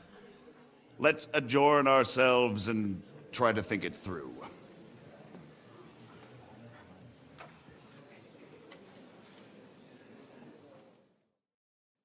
Well, that went just as expected. Good health. And to yours. Could it have gone any other way when there's so many of us here? I would have expected a bit more sense from Jobst, of all people. He made an amateur's mistake. But it's hard to be angry with him when he's trying to ingratiate himself with everyone. By the way, I'm John of Liechtenstein. And you must be Godwin, the son of... That's not a thing I've ever boasted of. How do you know that? I have my sources. From what I've heard about you, I'd judge you could be quite useful to me at today's gathering. Was that so? Indeed. And that's why I'd like to ask something of you. It depends what it's all about. A little delicate diplomacy. I expect we can agree that Jobst's plan has certain shortcomings. That's a weak word. And the way it stands at the moment, he'll never get the support of the council. But I have an idea how to change that. Well, I'm curious how you hope to shut Zizka up and satisfy the ones who want peace. We'll sit and wait quietly until Sigismund withdraws of his own volition, as Jobst proposes, but we'll be waiting in the military camp of our huge new army. When Sigismund sees that, he'll be off to Hungary all the sooner, at a gallop. Exactly. Sigismund's army is demoralized and weakened. And besides, he's running out of resources. He's able to tackle fortresses that aren't able to defend themselves, but he won't engage an equal force on the battlefield. But he can't retreat either. That would be a disgrace. And that's exactly why we'll wait until he's called back to Hungary by events there. For the plan to work, we need allies, their money and their determination. We've already set the ground for it. We just need negotiators who will push the right people in the right direction. Are you saying you set everything in motion even before Jobst? More like in parallel, but without his knowledge. If we find support and make it look like the whole thing was his idea, we'll all win. Why are you doing all this anyway? Because I want to put a stop to the senseless deaths. And also because I'm happier with Wenceslas on the Bohemian throne. You've got an interesting way of approaching things. You're certainly not the first to tell me that. I take it as a compliment. I'll help you. What exactly should I do? I'll give you 3 names. Botchek of Kunstadt, Hamann Alder, and Anna of Waldstein.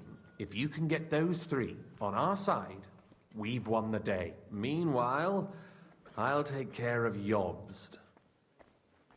What if it doesn't work? I refuse to even consider that outcome, because it would mean slow but certain defeat for all of us. Why me, of all people? Because you've got a head on your shoulders. You know how to talk, and you're not just out for your own good. You and your friend Henry are similar in that respect. That's why I know I can count on you both. There aren't many like you two left. Tell me a bit more about those people, so I know who I'm dealing with. Certainly. Who do you want to start with? Botchek of Kunstadt. I know the name, but I can't quite place him. That's just the thing. He's got massive estates, great influence, but he holds back. He doesn't play the big game, because he doesn't like to take risks. He always goes for the sure thing. But once he's made his mind up, not even a pair of oxen will hold him back. Alder the Alderman? He still is. The only one who retained his position after the city was taken. Only he's here, instead of cozying up with Sigismund in Gutenberg. But he'll continue to have a strong influence on the guilds and the rich burghers. Anna of Waldstein. The widow of that rich mine owner. Wenzel Bartosz. I was quite surprised to see her here. A male affair? Anna is holding back and behaving like an exemplary young widow. But don't trust appearances.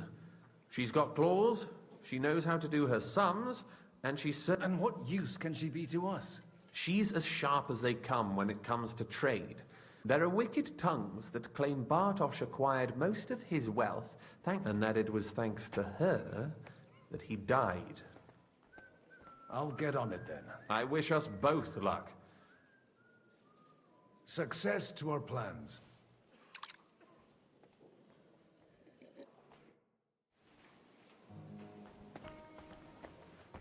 Was ist denn los?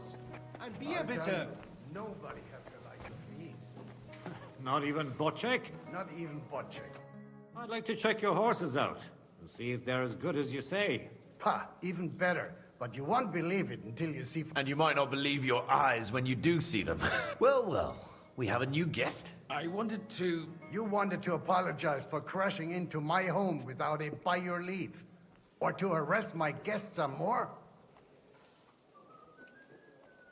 I want to have a word with Older. Well, I'm having a word with you. I apologize, Father. For interrupting our conversation?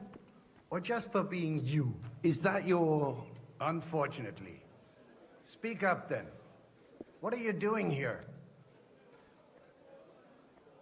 I came with a delegation from Sir Hanush of Lipa. Is this a joke? Why so strict, Martin? 20 years ago, he was nothing but a cheeky brat, only interested in wenches and booze. I got him a place at the Archbishopric to have some sense beaten into his head. Only it wasn't long before they kicked him out. And then I find out he's settled in some backwater parish in Sassau.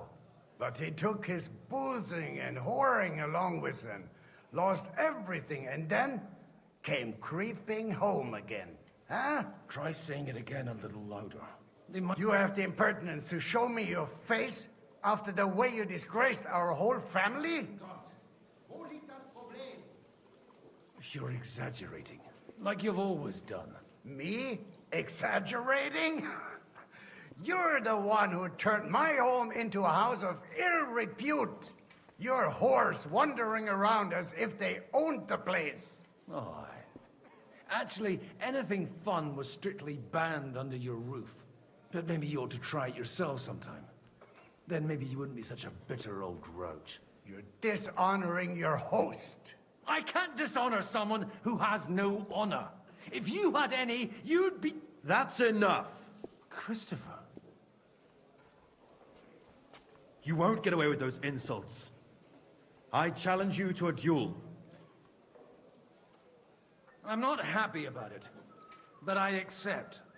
This isn't how I imagined my first meeting with my brother. Make room for us. We'll just settle a very private matter. It's an honorable duel, man against man. Stay back. You don't know which end of that thing is up.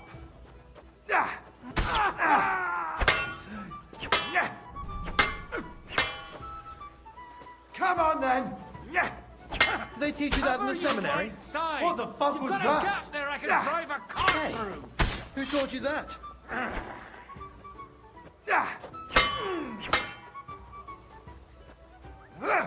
Open my eyes, not at my sword. What's wrong with your legs? You're fast. Not bad for a priest. Stand firm. Who taught you Otherwise, the that? first strike will put you on your arse. They teach you that in the seminary? Whole arm, not just the wrist. You're fast. Left arm lower. That will do. My God. Where did you learn to wield a sword like that? Father always said you were a good-for-nothing boozer. But you could teach sword fighting in a school. I was in a war. Right after they kicked me out of the archbishopric. And you ought to know yourself. Not all the faults that Father sees are real. Aye. Well, I apologize for going off like that. I had to, so that... So Father would be satisfied. Only he'll never be satisfied. I thought he was the way he was because his first son let him down. And he hoped at least his second would become something. Not at all. I remember him the same since I was a nipper. When I was 6 years old, I fell off a horse and broke my leg. He wouldn't talk to me for a week because I'd let him down. The first time he took me hunting, he let me starve for 3 days until I was able to shoot my first hare. Only 3 days? He got soft. I always wondered who you were. There was never much talk about you at home. Look, I really did fuck up everything I could. I brawled and boozed until they threw me out of my own parish. But now, I have a chance to put things to rights a little. And that's why you want to talk to Alder? Aye. The outcome of this war depends on it. That sounds very important, considering you and Alder are both pretty small players. After your encounter with Father, it won't be easy to get to Alder. Actually, I don't think you should even attempt it. Unless you want to anger Father even more. What else can I do, though? I'll talk to him myself. He'll hear me out for sure. But you'll have to trust me and tell me what it's all about. All right, then. You've heard Yob's plan, right? It's a nice idea, but we can't wait around without an army to back us up. Only no one's going to pay for one, because that would be an outright admission of rebelling against Sigismund. Alder's got some clout with the councillors and burghers who are loyal to Sigismund. If he agrees, they'll follow. I expect Alder's not the only one you're after. You got that right. Leave Alder to me. The plan sounds sensible, and he's no fool. I don't know how to thank you. You can drag me to a tavern sometime. Pa doesn't need to know about it. You're starting to sound like a brother.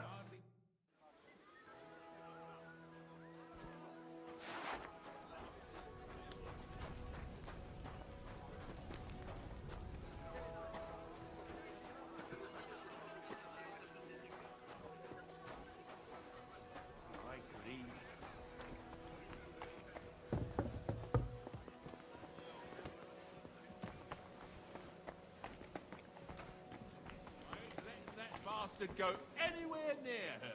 Next time, I'll kill him. I will, if he so much as looks at her.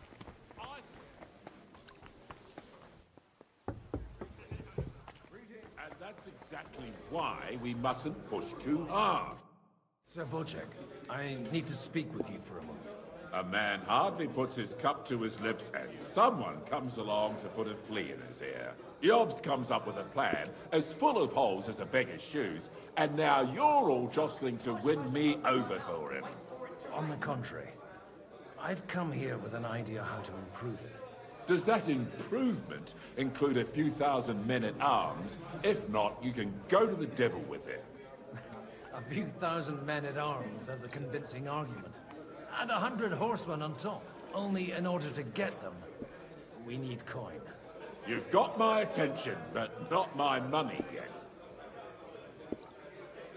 How can I persuade you? I need guarantees of security. I don't want to end up like Rutard. Of course. Once it comes to protecting property, ideals go out the window. You can talk, since you haven't got a pot to piss in yourself. If you were in my position, you'd think differently. I have a lot of property, lots of subjects to look after, and along with that, the Lord blessed me with a large family. I can't risk it all in a conflict with Sigismund. So you need guarantees that you won't be left standing in the cold if you openly oppose Sigismund? My guarantee is called Yitka. She's my niece. If I succeeded in marrying her off to another strong house, I'll have the certainty that I won't be left alone. Maybe it's enough to find a suitable groom among the allies. Perhaps someone of suitable standing who Yitka would also gladly accept. I don't want her to be unhappy. How about young Lord Capon? He's a youngster still. What's wrong with him? He's young, he's handsome, women are fighting over him. Yitka will like him, and he'll give her a whole bunch of children. And to half the wenches in his domain too, eh? On the other hand, the Lords of Lipa have a good reputation, and Hanush can always be relied on, despite his temper. Maybe it's not such a bad idea. I'll convey your offer to Lord Capon. If he agrees, we can celebrate our alliance. I don't care what the young lord thinks. Hanush is the one to decide.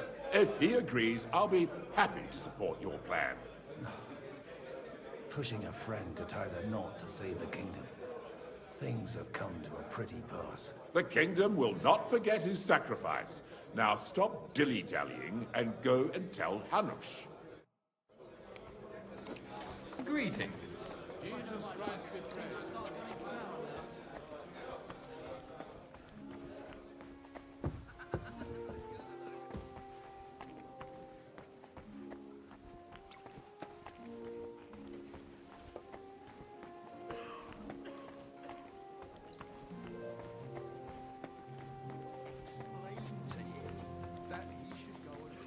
Look out! We could do that. Tomorrow? Let's do it!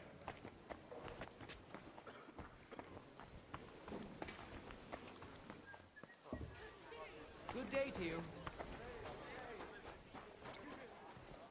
Sir Hanush, I bring happy tidings. You do? Let's hear it then. I've gained us a powerful ally. And who is it?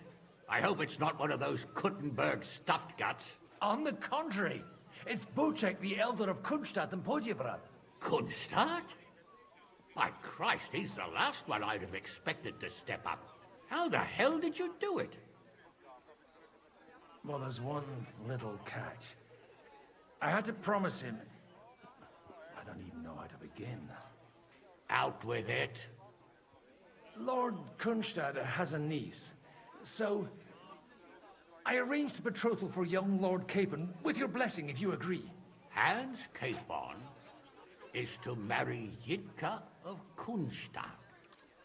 Godwin, you conniving old bastard! Oh, fuck. I don't believe it. So, young Hans is to marry Kunstadt's daughter? Niece. If you're serious, I'll make sure that you get the Rattay parish. Or you could make me the abbot of Sassa. Or what about a bishopric? Forget it.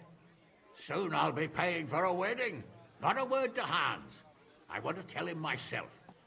But let's drink to it, shall we? Cheers! Cheers to you, and to your parleying skills.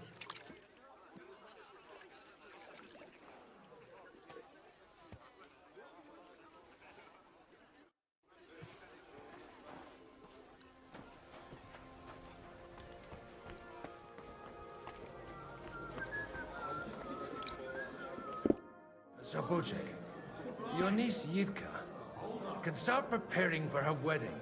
So Hanush agreed, without reservations. Indeed. Then I will fulfill my end of the bargain without reservation. Thank you, Lord of Kunstadt. Enough formality. We'll have a drink. What do you say?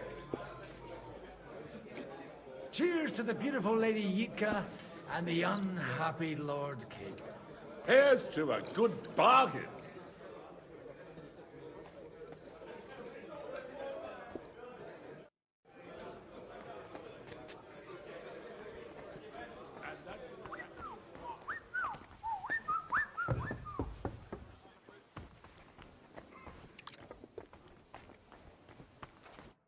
God be with you, noble lady. There's something I'd like to ask of you. God be with you. What would that be? Your diplomatic support. And your money. No beating around the bush, eh? I like that. But what do you want my money for? Margrave Yob's plan has some gaps, milady. We need to gather enough resources to To muster an army that Margrave can't afford on his own? Christ. Be praised. You're astute. I should say so. All sorts of people have their eyes on my money, and divining their intentions is a necessity. Although, between the two of us, it isn't hard to figure out what Liechtenstein is after. How do you know Liechtenstein's behind it? I know most of the people here very well. Many of them certainly have doubts about the Margrave's plans, but they wouldn't dream of stating them aloud.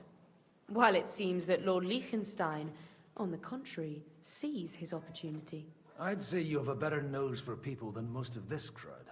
Not only for people, but also for good food and wine, and beneficial deals.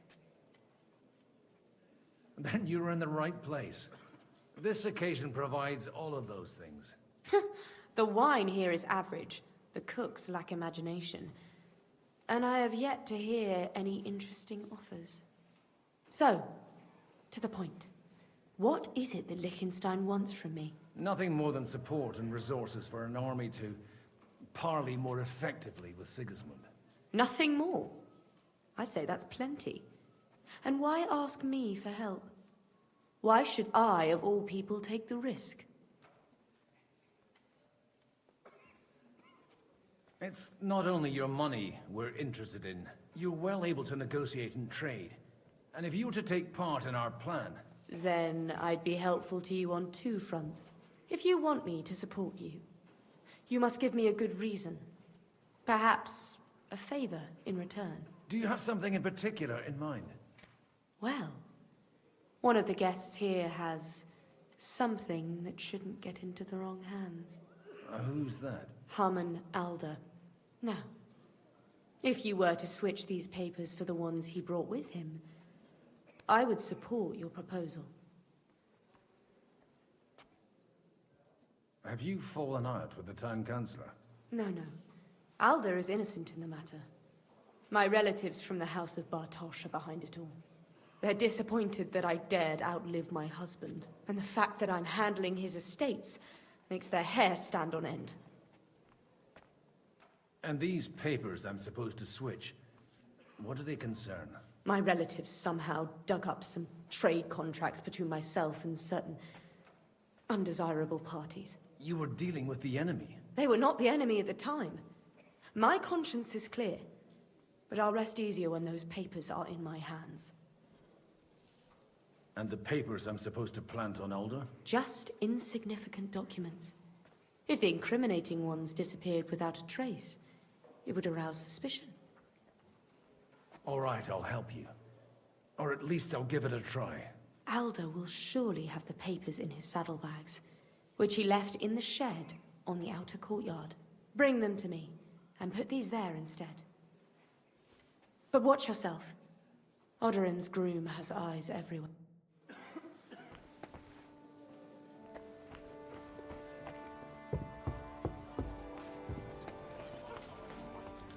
Look at that!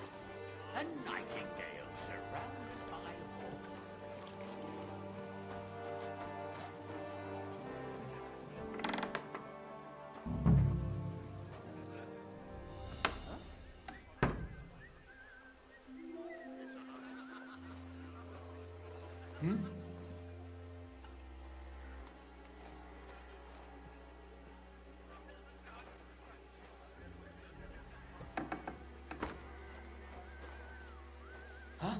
What brings you here?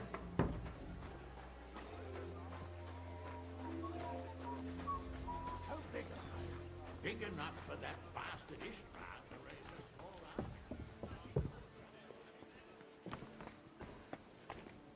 I've got those papers from Alder for you. Quiet! Milady, with all the clamor going on here, I can hardly hear my own thoughts. Here they are. You're more capable than I expected. Thanks for the help. You're welcome. And now you're part of the bargain. As agreed. I will support Liechtenstein's proposal with both words and money. Thank you, noble lady. God will... Yes, quite. But let's drink to our bargain, Godwin. How could I refuse a toast with such a fine lady? To your health, Lady Anna. and to the success of our efforts.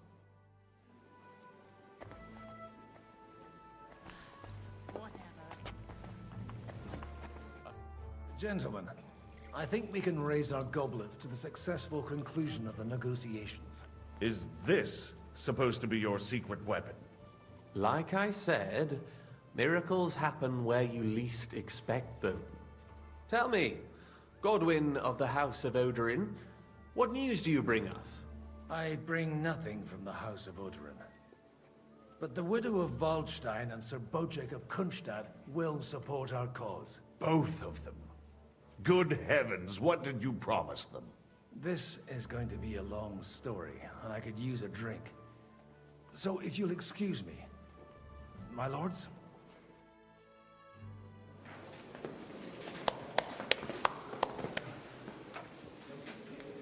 It would seem that we have all benefited from the break in these proceedings. New alliances have been formed. And I have also changed my plans. We shall still wait for Sigismund to withdraw his troops of his own accord, but we will wait with an army at our backs. Yes! And how are we to raise an army? Wasn't it made clear at the meeting that no one wants to take the risk? The only thing made clear was that each of us alone is weak, and that we could not find common ground. But that has now changed.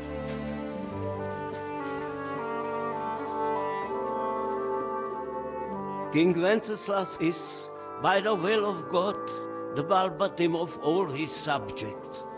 Not only the Christians, our community, and not only ours, will give you coin.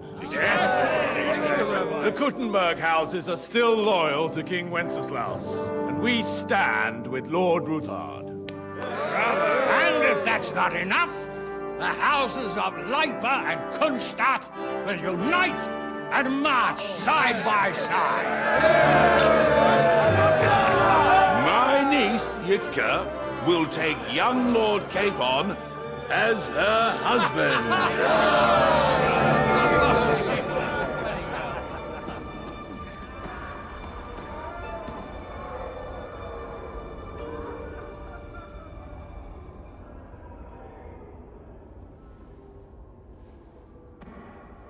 Lords Kunstadt, Hanush, Radzig, and I will set out immediately.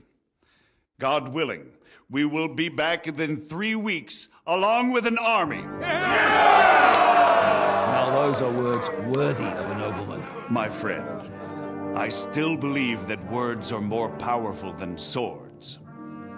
And our words will ring in 1,000 voices to the glory of King Wenceslas.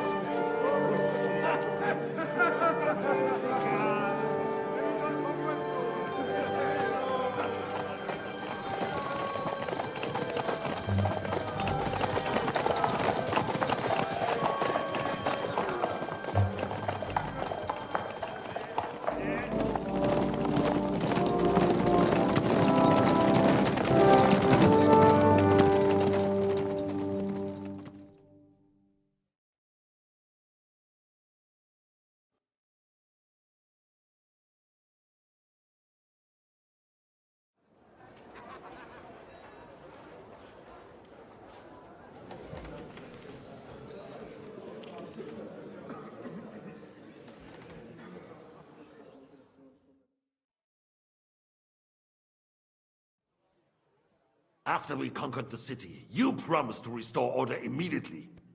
And then I find out things are even more disordered than before. Your Majesty, we are sorry. We will put it to rights. You've already said that. I want to hear real solutions. We will put more guards on the roads and toughen penalties. We can have a few captured bandits executed as an example to others. We do not care about bandits. We care about rebellious nobles and burghers. What will you do with them? How will you solve the chaos in the town administration, the rebellious miners, and the dismal yields? And how is it even possible that a rebellion against the king is smoldering here in the city? What do you mean, sire? I hear the resistance is coming from the Jewish quarter, from right under your noses. Why haven't you done anything? We don't know who is behind this. Without evidence, we cannot punish them. Otto von Berghoff did not ask questions in Prague either. He acted. And I advise you to do the same. Find a couple of wretches in a hole somewhere, point them to the Jewish quarter, and give them free rein to do anything. The city's Jewish community was and still is on Wencesla's side. They need a warning. We do not even have enough men to... Marquardt, could you spare a few men for a while? Of course, sire. I'll assign them to Eric. He'll take care of it. So you see, all you have to do is make sure the city rebel get their share. You could at least manage that, couldn't you? And if the thought should cross your minds that you would get rid of the debts to the Jewish moneylenders this way, forget about it. Your debts will remain, up to the last groschen. Only now you owe us directly. And while we are on the subject of money, has the yield from the mines finally matched last year's? Sire, the deposits are dwindling, and mining is becoming increasingly difficult. And to make matters worse, the miners started rebelling. Don't take us for a fool. They'll stop rebelling when you pay them proper wages. Your Majesty, we can't do that. Silence! How dare you oppose the kingdom's protector? You're a bunch of incompetent sycophants. Chicken shits. Not any better than the scum hiding in the forest. I apologize, sire. I'll do everything in my power to... All I hear from you over and over again are excuses and prevarication. And results? None. I therefore placed the city council under the authority of Sir Marquardt von Aulitz, who is present here, with immediate effect. He will make sure you finally do your duty. But, sire, that would be a violation of the privileges granted to us as a free mining town. Silence! I am the only guarantor of your rights. You have to earn your privileges, not hide behind them. During my brother's reign, this idleness was perhaps tolerated. But that is over now. You were given a few simple tasks. But instead of working on them, you idled in the baths and lined your pockets. And let the traitors cast their nets undisturbed. But unlike my brother, I am capable of creating order. And I assure you, I do not distinguish between those who stand in my way. Be they beggars, noblemen, or city councillors. You have 2 weeks to restore order in the city and increase mining output. I want clear results, and you answer only to me and Sir Marquardt von Aulitz now. No one else.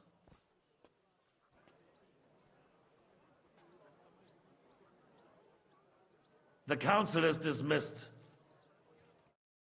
You, don't go anywhere, boy. Be so kind and remain here. Our throat has become rather dry. And we still wish to speak with our friend von Aulitz. Yes, sire. As you wish, sire. Between the two of us, Marquardt, was I not perhaps too harsh on them? And speak candidly, we have had enough of false flattery. Sire, you were harsh. Rightfully so. These councillors, they need to be shown their place. You suffered their insolence for far too long. And the same is true of the Jews. We know. Otto repeated to us several times that it is time to strike against them. We are glad he's not here. He would be intolerably self-satisfied if he knew we had heeded him. Boy, can't you see the king's cup is empty? You tend to us as if we were infirm. Boy, pour us a monastic wine. The monks had a good year. We have concerns. The Hungarians are rebelling. Our army is falling apart, and we have enemies here on all sides. Would we had a proper army instead of human mercenaries?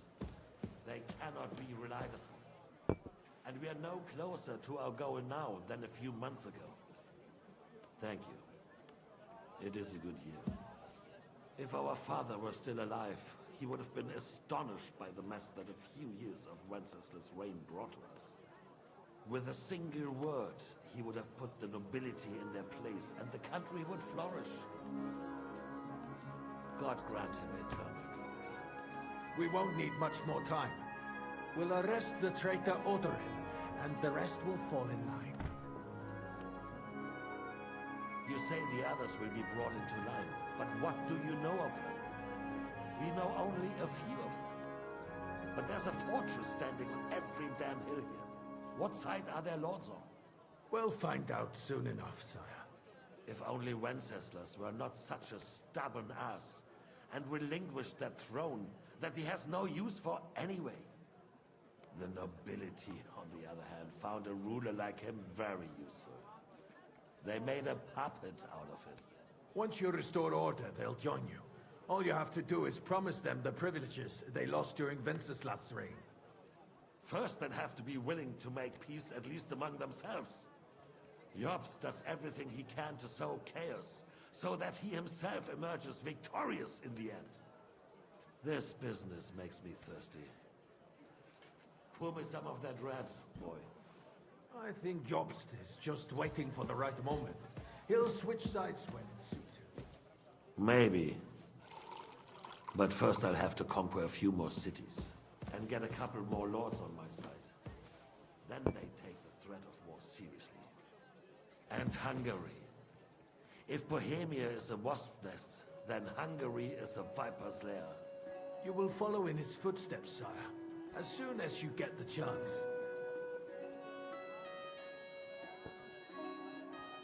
But the wine is good here.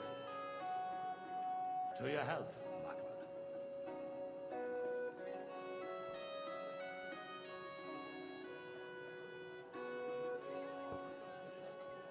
And to your health too, boy.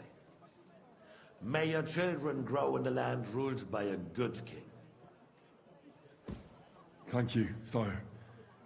You are too magnanimous. Why? You did a good job.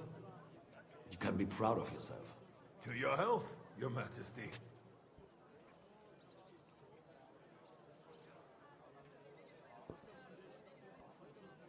First, we need to crack down on the biggest troublemakers. We're working on it. While the council was meeting, Otto von Berghoff and his men set out for Rabosch. Odorin won't give you any more trouble. He and Ruthard are in it together. Once we get Odorin, we can handle Ruthard easily. Rabosch will be yours. After all, Otto has already got Malishov. I appreciate your confidence, sire. But the devil knows there are a lot more strongholds to conquer here. For the king, red wine, boy. No, we shall have white. We have had enough of it. White it is. Quickly! If Rabosch falls, others will follow.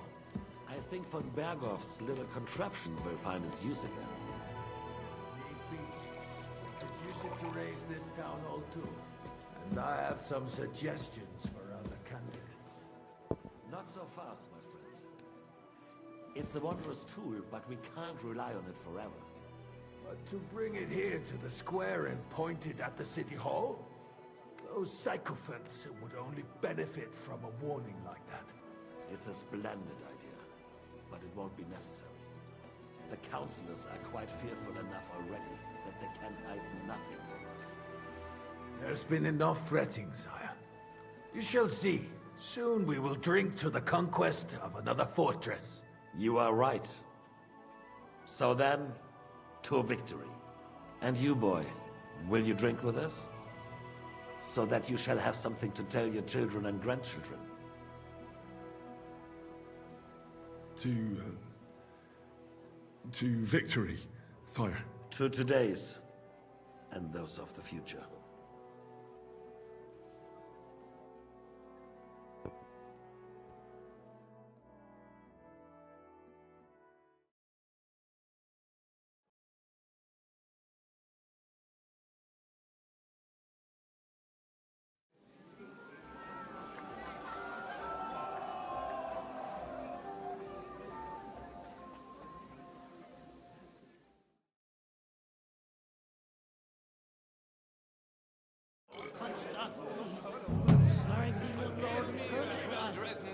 In full armor.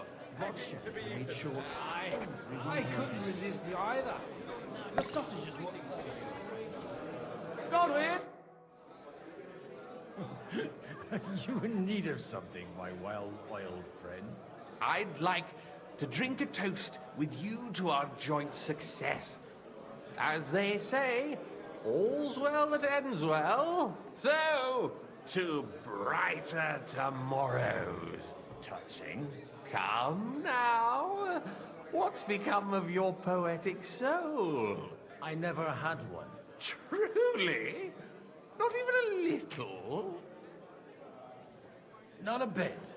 I'm just a cynical old pragmatist. In that case, in quite simple and pragmatic terms, the wine has run out. Fuck. I've got a tongue like a slice of weak old bread after all that gabbing. Well, get something wet for us then. His lordship is so unsteady on his legs, he can't make it as far as the keg. To hell with that keg slop. Your father surely has something better stored away. I had my eye on him all evening. He had pictures brought from somewhere for himself and his closest friends, and left the rest of us to drink cheap dregs. Try and find one of those pictures for us, eh? I'm sure you can manage that.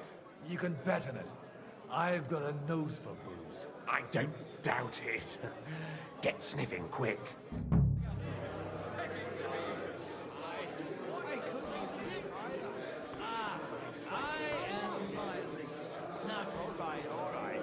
Sorry, mate, but you're right about singing. Stuff your craw anywhere. Have mercy on us, O angel of Christ, holy guardian and protector of my soul and body. What does it matter? We reached an agreement, and it's going to take time.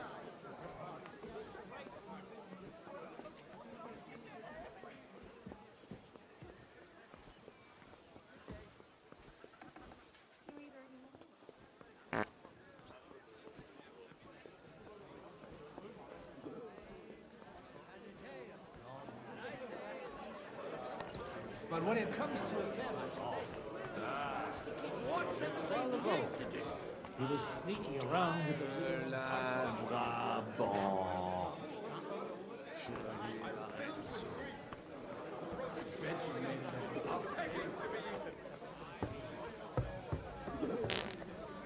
Beast!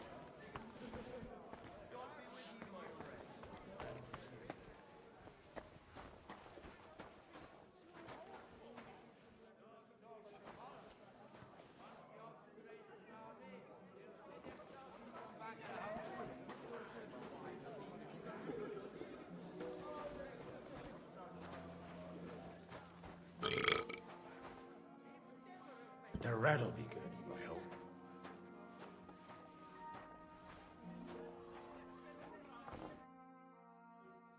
Now there's a piece of horseflesh for you, Rootard. Not like that nag of yours. What the hell do you feed it with? It looks more like a damn bull. Sir! Sir! There's some horsemen right out front of your fortress. Ah, that's Peter of Pisac. Wouldn't come to the council, but he is coming happily to this celebration, you old fox.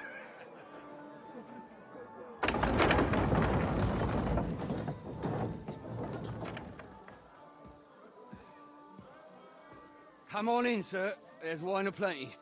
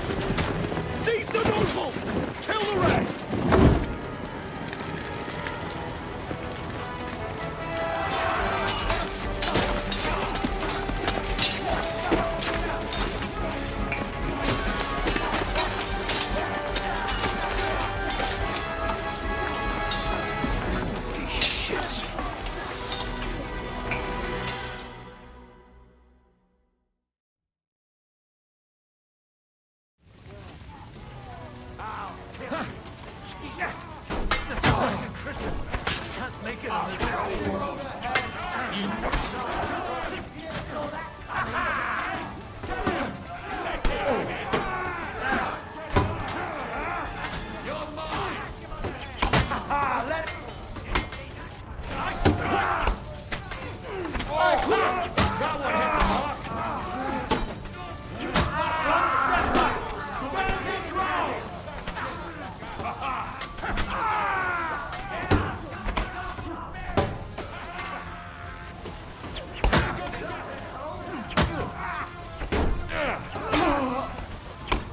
Go to hell.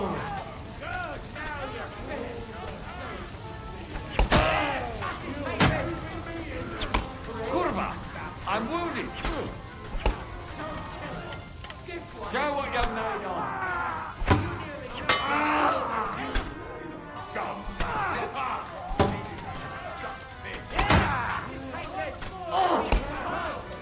Come on, scum!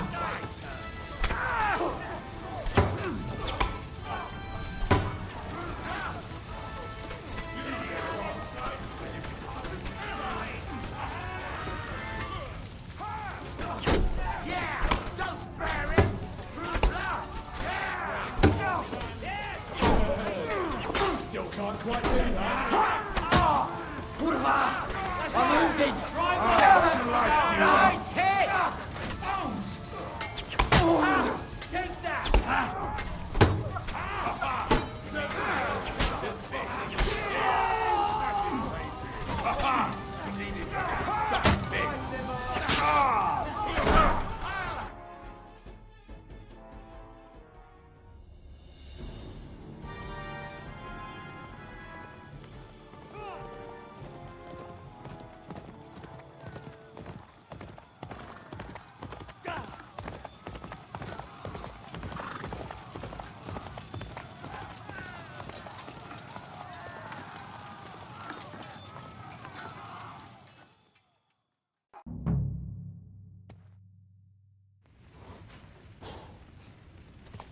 Go!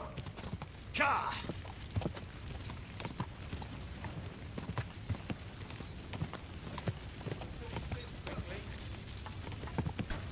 Good!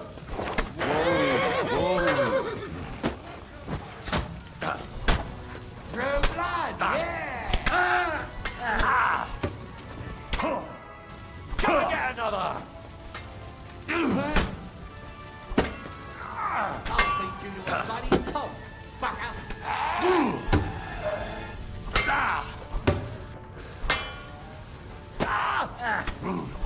You got him!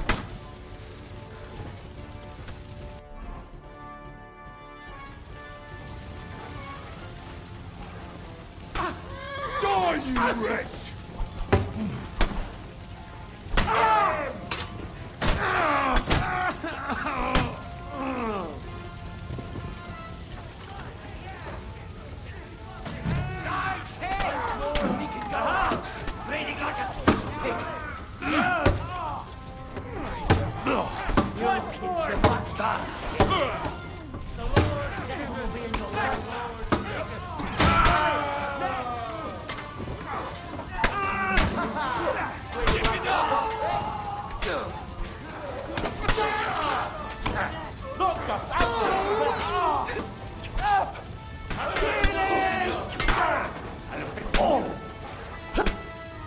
Done here.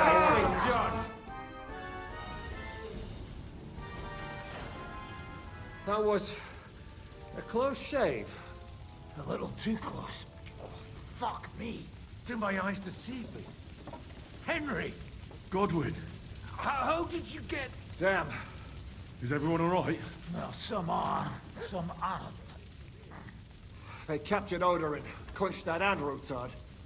And they took Alder and Conrad of Vector away too. They wanted to slay the rest like dogs. What about my father? And Hannes? They left with Jobst long before that. I'm sure they're all right, but not everyone was so lucky.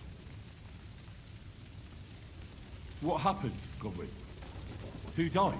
My younger brother, Christopher.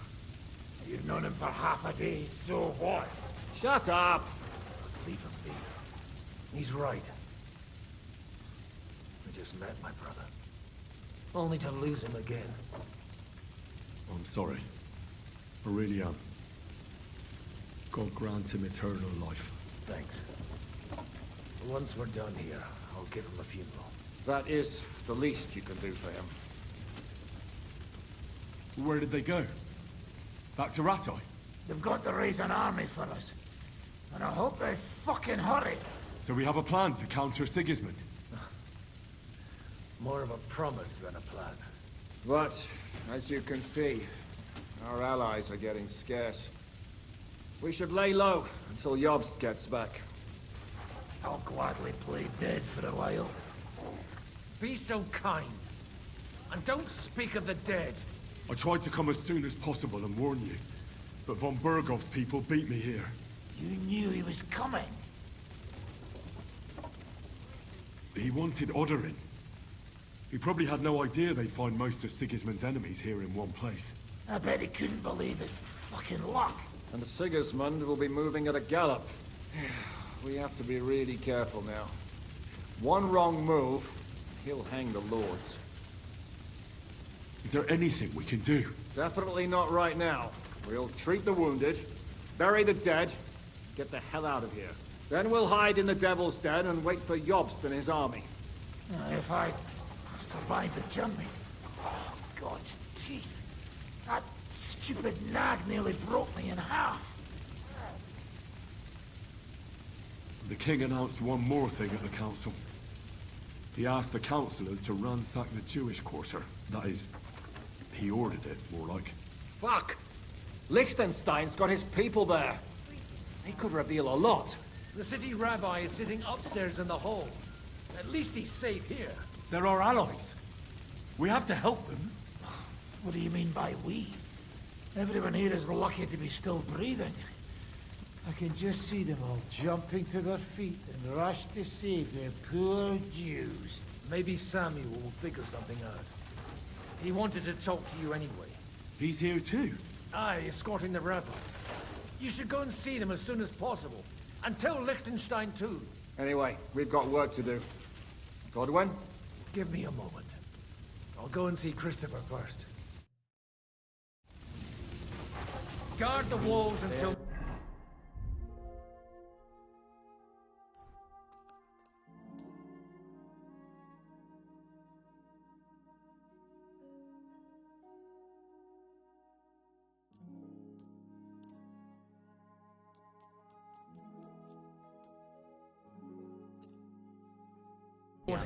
If anyone shows up, My Tempest lost his life too. They put enough arrows in him to knock down 3 light. Animals my arse. I've been taking care of No, only men do such things.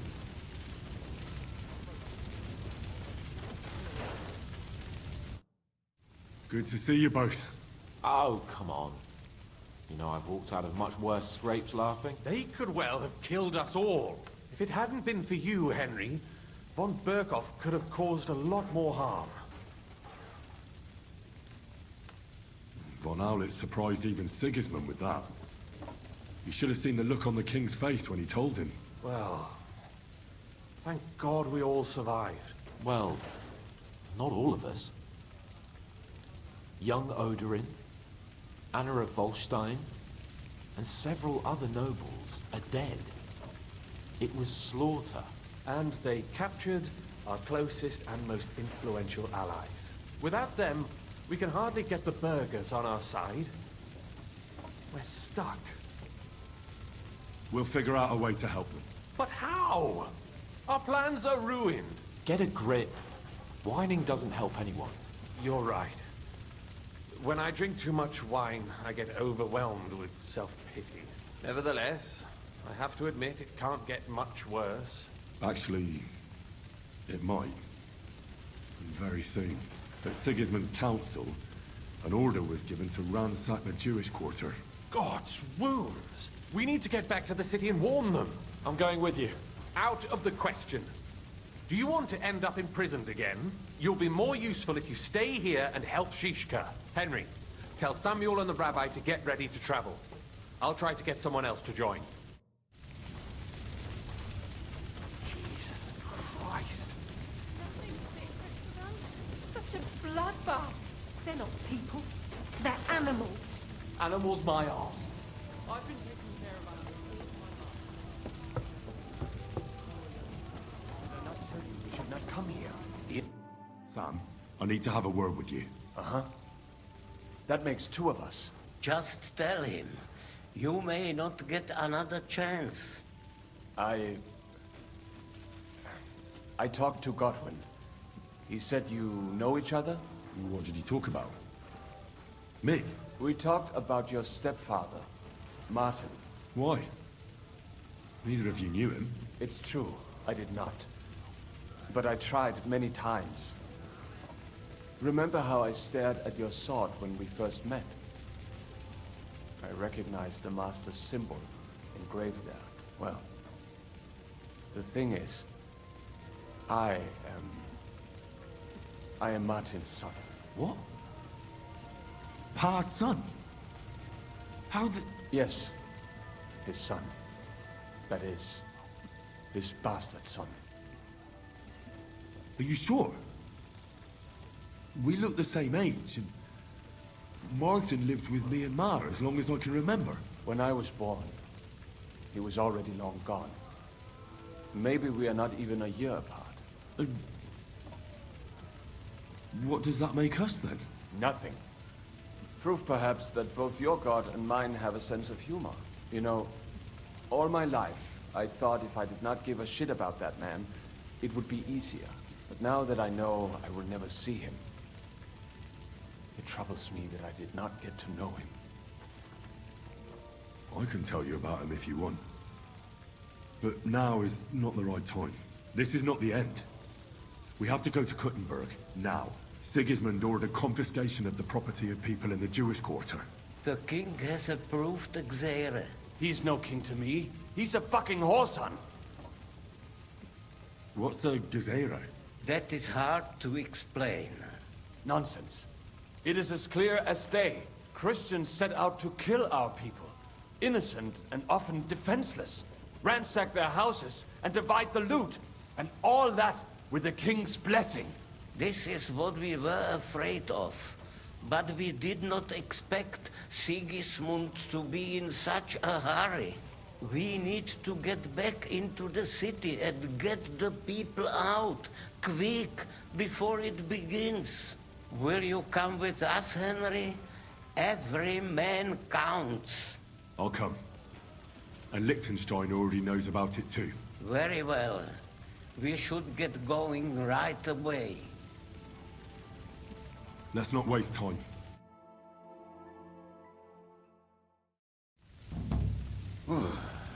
Thank God you're all right. On the way here, I saw Sigismund horsemen and feared the worst. Kubienka? What brings you here? Well, I heard you were having some kind of a feast here, so I came to grab a bit of meat. And I see, instead of that, you have a massacre here. Well, the real massacre is yet to come if we don't do something fast. We have to get to Kuttenberg. Can we borrow the wagon you arrived on? But of course. I borrowed it too, if you know what I mean, but, Could you stop blabbering already?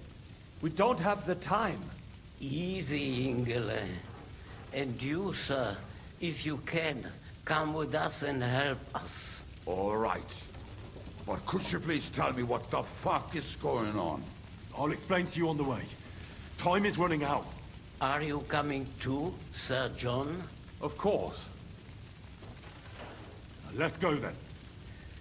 Borekata Adonai Eloheinu.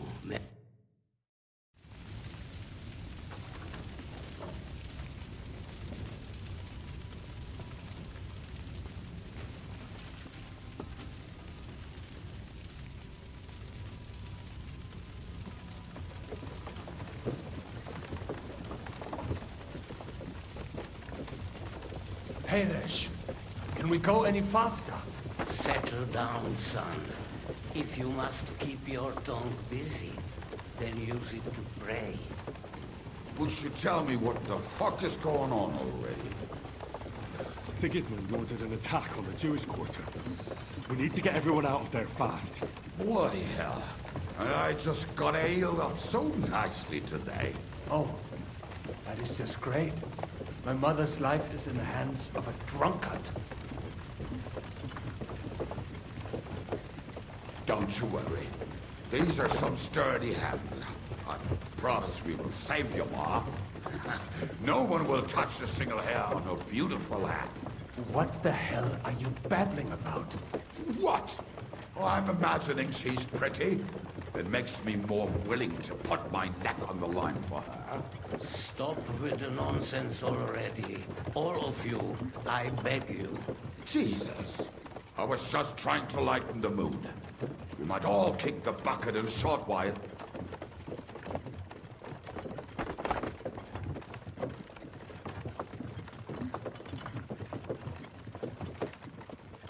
Well, what about you, Henry?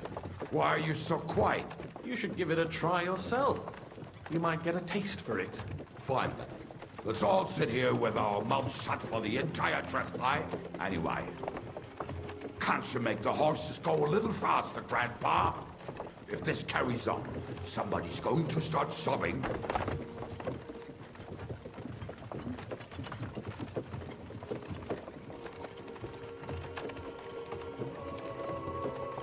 All right. Schnell! Schnell!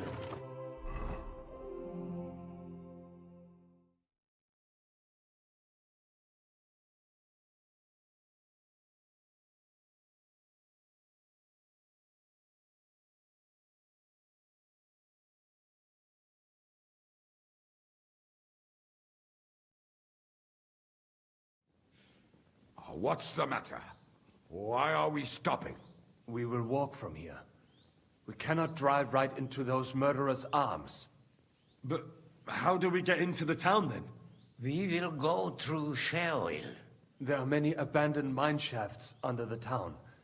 One of them ends here. Won't it collapse on our heads? We'll find out soon enough. Follow me.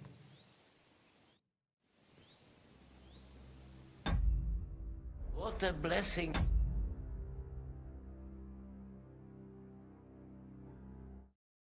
오늘은 계속 메인 퀘스트를 쭉 해봤는데요. 아직도 많이 남았네요. 이제 한 3분의 2 정도 한 것 같은데 일단은 오늘은 여기까지만 하고 다음에 또 이어서 하겠습니다.